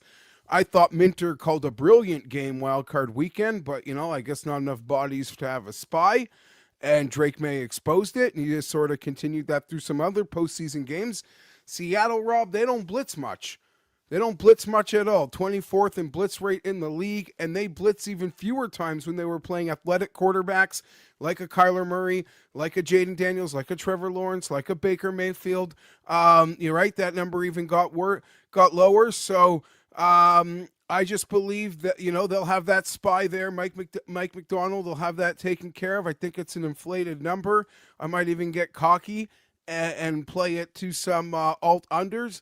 But May under 37.5, and it is going up against like a heavy hitter release. So I don't know which way it'll move, but hopefully on my side. So I actually like this prop, but I haven't bet it yet because I was just waiting to get higher, right? Yeah, like I'm waiting, but I'm not you. I don't have a machine of props. There's only so few things I like. I have a heavy Seahawks future, and when I say I'm a sophisticated square, I'll own the fact that it's such a big future for me that it doesn't let me see like the props clearly. Like something awesome for the Patriots. Like no, I don't care. I'm not one of these guys who needs 100 props on Super Bowl. That's his whole spreadsheet. When I win one prop, I'm simultaneously losing another. What are you talking shit about me right now? You're like all you guys. You're not the only one. But that's like true. I'm not. That's just, especially when I have a nice future in the game, I don't need to have 100 props. Got it. But that's all I'm saying. If I didn't have a nice future, I'm probably in that position where one prop makes me lose another prop, but hopefully the spreadsheet's in my favor. It's not going to be like that. So I'm clouded in my judgments here. And but I like Drake May under. I just feel it's inflated. You're probably right. We'll probably be able to get something better come Sunday. Maybe not. Like like so many services have released Drake May over so far this week. His number just kept going up and up and up. And I'm just kind of waiting to see what the natural top is going to be on that. But Fienberg versus the services, eh? Maybe it'd be time for you to start your own service next year. No thanks. Or maybe you can join Hitman in the prop service. No. All right, Geoff. Go Seahawks for you. I'll tell people who bet the Patriots to go Patriots. I'm like that. I like to play both sides. You have a Patriots future, don't you? It's not big. It's not something that's like, and I think I texted you on the day that I placed the future. I don't know if it was you or someone else where Seablez also bet the Patriots on the exact same day that I bet them. And it kind of sucked the joy out of that for me. Like, when you don't want to win a bet because someone else will also, someone you don't like is going to win that. I don't know if other people experience that, but I do. Sucks. I don't know. It's like in betting. It's not going to happen all the time. Yeah, of course. It's very rational for me to think like that. But hope you can get next to the fireplace, warm up a little bit, Geoff, and I'm already good. And we'll enjoy a good Super Bowl. Okay, later, Rob. Right. Geoff Fienberg, everyone. Follow him on Twitter, of course, at GFienberg17. And we're just going to keep it moving right along here. First appearance on our network, on the Hammer Betting Network, from this man. Actually, it's kind of true, but it's kind of not. I roasted him in a video a few years ago. Maybe we'll talk about that a little bit. He's one of the biggest sports bettors on YouTube. Runs the Sauce Network. Kyle Kirms joins me for the first time here. Kyle, well, how are actually, things? I was here for a watch long. With me? Yeah, it wasn't that eventful. We watched the first quarter or something, or it might have been the second quarter or something. What game was it? No clue. I couldn't tell you. I have zero recollection of that, like zero. No, I mean, I can't tell you a single thing about it, but I was on for a watch long one quarter. I wish I could remember that. The guy from Board Review, D-Gen, was on the same day. I remember that. He was on later that day. I do like that guy. He's with Book It now, which, I saw that. Yeah. I mean, that's probably a good fit, though, right? I think so. It's interesting because he's a lot older than those guys. Yeah. You know what I'm saying? But he's just doing his own show on the network. They probably just paying. I would imagine their demographic is mostly younger, but I mean, there's a lot of people that like that they're just trying to have fun. And so, like, a lot of the stuff I talk about, I'm well aware that like 60% of the people watching don't need to, it's kind of like we've talked about this before, how there's such a wide range of different people betting on sports that there's not many things that appeal to everybody. So you just got to try to pick what would hit the most people. So that's what I go with, at least. Yeah. I mean, I think this is probably like more of a long form conversation we can have at some point about how to create content. And like, I could definitely create my content in a way that is very different than I do now. But there's like strategic decisions that I make along the way, which I think are kind of right for our audience. But then it's like, well, it might hit really well with my established subscriber base, but are we going to get anyone new from this? And like weighing those decisions and how you really structure the content, it's and it's like, how much do you want to jeopardize what you believe in to acquire new people? Do you even want to go down? It's there's a lot to it. A lot of thought goes into it. Man, even just like some of the ways I start my videos, like, well, I always disagree with, not you specifically, with the way people start their content. The first 40 seconds of a YouTube video is the most important part. That's where the viewer decides if they're going to continue watching or not. And everybody tailors that to new viewers, which in my opinion is completely backwards. If I'm uploading a Monday Night Football video and I know, let's say 40,000 people are going to watch it, 39,000 know who I am. So tailoring the most important part of the video to the 600 new people it's just not smart. So my video, I make sure my shit is tailored. I'm sorry. My stuff is tailored to. So the profanity is allowed here. Yeah. So yeah, I tailor everything. That first 40 seconds, it's tailored to my returning viewers. That's who I want to remain watching. If they continued watching and they don't click off, YouTube will hook me up with new people. I don't have to do that. Right. Makes a lot of sense. That's the way I look at it. Might bring you into Hammer headquarters so you can sit down with Takes by Jay and give him a summary of what was just said. I could talk about that topic for 2 hours. What it was just said. Yeah. Maybe we'll do that at some point, Kyle. Yeah. I kind of owe you one, you know? We're good, man. But the introduction of you to my audience was a very negative one. And it was most of it was fixated on like the martingale part of the video. I did that one with Johnny, correct? Yeah. Johnny? Yeah. Yeah, Johnny retired before I can hand him his L. I wish I could have seen that in person. Oh man. Yeah, but honestly, I wasn't even, we talked about this before, wasn't even mad with any of it. I was mad that I never got a shot. Like, because if I came on, I was like, guys, this is tailored to new bettors. And like at the time, I didn't have the strongest understanding of things. I was doing the best I could. I was asked to make the video. So yeah. I felt if I was just given the opportunity to explain, it would have been completely fine. Yeah, but it wouldn't have made for a good video for me. No.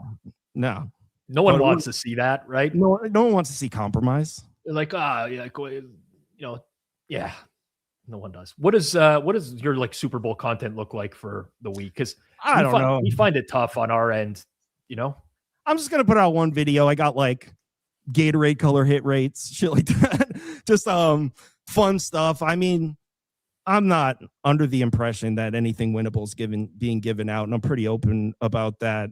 I did grab New England just because I knew I wanted to bet a side, and like I wasn't even going to attempt to try to time it. Like I stopped trying to do that in week 18. It was just like, this is a side I want to root for. I'm taking it. What do you think about this for a piece of content? You buy all the Gatorade colors and you try them on air, and then you bet on the one that you think is the best. Well, I don't know if there's any correlation between taste and hit rate. From what I'm reading, my people are telling me orange is king. I like the lemon lime. Doesn't mean I would bet I've heard lemon lime, but I've heard orange. Orange slaps. Don't get me wrong. I'll have an orange any day of the week. Yeah. I mean, it's. I couldn't tell you the last time I had Gatorade. I drink coffee and water. That's it. I don't even consume alcohol much anymore. I started with coffee and water, and now I certainly consume some alcohol as well. Well, my body can't handle anything anymore. When you're in the trenches on gambling Twitter every day, Kyle, you need to consume some alcohol every day. I don't know how you do it. Somebody brought it up a couple people back. Like, I don't know how. Like, there's so many people reading your responses, and they're like, "Oh, he's so right," but like, I'm not getting involved. Right. I'll give you a secret like button. I'm not touching this with a 10-foot pole.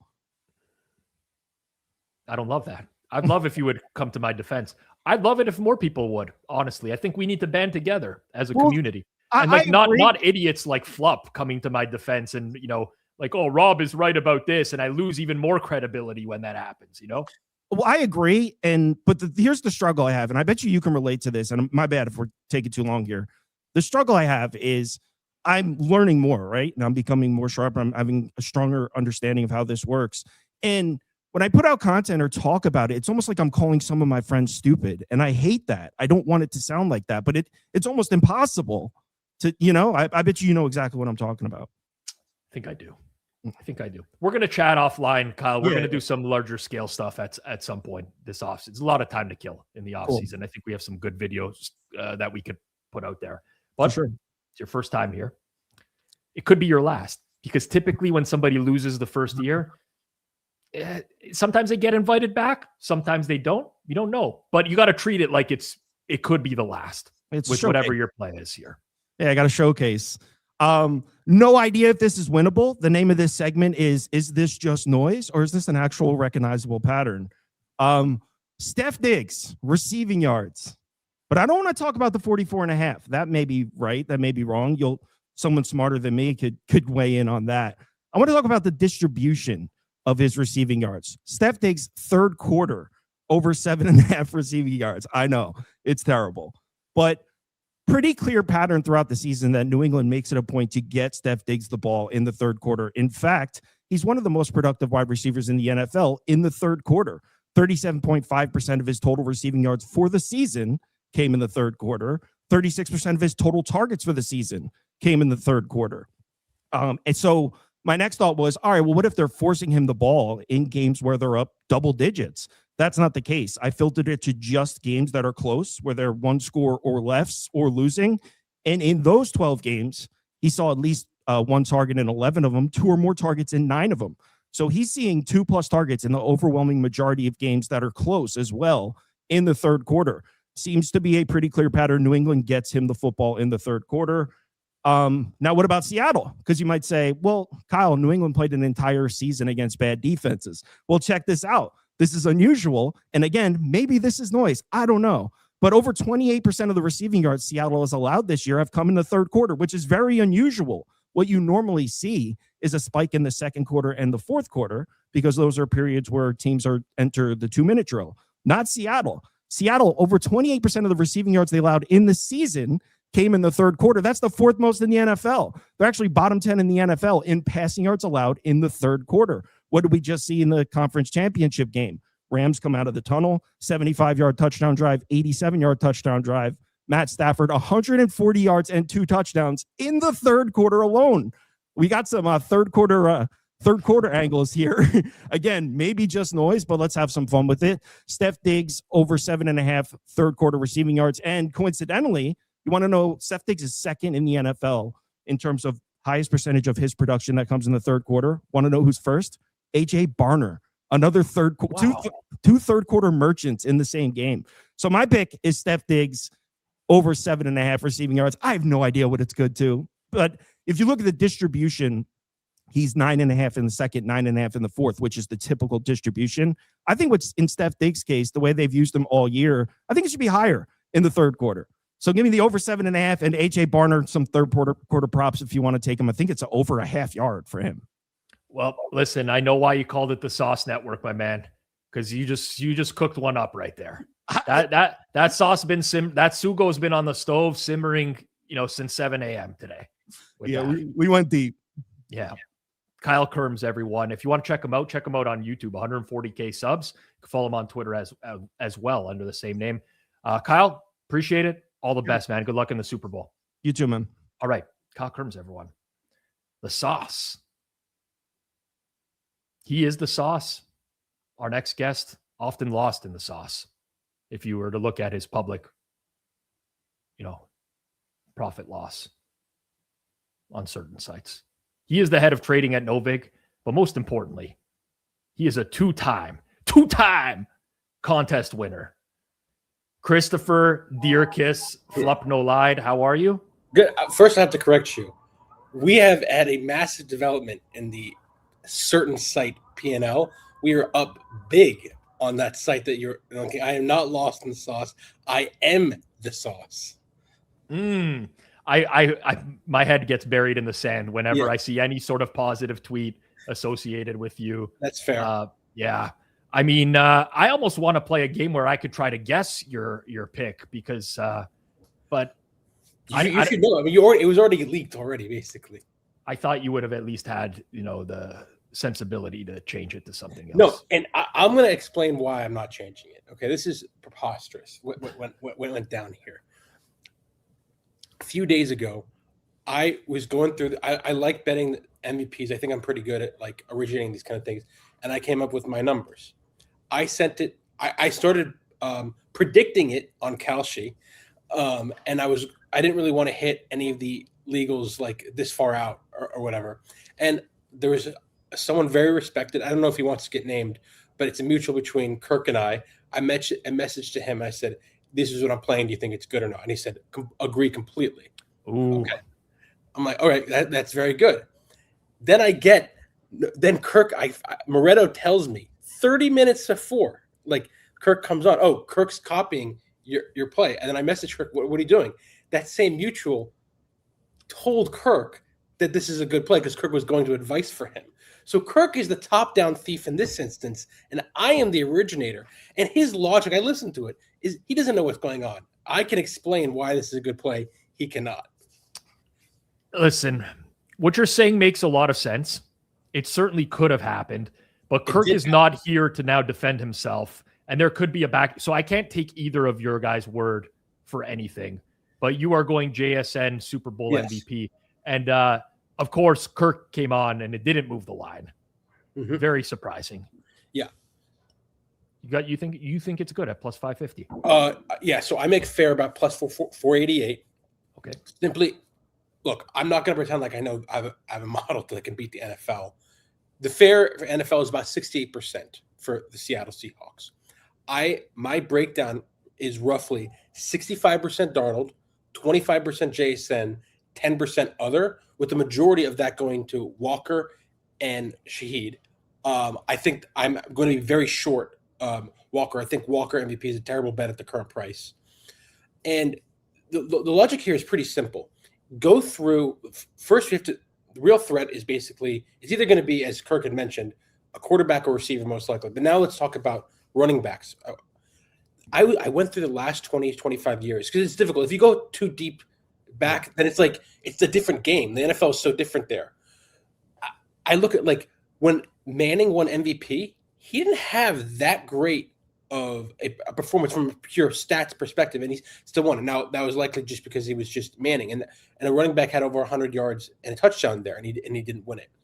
There's really no major running back winners here. And also, if you think about the game state for Kenneth Walker to win is basically he breaks one off for a big gain, and then they go up an early lead and they ride him. But in any other game state, if like they air it out and they go to up 21-0 and they run it, then JSN or May is going to win it. Or if like Shaheed takes one to the house or they get a pick six, a defensive player or Shaheed's going to get it. So I think the only real path for Kenneth Walker to win MVP is he takes an early run to the house where he like the first drive, he just goes like 8 carries, 40 yards and a touchdown and they ride him for the rest of the game. That's the only path. Even if he gets 100 yards, 150, I don't think he's a guarantee to get it. So then we talk about Darnold and JSN. Traditionally, it's a quarterback award, but Darnold is not a premier quarterback. Darnold is obviously not going to the Hall of Fame right now. This is traditionally an award given to Hall of Fame quarterbacks or a quarterback at this level. JSN has far better name recognition than Darnold at this point. And 25%, in my opinion, is quite conservative. I could see this he could potentially winning as much as 30, 35% of the time. But that's what I'm using for the fares here. And if you look at his numbers steamed up. It started at 91.5, started up to 93.5. I could see this closing 94, 95.5. He's live to get a touchdown. If he gets 100 yards and a touchdown and Darnold doesn't go for 300, he's live. I don't know if I liked your handicap or Kirk's better, to be honest with you. Feels like Kirk maybe made a more compelling case for me. That is ridiculous. I think so. I think that's what. Do you remember Exesh from your streams earlier this year? Of course I know Exesh. He says this guy is proof intelligence is neither necessary or sufficient for success. I love Exesh. It's actually such a great comp. I'm so happy he's back. Exesh, I'm very happy that you're back in the chat. Even though I've roasted you many times. I never get mad when someone has a good like insult that's accurate / funny. Then it's hard to get mad. Like if it's like wrong, like the insult is just stupid, then it's like, what are you doing there? But this was a good one. Quality insult. A few people earlier also made notes of your blinds, which have come up, or your drapes, I guess, back there. Yeah. Are those like quality, or are they? It seems like a very weird vibe you got going on. Well, I have some good news and new developments. Assuming I'm back for next off season or next football season, rather, or whatever, we'll be in a new space. We have purchased a house, or I guess an apartment. So they will be gone. I am learning now through shopping for apartments and houses that apparently this is called character in a house. Apparently, if something's super old, it has character. I love that look. My house has character too. My house was built in the 1850s. Yeah, this is 1920. Like I don't understand it. Is character just code for you're too poor to update your style? I mean, is that that's what it sounds like to me? It can be for some people for sure. I like things that are unique when it comes to it. I think like all the new homes, especially in the Toronto area recently, they're all very cookie cutter. They're all the same type of vibe, and to each their own. I certainly wouldn't be rocking those drapes. I'll tell you that. That's where I would draw the line. That lighting fixture above you there as well kind of looks like a giant nipple, I want to say, a little bit. It's a little awkward for me, but to each their own, Chris. It makes you happy. I can't really change much of there because we're renting this place. It is absurd. Like it's 600 square feet and it's like $4,400 a month in rent for like New York. That's just like New York rent. It's absurd. Chris, you make way too much money to live in a 600 square foot I know. That's why we bought it. That's why we bought a place. We got a nice place. It's like 1,500 square, or I guess no, it's like 1,000 square feet, and then like 900 out. Yeah. One of those. I like that. Like, I don't know if you consider. I'm kind of like chopping it in half outside and considering it 1,500 to keep it simple. But that's just how much it costs is obscene in New York. It's ridiculous. Well, listen, I'll go to bed tonight. I'll say a prayer for your significant other to be within 600 square feet with you.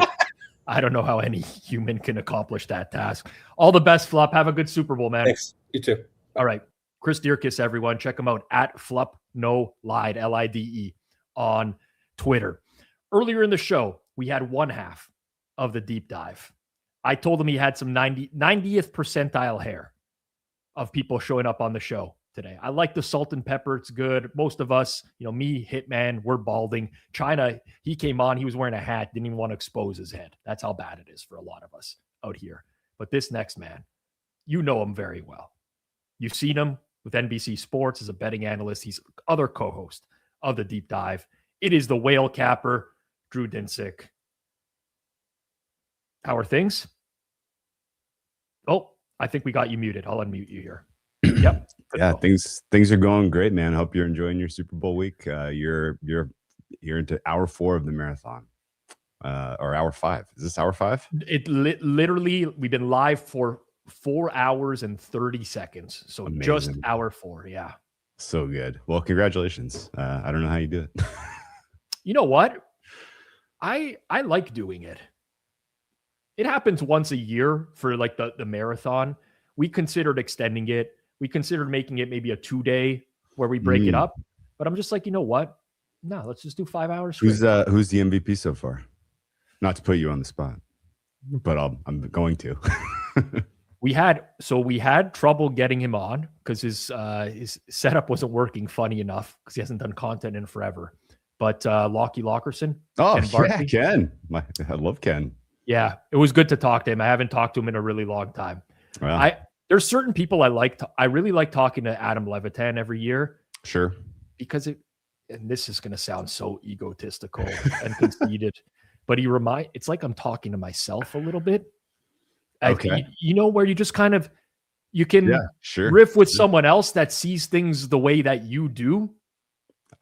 Yeah, and especially if you're not like regularly interacting with them, and if it's like once in a while, you're like, yes, it's good to get this feedback, or we're vibing. I get it. So I don't want to like pick one. There's been many good guests today, but yeah, talking to Ken for the first time in forever, and I never talked back in the game. I don't. It seems like he's doing pretty good for himself. Okay, seems like he's doing well, and I don't know that he's gonna want to get back in the game. So. Okay. Fair enough. Yeah. I can't wait. Yeah. I can't wait to go back and listen to it all. I was, I missed most of the first half because flew home this morning from San Francisco. It was beautiful up there. It's flipping hot here. I'm sweating my balls off back in Long Beach. Yeah, I'm excited to go back and listen. Lots of good storytelling about the Bay Area. It's going to be, times are weird here. I wanted to ask you, so you went to like Radio Row already and came back? Yeah. Short trip for me because I have a flight tomorrow to Italy, going to your homeland, watching the Olympics starting on Saturday. That's amazing. Super fired up. Going to ski the Dolomites, going to watch some alpine skiing, curling, luge. It's going to be a great next week. So I'm basically already on vacation mode. I can't wait. That's so cool. But so I was talking to Suma about this before. I've watched one Super Bowl in Europe, and is it going to throw off of your trip a little bit? Yeah, I've watched for a day or two. Yeah. Funny enough, I've watched one trip in Europe, one Super Bowl in Europe as well, and it was Seahawks Patriots the first time. Oh. So here we go again. Yep. God, I hated that Super Bowl. So I hated the ending to that Super Bowl. It was a bad one. That was a tough one for me, man. Are you going to be seriously betting the Olympics? Oh yeah. I was hoping to get that into this show, but the cross sport wasn't available on FanDuel. So, but I'm gonna force it in anyway. We could do whatever you want, Drew. I'm down. If you got any Olympic stuff you like, you can feel free to send on the. I'm always rooting for some extra action in the Olympics. I'm gonna be in Colombia actually for a Hell yeah. Olympics. Very cool. So you're getting away too. So you're ready to put on the vacation hat as well. I love it, man. You got the nice pattern shirts packed. Oh man, you got a good arsenal of tropical pattern shirts. I know for sure. I've seen a bunch of them on your content. Yeah, I got like the Frank Costanza collection. You know, the vacation shirts. I never wear them at home, but I've worn a few to Vegas before. You've probably seen me in some like floral shirts out at night. There you go. My jam. Yeah. I'm good with it. I like to look good. Yeah. Well, here's your report from San Francisco. The first 3 times I've covered Super Bowl from Radio Row, it was like, here comes sports betting. Yeah. Bigger and bigger sets, more and more people, more and more hype, deals. Last year, 2 years ago, it started to wane a little. People were getting a little tired of the sports betting, a little tired of the ads. Last year was like a kind of an anti-sports betting Super Bowl Radio Row for this, to that degree. This year, it was just a general kind of like vibes were a little low. It felt like across the entire like media landscape. I feel like there's like a shit ton of excuse my language. I don't know if we're allowed to stream on. Yeah, all good.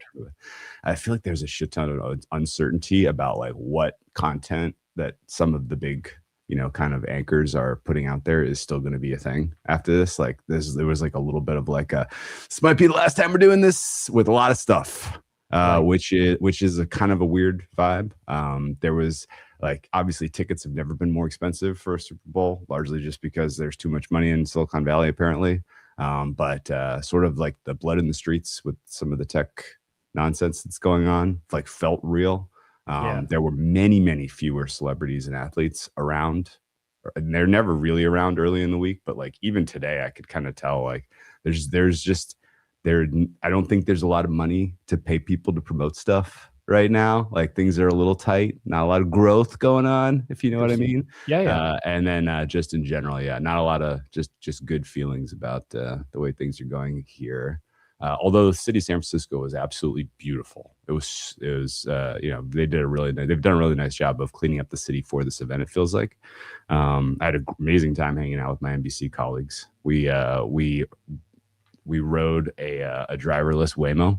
That was thrilling. Looking into the future, Silicon Valley delivering with the driverless Waymo, absolutely wild. We got to see I got some amazing oysters. Hog Island Oyster Company, shout out to them, they were incredible. Down at the Ferry Terminal, some champagne and caviar. The food and drink scene was outstanding. We went to see I got to see the great Quinton Post play in person last night. Interesting. For the Warriors. No Steph, no Jimmy Butler, and Embiid couldn't play. But it was a great game.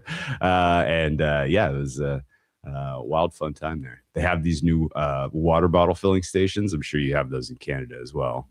Save your bottles for 2 decades, man. Yeah, but did you know they can do sparkling water out of those now? Pretty amazing. Incredible. We've turned the corner in technology, I gotta say. Well, I mean, why cure cancer when you can have sparkling water come out of a dispenser? Of course, right? Priorities, man. Yeah, it's like living in the future up there in San Francisco. Yeah, my producer is getting on me for not knowing the player that you mentioned, but I actually do because I occasionally bet some props. We saw Pat Spencer in person. Spencer, legend. Yeah, you ever seen Joey Knish in person though? No, the most elusive man in media. Don't worry, very underwhelming. He came through Bet Bash the year I was there, and he was in and out so fast I never got to shake his hand. Mm-hmm. Anyway, one day. That's what they say about his entire life, in and out so fast. All right, Super Bowl. Yes, you got to give a prop. I got to be I got to be transparent. It's my job as the host. Hasn't gone well for you. Oh no, I'm a terrible prop player. It's not even you. It's the whole deep dive crew. Oh really? You and Andy are just destroying the record. So it's gotta. There's a lot of pressure this year, Drew. I'm a legendarily poor prop originator. The only props I seem to win are the ones that I steal from Hitman and sell to my subscribers for 25 cents more. It's a good move. Yeah. If you can aggregate, you can win or lose 100 units in a year, but win 250 the previous 5 years. Anyways, it's your time to shine, Drew. Give the people something.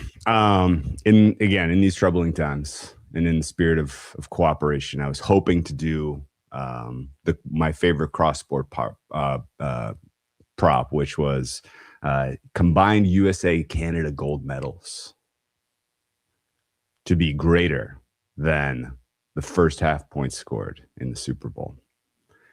This was plus 160 out there. I paid it as hard as I could, so it's probably moved. I don't know, but I got USA coming in the mid-teens.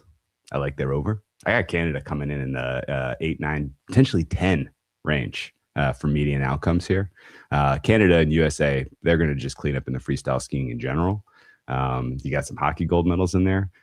Team USA figure skating, they're going to get like 4 gold medals somehow for figure skating. Long track speed skating, we're beating the Dutch now. Like it truly is. It's going to be a spectacular Olympics for Team USA, from what I can tell you. And Canada should do as well. Do well also. Unfortunately, not available at FanDuel, so I went in a different direction. I'm capping relatively few points in the first half of this game, largely based on the strength of the defensive lines and how they match up against their counterparts. I think these offensive lines are gettable. I particularly think that like the strength of the Patriots interior D-line against the interior of Seattle is going to be a pretty interesting factor in terms of how this breaks of Seattle large victory versus Seattle narrow victory. But the key for me, I think, is that with the pass rush, pass rush healthy and fresh, the sod father no longer part of the equation here. I think the pass rush is going to get going early in this one. It's going to keep things pretty tight. I think we're in for a staring contest in the first half here. I'm only seeing 3 likely scoring drives as my median, which makes 17 points kind of like right around where I think we end up landing here. And on top of that, there's obviously, I guess maybe there was pretty famous content out there, but that used to just tell everybody to bet the first half unders, and they went away. And so I guess the market has just forgotten to do the first half under bets nowadays. And so there's a huge edge on the first half under in general. Instead of going with just under 23.5, I'm going alt under 17.5 plus 215.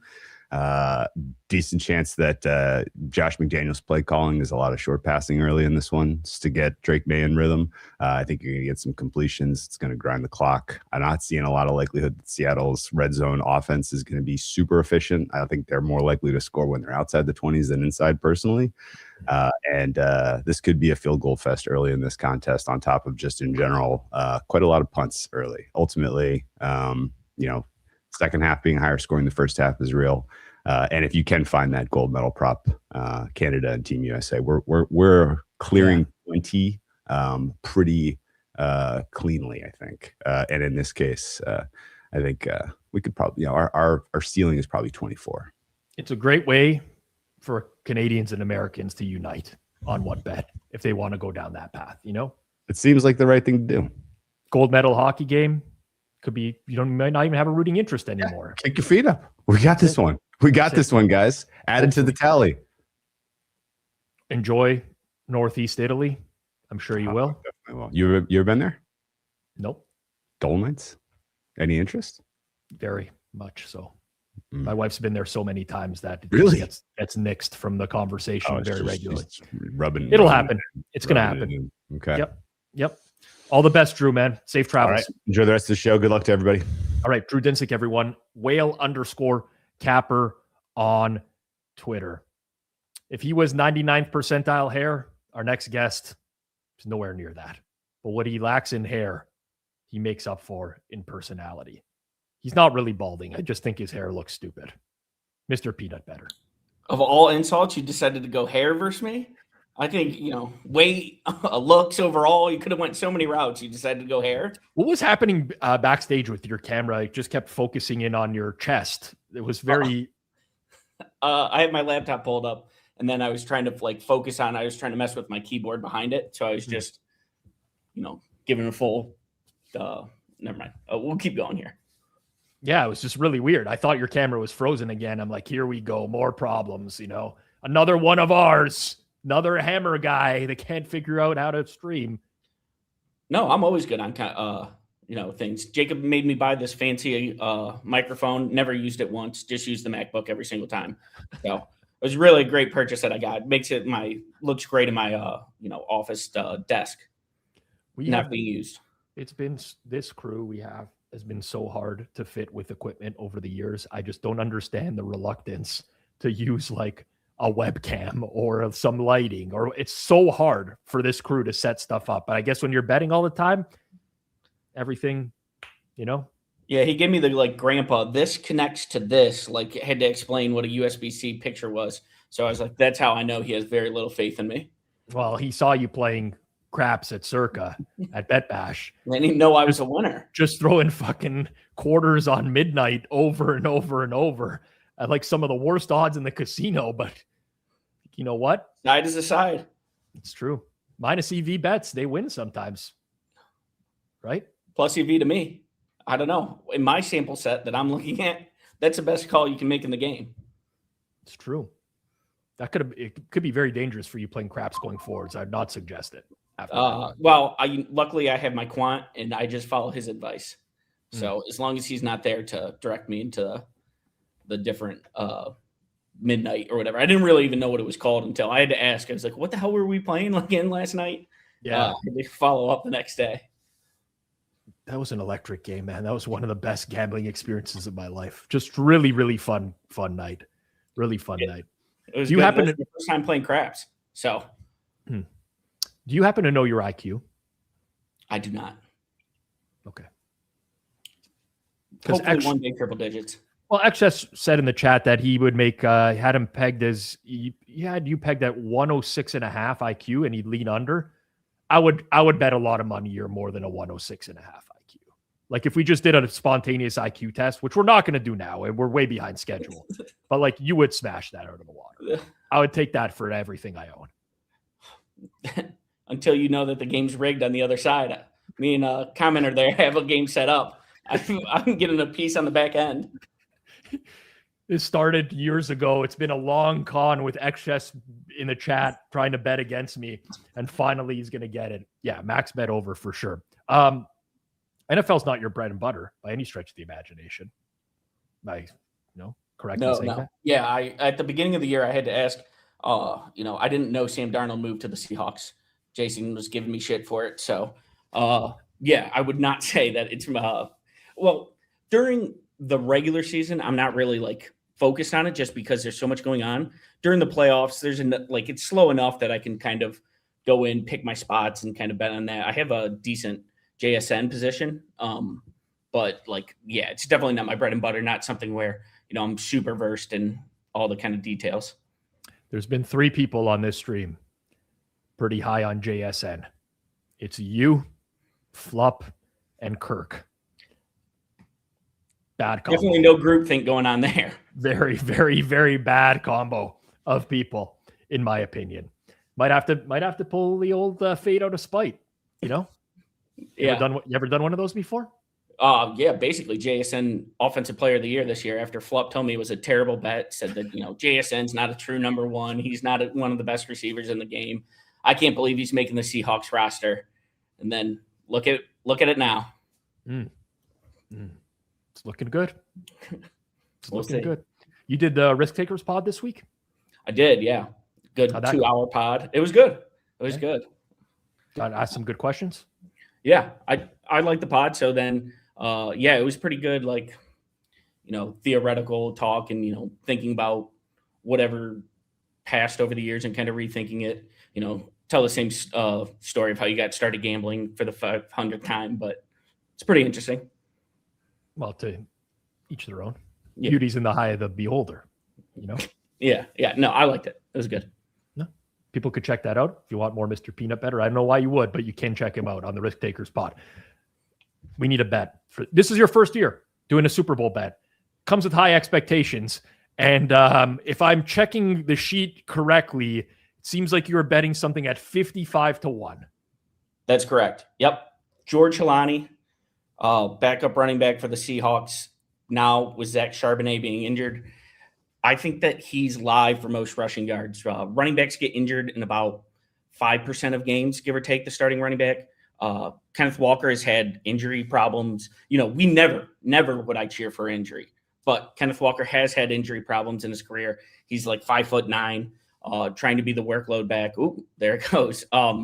And yeah, I think that like Hilani got 23 snaps, 22 of which I believe were in the backfield last week. So I think that there's some chance, you know, he breaks a couple big runs. You're facing two incredibly tough run defenses. The number's going to be, you know, lower than you would think in most games as far as leading rusher. So I think that he's live for it. You know, injury is probably your largest path, but even without it, like it's not impossible to me that he could get it even no injury. So especially if you kind of like the Seahawks going in, it almost serves as a hedge. 55-1, George Hilani. You know what? First, when I saw it on the sheet, I'm going to be honest here. My thought was like, this guy's an idiot. It's not. But there's obviously injuries got to be factored into every sort of simulation as well. I didn't realize the injury rates for running backs were that high. You know what? I don't love it, but it logically makes a lot of sense at that price. And I think it actually would be a good bet at that price. So you converted me, man. Yeah. Well, and they should be up. So like you would think that they are going to have the most rush attempts in the game versus Patriots. If you really want to get cheeky with it, you can SGP it with Travion Henderson over. I think Henderson over and Hilani to be the leading rusher are probably actually negatively correlated because that just means Stevenson's getting less carries. And, you know, Henderson's number is probably low enough that he's not going to realistically, him getting above 17.5 isn't going to factor in. So then you can get it over 100-1, but decided just to go with your standard 55-1 here to start.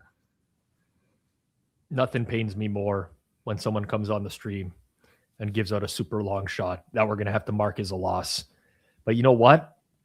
This one's got that little shot where, you know what, maybe we end up plus 55 units because of you, Mike. Forward progress, I could go and have the highest ROI in the history of the show.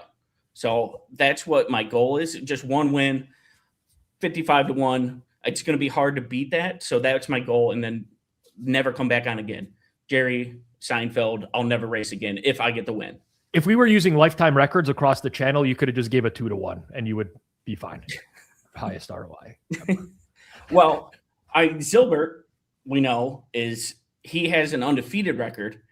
And when you take that into account, I knew I had to, you know, I'm chasing greatness there. So my Twitter DMs are completely broken. Whenever they change from direct messages to chat, it's ruined my notifications, everything. But I just checked my DMs and there is a fresh one from Zilbert and I can't see the full message, but it starts with, why am I not on the show today after ...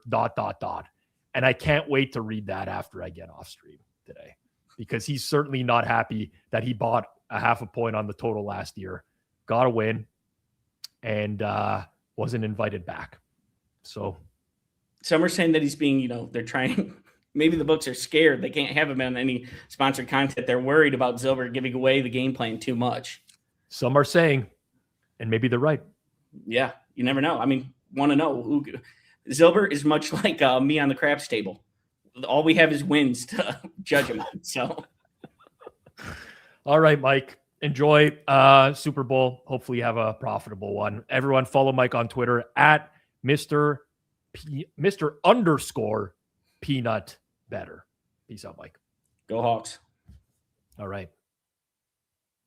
I guess I didn't ask him for an opinion on the game, but he likes the Hawks. Was rooting for the Hawks, probably for futures. Our next guest is very much a staple on this program.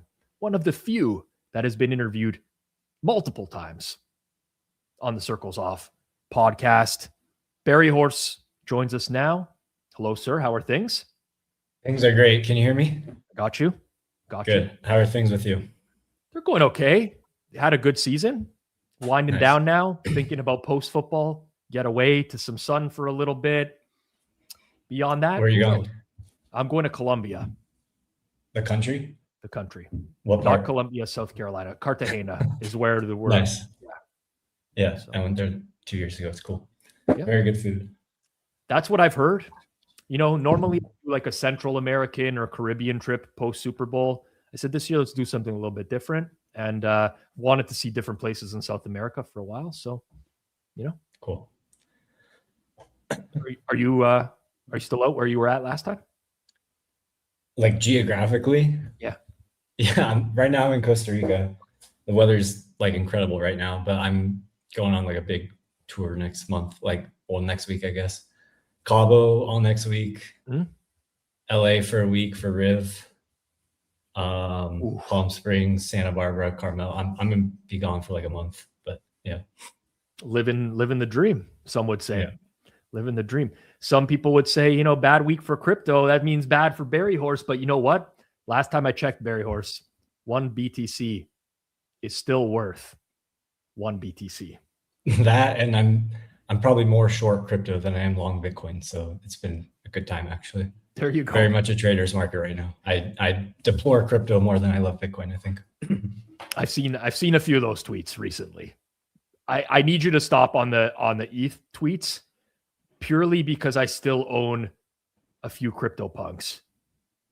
Or you could fix it. I could. I really don't want to sell them though, no matter what. I would be okay with seeing them go to zero. Like the whole currency go to zero to still own those crypto punks. Right. I don't know why. That's what makes a market. That's what makes a market. Spring training's coming up soon too, no? Yeah, I mean, I'm pretty much ready for the season, honestly. I do the half times. Those ended good, but I've pretty much been checked out of doing anything with baseball work for like a month. So I'm almost ready. Just gonna go golf, and then the season starts in like 5 or 6 weeks. Very selfish question here, but do the Blue Jays have like a realistic shot of getting back to the World Series? Yeah, for sure. Okay. There's one clear best team, and random stuff's going to happen, and 59,000 unpredictable things are going to happen. But yeah, they're right in the next group. What are the Dodgers trading at right now? Let me just pull up my FanDuel really quickly to see what they're like. They were, I want to say I saw plus 220 to win the World Series. Preseason last year they were on the order of that price. I'm guessing they're similar. I haven't even looked, to be honest. But. Plus 210 to win the World Series, plus 120 to win the NL. Like, oh, you know, like I do like baseball quite a bit, especially when your team is in the Bix. I love baseball over the course of the summer. But when you go into a season where one team is that heavily favored, it turns me off a little bit. I don't know if you feel anything like that, or you don't care probably because you're just betting the sport. People think I'm a baseball. I don't even really like baseball. I just think I don't even really think it's that much a matter of opinion. I just think if not by an order of magnitude, by a factor of 2 or 3 or 5, it's just easily the best sport to bet on to make money and the best way to make Bitcoin. So I just pay a lot of attention to it. I'm not like really a baseball fan. I would have never known that or guessed that. I would have thought you're like a 99th percentile. I'm highly grateful for what it's done for my life, and like a fan of it. And like, I've learned to enjoy that. And like, I don't want to sound like I don't enjoy watching it or sweating the games or anything. I do for sure. But like, I 10,000 times prefer football and golf. Yeah, I know for sure you're a big golf guy. That I knew. I don't know. I'm glad baseball's still treating you well. Yeah. I mean, if you just like, the whole reason winning in anything's possible is because numbers move. Like if nothing ever moved, it's hard to distinguish this, from like roulette or blackjack or whatever. And if you just like screenshot the odds of all the baseball games in the morning when people start betting big, and then again 5 hours later, and then again right before the games, like they all move, maybe not on average scalpable amounts, but I'd say at least half the games move scalpable amounts. And that's, definitely not the case in football right now. Like if you took a screenshot of Spank odds or Dom Best on like Wednesday right now, college and pro football, and then again right before kickoff, I mean, you maybe see like half a dozen spreads that have moved a point, maybe. Like definitely other than quarterback injury games. Like there would have been like tout releases and syndicates that go through those days and move it 2.5 points, but then they come back on game. Like everything kind of closes where it's at on Tuesday nowadays in football, which is like, I think a way better measure of like beatability of a market than like the average error of what's happening on the field or court or diamond. Like, yeah. So yeah, you can measure it. Like I think baseball is very attackable. I'm reviewing our message history amongst one another. We'll get to your play in just 1 second here, but I forgot about this at the beginning of the year. Congratulations on the Bills not winning the Super Bowl this year, because you had reached out to me on the side and said, Rob, there's some good prices on Bills. No, Sean McDermott ain't the guy. He's just not going to get it done come playoffs. And listen, they were much more likely not to win the Super Bowl than to win. But turns out McDermott wasn't the guy, and they sent his ass packing at the end of the season. Yeah. I actually ended up not really doing anything with that, but oh, really? Yeah, not much. But yeah. All right. Super Bowl prop time. You lost last year. Mm-hmm. You gave out Mahomes no INT. Not a good lost bet. By a lot. Yeah. Not a good bet. Yeah. It's bounced well, back. maybe it was. I have no idea. Yeah, we don't really. It didn't win. That's what we know. Yeah. But what I know is that this is the second time in a row someone's going to the George Holani market. Uh-huh. So yeah, I'll go through the game. First off, if this moves right now like a lot, you should probably play it back.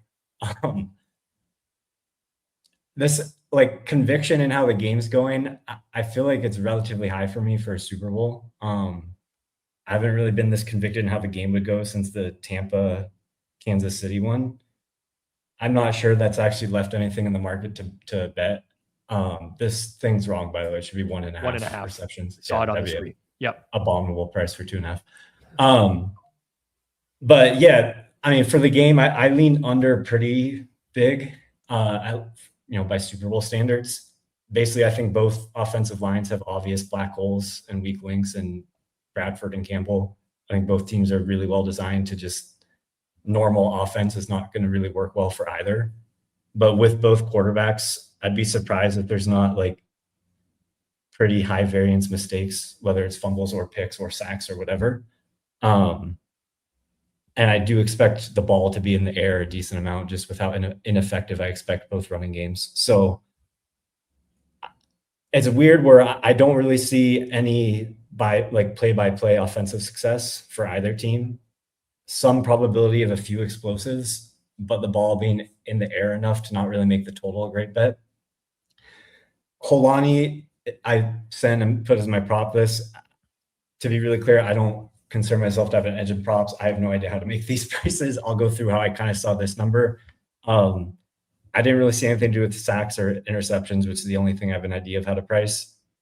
But basically, he had 17 routes last week, I think 3 carries, and then 3 pure pass blocking reps. It's pretty clear to me he's consumed, at least in a game like last week, not quite like a Charbonnet workload, but, on the order of 65-35 and like definitely hogging all 2-minute drives.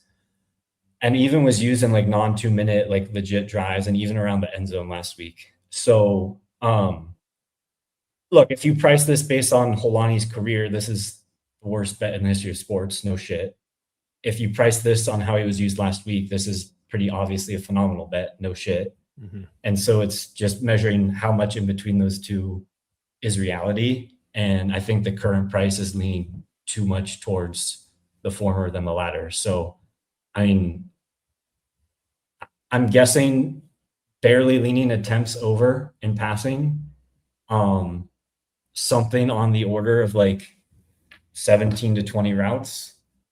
He's only, 3 targets, and this price is like not stealing, but obviously very good. 2 targets, and it's probably break even. Yep. 1, and obviously you automatically lose. So somewhere between 2 and 3 makes sense, and I think it's fractionally cheap. But it's not. If I don't have the screen up, but if this moved like 20 or 30 cents right now, you should probably play it back. I don't have crazy conviction how to price these. That's how I feel about a lot of the props, honestly, that in the playoffs so far this year. So a lot of service releases have been pushing some of these props out like 20%, even further in some releases. And yeah, oftentimes you can find value playing it back. I don't hate this look though. And I think that makes sense in terms of projecting his target. Also, like they're clearly like declaring run pass with him, just like they are with Henderson on New England. I think this is likelier to stick than the Henderson stuff, because it's so costly to declare. Like Henderson basically obviously declares run or very short pass or like a design pass to him, but no like legitimate drop back. When you see that as a defense, that's highly costly for them to have. So they're going to need to have like some amount of trust in him. I don't really see that changing. I think it's okay to like semi-declare pass like Seattle is doing with Holani in obvious passing downs where it's like, yeah, no shit, they're passing here. Like it's not really hurting them. So yeah, they just don't really have a lot of people to throw to. And I think he's going to run 15 to 25 routes. I know it's a big gap, but closer to 20 than 15 probably. All right. Let's hope it comes through. George Holani over 1.5 receptions, -128. Berryhorse, appreciate it, man. Enjoy your travels. Stay safe. Play some good golf. Thank you. And, You too. soon. All right. Be well. All right. Berryhorse, everyone. Make sure you give him a follow on Twitter at Berryhorse_29. Our next guest, probably a familiar face to many of you out there, formerly at ESPN. He can be read at the New York Post, The Athletic, and he has the Doug Kezirian Sports Network now on YouTube as well. Dougie K, Doug Kezirian. How's it going? Good to be with you. I'm actually in San Francisco for Super Bowl media stuff. Going to head down to Radio Row after this, but things are good. Just busy, crazy busy, and I know you are too. With the what are you like Scott Hansen here with the marathon? You know what? I try to. I was going to even lead the show today with something about commercial free starts now, but I decided not to do that. I like it. Thinking outside the box. Pretty interesting. You know, I don't have a bet on this game yet. I don't have a prop. I've just like I'm just kind of feeling it out. I joke for every year, just like I was like, oh, I'll probably have more action on an NBA or college basketball game that day. That's typically been the case. Live betting, I'll get involved, but I don't like have a firm. I think this is a tough read. I know the under's been bet, but it was bet last year. I've talked to a couple odds makers who just roll their eyes because it's always bet under. And obviously this game's not going to be played out if it's a blowout or whatnot.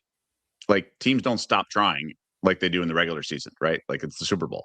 So there's that element on the under. I do think like the eye test screams Seahawks. I'm surprised the line hasn't gone up a little bit, but knowing that it's been one-way traffic on Seattle, I guess that's what I expected anyway. But I do think the Patriots have elite coaching, especially with McDaniels, and how they looked in bad weather and certain, I think we got to think outside the box here. Like that, who we saw in the playoffs is probably not who we're going to see on Sunday. Yeah, I would tend to agree with a lot of what you said there. Interesting. Like Seattle caught some early money, but I agree. I mean, it's kind of just plateaued now. We've been in this range all week. And I'm more interested to see when we really get like extreme limits, whether some big group is going to come in and push the total a little bit down. You get Patriots buyback potentially. I'm honestly not sure where this is going to go, Doug. I would be surprised if the syndicates and everything take the Patriots. I understand the script and the game sort of script, how it would play out, but I don't think there's like an edge on that. I just think the Seahawks have been so good all year. The sports fan in me thinks, I don't know. There's a lot of glazing of Sam Darnold for 2 weeks. He's better when he's flying under the radar and everyone's focused on Matthew Stafford and everyone's sort of doubting Darnold. With that being said, his demeanor, how he's wired, and the fact that he's been to the Super Bowl a couple years ago, albeit as a backup, but there won't be a shock to the system, so to speak. But I do think it's going to be pretty conservative from both teams, at least for the first half. And I think both defenses are going to be happy to kind of punt. But I do think there's a path where like the Seahawks dominate defensively, which produces short fields and kind of bend but don't break offense, not defense, but just kind of do what you need to do, check downs, whatever. And it's like a 23-10 final. Like I wouldn't be shocked if that's what we're looking at here. Yeah, I agree with a lot of that.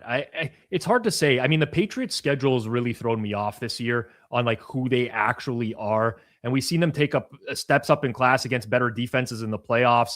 And it just hasn't gone well. The O-line hasn't held up on the left side. You can give them a break in Denver because the weather was really bad. But they have struggled. They've noticeably been a lot worse in the playoffs at moving the ball. It's been their defense that has won them games. And I don't really know. I mean, I think there's a very wide range of outcomes here, but certainly a lot of people that have come on today, Doug, have been talking about like the underneath game a little bit.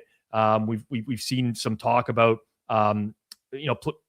other bettors giving out reception markets for Travion Henderson. Someone gave out Ramondre Stevenson 30+ receiving yards, and a lot of the handicap is that the Patriots probably have to look to attack underneath. That's where the Seahawks have been exploitable this year, target share to running backs. And it seems like you agree with that sentiment quite a bit.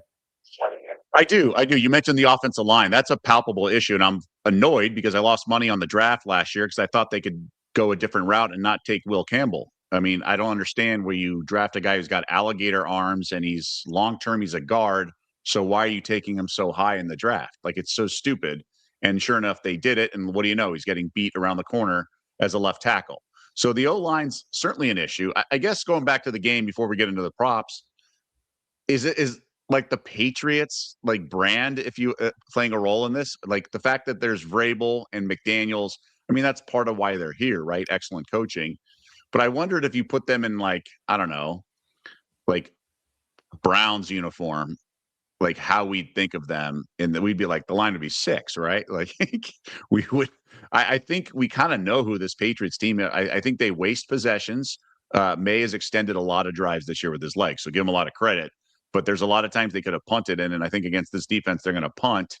I think Seattle's defense is that good, and the reason they played and had a close game against the Rams because I think the Rams are the second best team. And the fact that they were able to hang with that kind of offense is impressive. So I do think there's got blowout potential in this. With that being said, the game script we mentioned, I do think it's going to be a lot of checkdowns, right? So Seahawks last week, or the NFC Championship game, I should say, had 2 running backs with at least 2 receptions, so 5 total receptions. So I think you should play that with Henderson. I mean, that's the weakness, right? McDaniels is going to game plan. You see that Brady's talked about, they've scored touchdowns on plays that they added to the playbook on Saturday morning. That's why a lot of this handicapping in the NFL is so difficult, because game plans change from week to week. They're so opponent specific. So a lot of times when you have 2 weeks off, you're going to have plays added so you can't just say, oh, he's gone over in 4 of the last 5 meetings. That's like, well, so much of that, not that you would say that, but so much of that is dependent on the opponent and things like that. So I think you have to look at how teams have attacked Seattle's defense, and does that mesh well with New England? And I think it does, right? Having those O-line issues. So I think it's going to be a lot of underneath stuff, and Seattle's really sure tackling, but eventually you can break through, and it obviously moving the sticks matters a lot. Yeah, completely agree with a lot of those points. I think we're seeing this game in a very similar light as it stands as a whole. From a props perspective, Doug, I know we're gonna hold you to one official prop just for purposes of record keeping, but you're free to give out whatever you like, any angles that you might like for this game from a prop perspective. Okay, so in the past, you want to look at these situations where it's different than what the stats are. I mean, the stats from the regular season and playoffs are factored into the projections of the Super Bowl, right? So this is what I talk about in SEC championship games. More so like 5 years ago when Alabama and Georgia were just in a class by themselves. It's like, it's really hard to do props for an SEC title game when Georgia's up 40 in the third quarter against like Vanderbilt or Ole Miss or Mississippi State. Like, I don't really care what the stats were in those games when they're going to go in a 2-point spread against Alabama and Atlanta. It's hard to kind of know what the game script's going to be and things like that. Well, the Super Bowl definitely changes a little bit than the regular season and playoffs.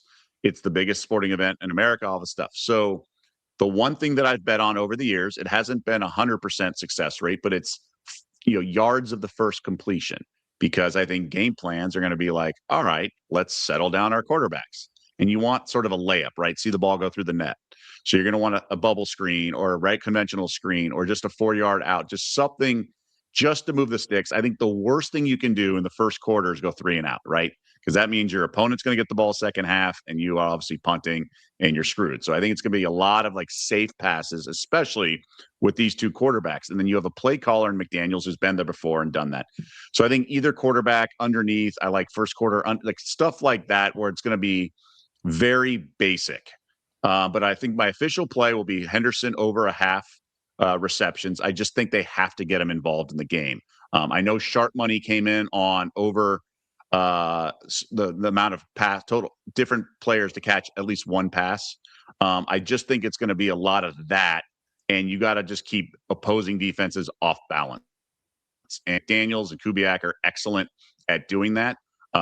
Darnold and even May are experienced enough to kind of know to eat the ball. Like, don't do the backhanded pass like we saw with Stidham in the AFC title game. So it's going to be a lot of just conservative. We don't need to get huge chunk plays until later in the game. I mean, it reminds me of kind of Iowa football. I always used to like betting Iowa in game because when they had Brian Ferentz as their OC, they sort of they save their good stuff to later because they're setting up the play action. So they do the stretch handoffs. So just to lull the opposing team to sleep, you have to set up.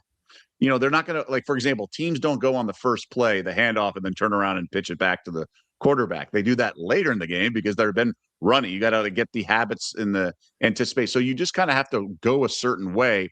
That's why the first quarter is different than the third quarter and things like that. So I do think it's going to be ultra conservative in that regard. I do think they're going to kind of let the other quarterbacks screw up first and lean on their defense because that's their calling card. All right. Official play from Doug is Travion Henderson over a half reception at -200. Doug is at the Super Bowl Media Row. All the best, Doug. Good to see you again. You too. Thanks for having me on, man. Good to catch up. All right. Doug Kezirian, everyone. Follow him on Twitter at Doug Kezirian. You can check him out on YouTube as well. Just search his name and you will find his channel. Our next guest, a familiar face to many of you out here. Judah Fortgang. How are things? How we doing? I'm doing okay, man. We're nearing the end. I know it's a tough time for you. You got to be in and out. You got some other commitments for today, but that's good to see you. How are things? Things are good. It's, to me, this week it's kind of devastating. It's like the final hurrah before I have to deal with the true bitter cold of New York and no football for many months. See, I have that same sentiment on Championship Sunday. Once the Super Bowl's announced, I don't know what it is for whatever reason. We still have the Super Bowl to play, but it feels like the end to me. I know there's still a game. It's a gut-wrenching 2-week process. I think that's really what I'm getting at, and we're near the end. Yes, 100%. Let me double check here. Career record for you on the show. 0-1, Judah. 0-1. Do you remember what you gave last year? Not a clue. It was Jalen Hurts Jalen over Hurts passing.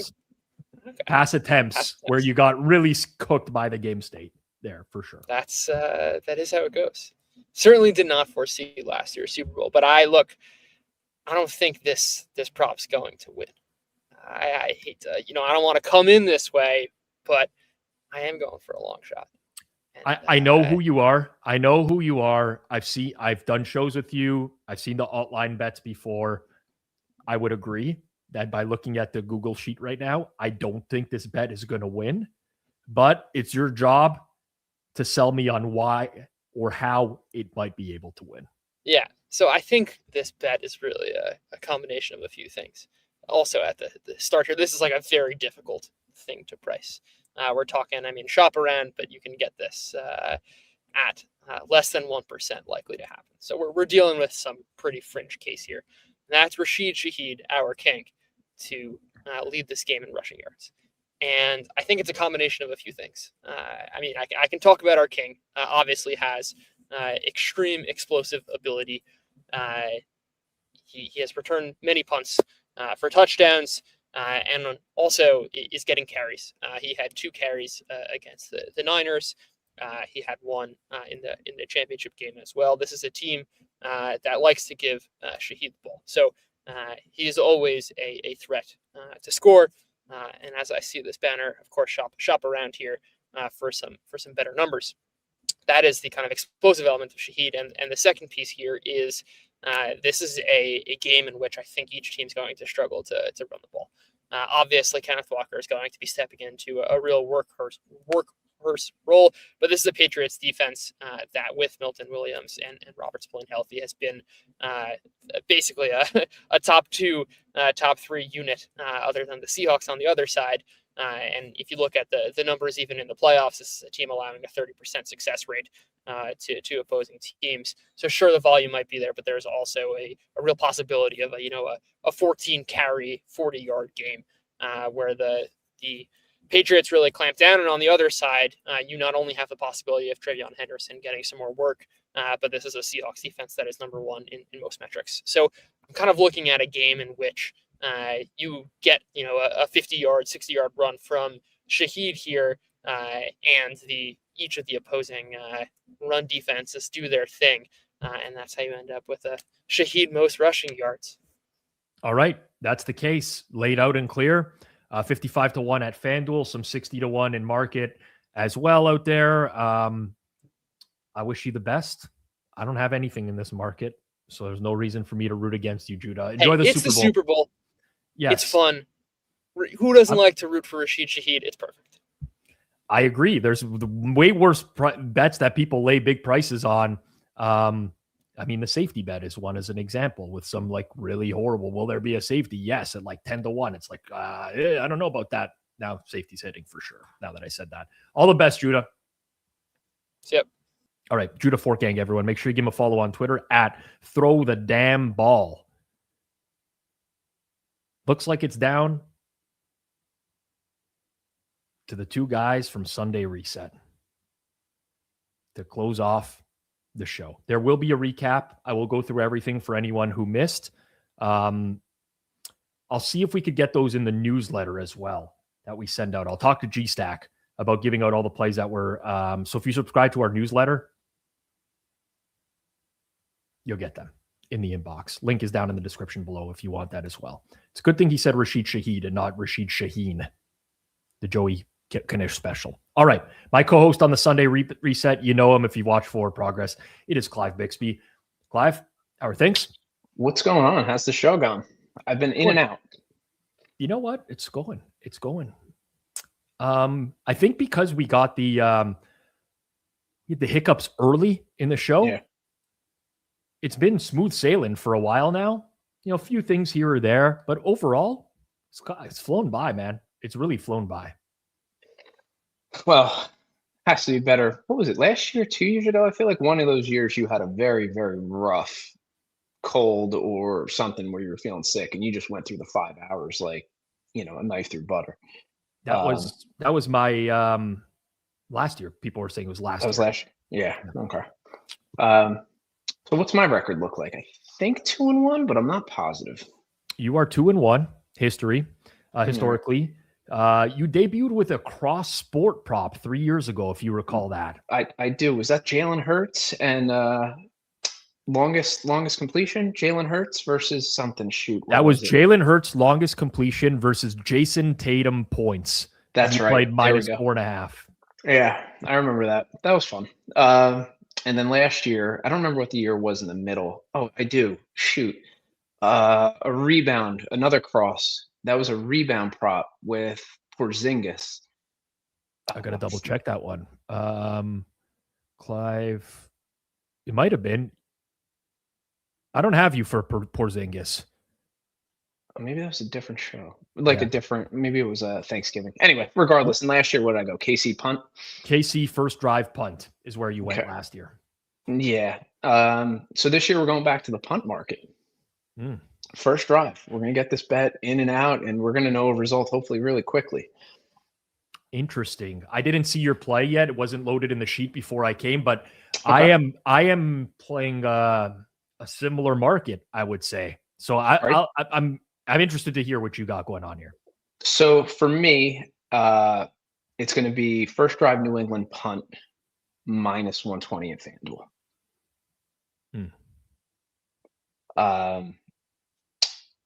a couple of different reasons. I'm not going to go into such as long of a spiel as Doug did. I do agree with a lot of what Doug said, but I think you have upside from May's shoulder. If it's really hurt at all, their offense has been messy at best. Seattle's defense is good. I actually in the chat says something differently. I don't expect like overly aggressive behavior from Vrabel on a first drive either. Shop around, make sure you get the best number you can on this. But this is where I'm going. All right. Result of Patriots' first drive, punt, -120. I have a few options that are available to me that I can give out, but I'm not quite exactly like this. It's kind of sort of maybe a derivative of it, but I like the look. I do. Not just saying that because we do the show together regularly, but also I do buy into slow starts for Super Bowl and some nerves there as well. Yeah, I mean, even just going back in the last 5 years, defense, offensive, agnostic, I think since 2020, the first drive has been a punt just on its own, I think like 55% of the time. And then when I start taking in these individual factors, defense and adjust for that, I like to play. And again, shop around always, but I think 120 is a fine number to play. Iain MacMillan was on at 3:45-ish Eastern time. He gave out over 7.5 punts in the game. He said, I bet you nobody else is giving out a punt prop on this show. And I didn't know yours wasn't populated yet, but I told him, I bet you someone will. And I would have won that bet right at the wire. Would that be a bad beat for Iain? No, that's not how it works. No, and if you listen to China, there are no bad beats. Stuff just happens, and it's all a part of the distribution. I agree. I totally agree. All right, Clive.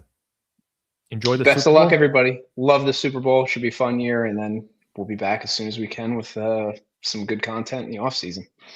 All right.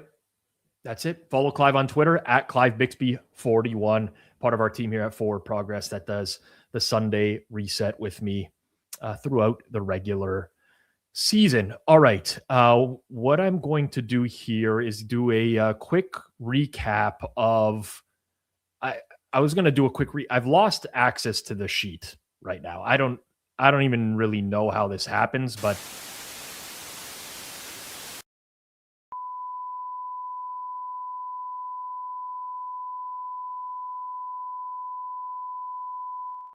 Are we good? Are we on?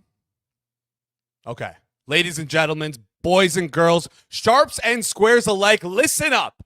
I didn't get invited on this show despite having a great record on previous shows, so I hijacked the end of this show. Rob brings in guys like Flup, Peanut Butter, Kirk Evans. They all message me on the side, ask me for my input, and they refuse to come on here and give me credit. It's ridiculous, illogical, laughable, absurd, half-witted, farcical, preposterous, and ill thought out, but I will leave you no doubt. Takes by Jay is here to turn this damn board upside down. You're goddamn right I'm here. I wouldn't miss it for the entire world. I wouldn't miss it for the entire world. And I got a bunch of bets for you. First bet. Record is important on this show. So guess what? I will use this opportunity to pad my record. It's a simple handicap. No onside kick recovered, minus 20,000. We're just looking to get that win column in there. The highest number I could find on FanDuel. So that's what we're going with. No onside kick recover, minus 20,000. That's the first pick of the day. I was told not to come on here and give out a side. So you know what I'm going to do? I'm going to come on here and I'm going to give out a goddamn side. Now that I got that out of the way, Seahawks, minus 4.5. What is it? Minus 108 last time I checked? Listen, I won't be accosted for it now. I already gave out another proc. Are we serious? This entire show, everyone's saying, how can we, what we've seen from Drake May, no, this is no good. This is no good. What are we doing here? The weather game. No, what if just Drake May isn't that good? He's faced some good defenses. Now he's going to have to face another defense in the Seattle Seahawks. Enough with this Drake May stuff. Enough with it. Enough with the weather. Overrated. Enough with this bit. I don't know how you guys orchestrate. This was very well orchestrated, I will say. Completely lost access to everything. I mean, we're not doing Super Bowl side again. We're not doing I'm doing it. I'm doing it because Drake May, he's not the best quarterback in the Super Bowl right now. He's not the best quarterback in his draft. Heck, he's not even the second best quarterback in his draft. So we're doing that. We're doing that. You know, Do you want my final pick or what? I could see directly through those shades to your computer screen. So must have wrote a pretty good script there. I did write a pretty good script there. All you know, right, you gotta not wear the shades if you're gonna read the script off the screen. Do you see what my last pick says? No, I can't see it. Okay, well, I have a real pick though. Okay. Go. I had to do the first two for the bet. I had to show up Ian, who was the only guy wearing like a suit jacket. Suit jacket, Caleb Williams shirt. Oh no other way to do it. No other way to do it. All right, you're in. You're in. We need an official pick. Okay. An official. We're tracking this one. Official pick. No onside kick recovered. No, I'm kidding. But I want that on my record if it wins. And we are just, there we go. Official pick. Got to be quick. Under 38.5 first downs. -113. No turnovers on downs or change of possessions. Do not count. Pretty simple stuff here. Went back. Looked through each team's season, how they did with getting first downs. New England, 19.9 first downs per game. Seattle, 18.4 first down per game. Now in the playoffs. Seattle in their 2 games, 18, 23 first downs. New England, 19, 12, and 12. I'm tired of hearing about the weather. The weather was only there for a quarter. Drake May had 3 other quarters to look great, and he didn't. Drake May had an entire game to look great against the Houston Texans, and he didn't. Drake May had another game to look great against the Chargers, and he didn't look that good. Also, these 2 OCs, they're scared. They love to run the football. They like to use the run to sacrifice some yards, some downs, to create deep shots. I love that. Open it up. But they are so stubborn when they run the football that I believe that this total is going to be under 38.5. Very simple handicap here. If it goes to OT, we are fucking cooked. That's about it. I'm being informed you also gave out a -20,000. Is that correct? Yeah. That's on the record, yeah. So if there's another kick recovery in this game, you're cooked or cooked as Jason. Well, here's the thing. I hijacked this, so the show is cooked, and it's not my fault. At least you gave out a real play this time. Yeah, I'll don't bet the -20,000. That was I thought maybe people got the bet. Under 38.5 first downs, -113. That one won't move. People can bet. Take your time with that. I don't know that you command the market respect of the V for Vendetta FanDuel trader. You know what I'm talking about. Do you like that one or no? I didn't price that one, so I don't know. Intuitively, feels like a lot of first downs, right? I just don't. I actually don't have a good gauge for like how many first downs happen in a game regularly, but it feels like that's a lot. Yeah. Anyways, I'm happy that I was able to sneak my way in here. I also like that I'm in the hosting chair now that you are no longer the host of Forward Progress and known as the weekly recurring guest on the Hammer Daily. Shout out to Stephen Robinson. This was weird. I was bugging out, man. I didn't know what was happening. I got Jacob to remove your like accessibility for a bit just so I could get my way in. Had to do a lot under the table for that. Listen, you should just accepted the car wash. I've offered other stuff to other people. Talking to Jacob. Listen, man, if you're gonna pull stunts like that, you don't throw your accomplices under the bus. It's basically the equivalent of ratting people out. Okay, sorry. I didn't mean Jacob. Yeah, I mean you should keep those things to if he's gonna help you out with that stuff, you should keep it to yourself. Also, when I came right back in, this chat room was buzzing so hard, and I couldn't tell if people wanted you or didn't. It was so split that it was actually insane how split it was. Yeah. You got a hashtag going for you. Free Jizzler. Free the Jizz. That wasn't the hashtag. It was justice for Jay. All the Hammer Daily usuals, the regulars came in the chat. I told them, guys, make a scene, make a storm. And they did that. And shout out the crew who shows up every single day, noon Eastern time, Monday to Friday, over on the Hammer HQ YouTube channel, Hammer Daily with myself. You're there sometimes too. So it's good times. I am. That's the haircut you got? Yeah, you like it? It looks like a haircut. Oh God. No, it looks like it. I know if I had not known you were getting a haircut today, I know you got a haircut. Okay. Good to hear. It's a haircut. It looks like a haircut. It won't ever be styled that way again. I don't think you have it in you to style it like that. Oh, so you're saying it looks good? I'm saying it looks like a haircut. Okay. You know when you could tell someone got a haircut? You look like you got a haircut. Okay. I don't know if George always says he gets haircuts, and I don't see it change. But G-Stack. G-Stack. When he gets a haircut, it looks more like a toupee on his head when everything's cut back. Well, all right. All right. Appreciate you guys. All right. giving me a cost. Under 38.5 first downs for Jizzy J. Jason Bang. Cooper. All right. Bang, bang. Thanks, guys. All right. Just me left. Well, that was interesting. Where did he get those glasses from? Did he just have those at home? How long has this been planned for? All right. I'm going to give out my prop now. It's not a guarantee it's going to win. Might lose, can win. I like to preface that every single year. It probably will move. I think that there's a lot of room on this prop, which is why I'm giving it out. And it's widely available in other spots. Should it move at FanDuel, there's lots of opportunity to bet it. I said I was going with something similar to what Clive was going to play. And for this one, I'm going to go to the New England Patriots first drive to reach the 50-yard line. And I'm going to bet no at plus 124. Patriots first drive to reach the 50-yard line, no plus 124. I'm not going to give you any historical analysis here because the kickoff rules have changed the game substantially. I know it's scary to think about New England potentially starting at the 35 and only needing 15 yards.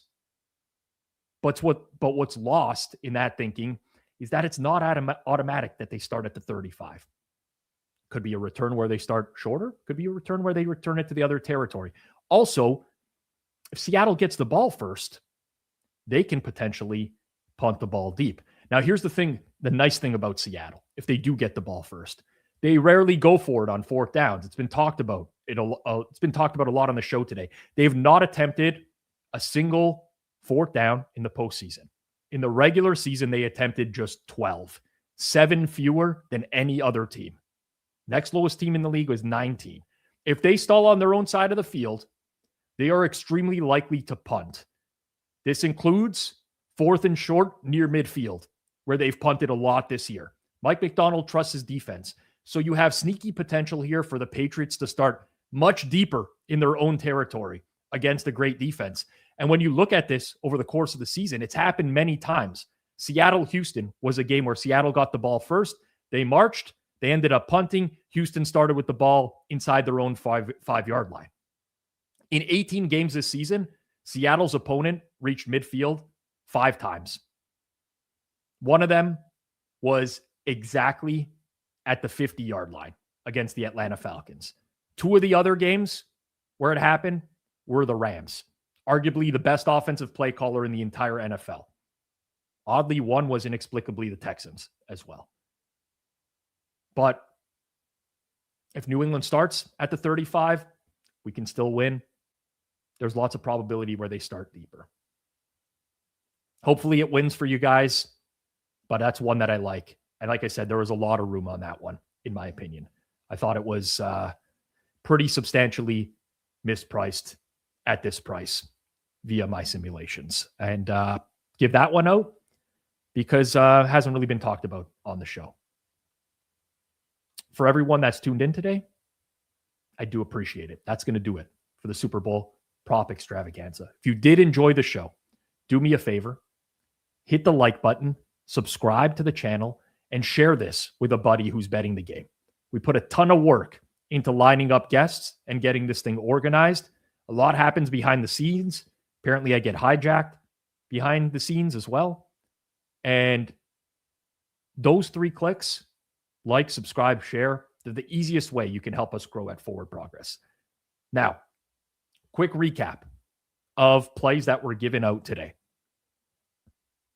Captain Jack Andrews, Seattle not to have a successful fourth down conversion, plus 114.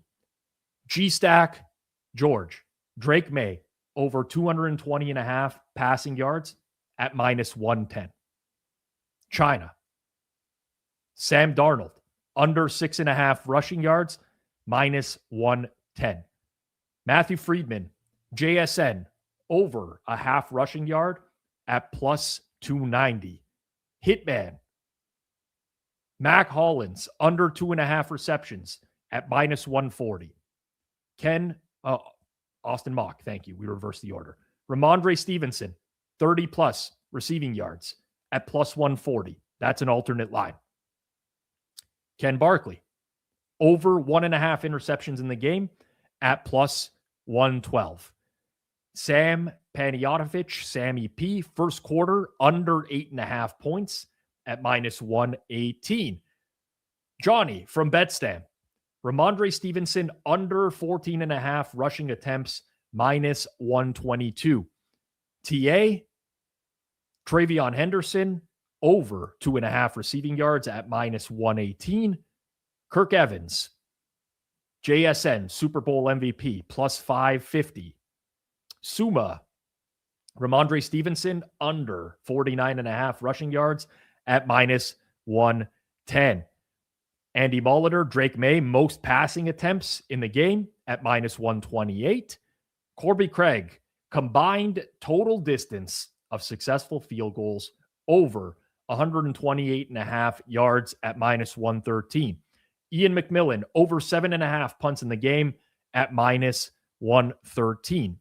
Adam Levitan, Jackson Smith and Jigba, first quarter receiving yards under 18.5, -112.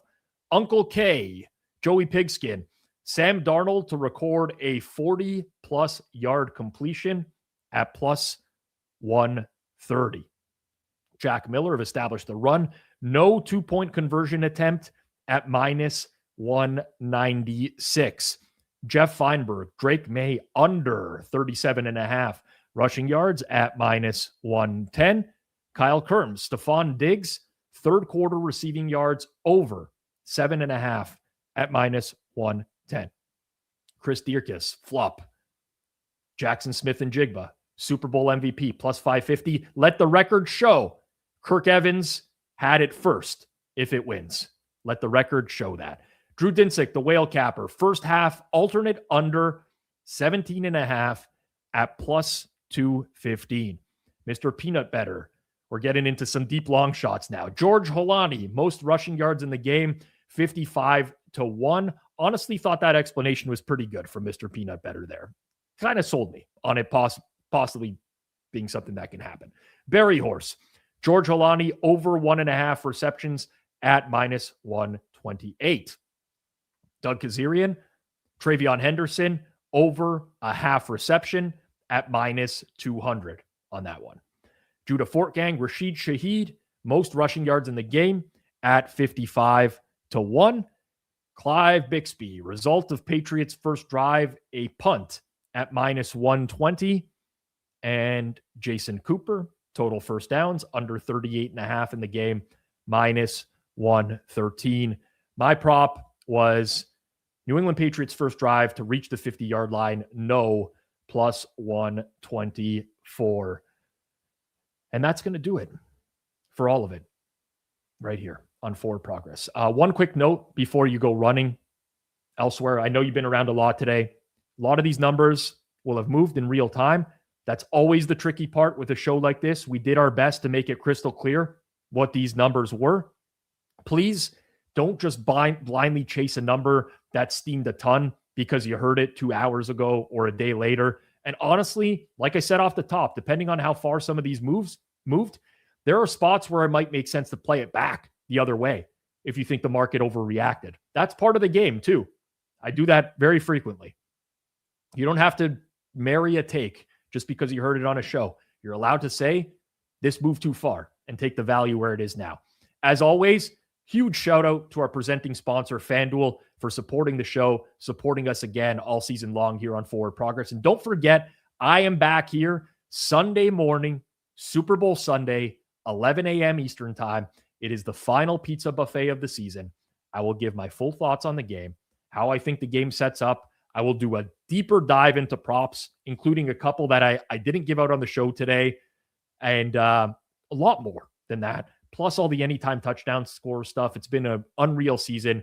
I will give my anytime touchdown score looks Sunday morning, 11 a.m. Eastern time, and I'll tell you exactly what I'm still going to play later that day, stuff that haven't bet yet.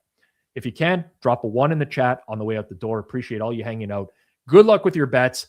Bet responsibly. I'll see you back here on Forward Progress Sunday morning, 11 Eastern. Peace out, everyone.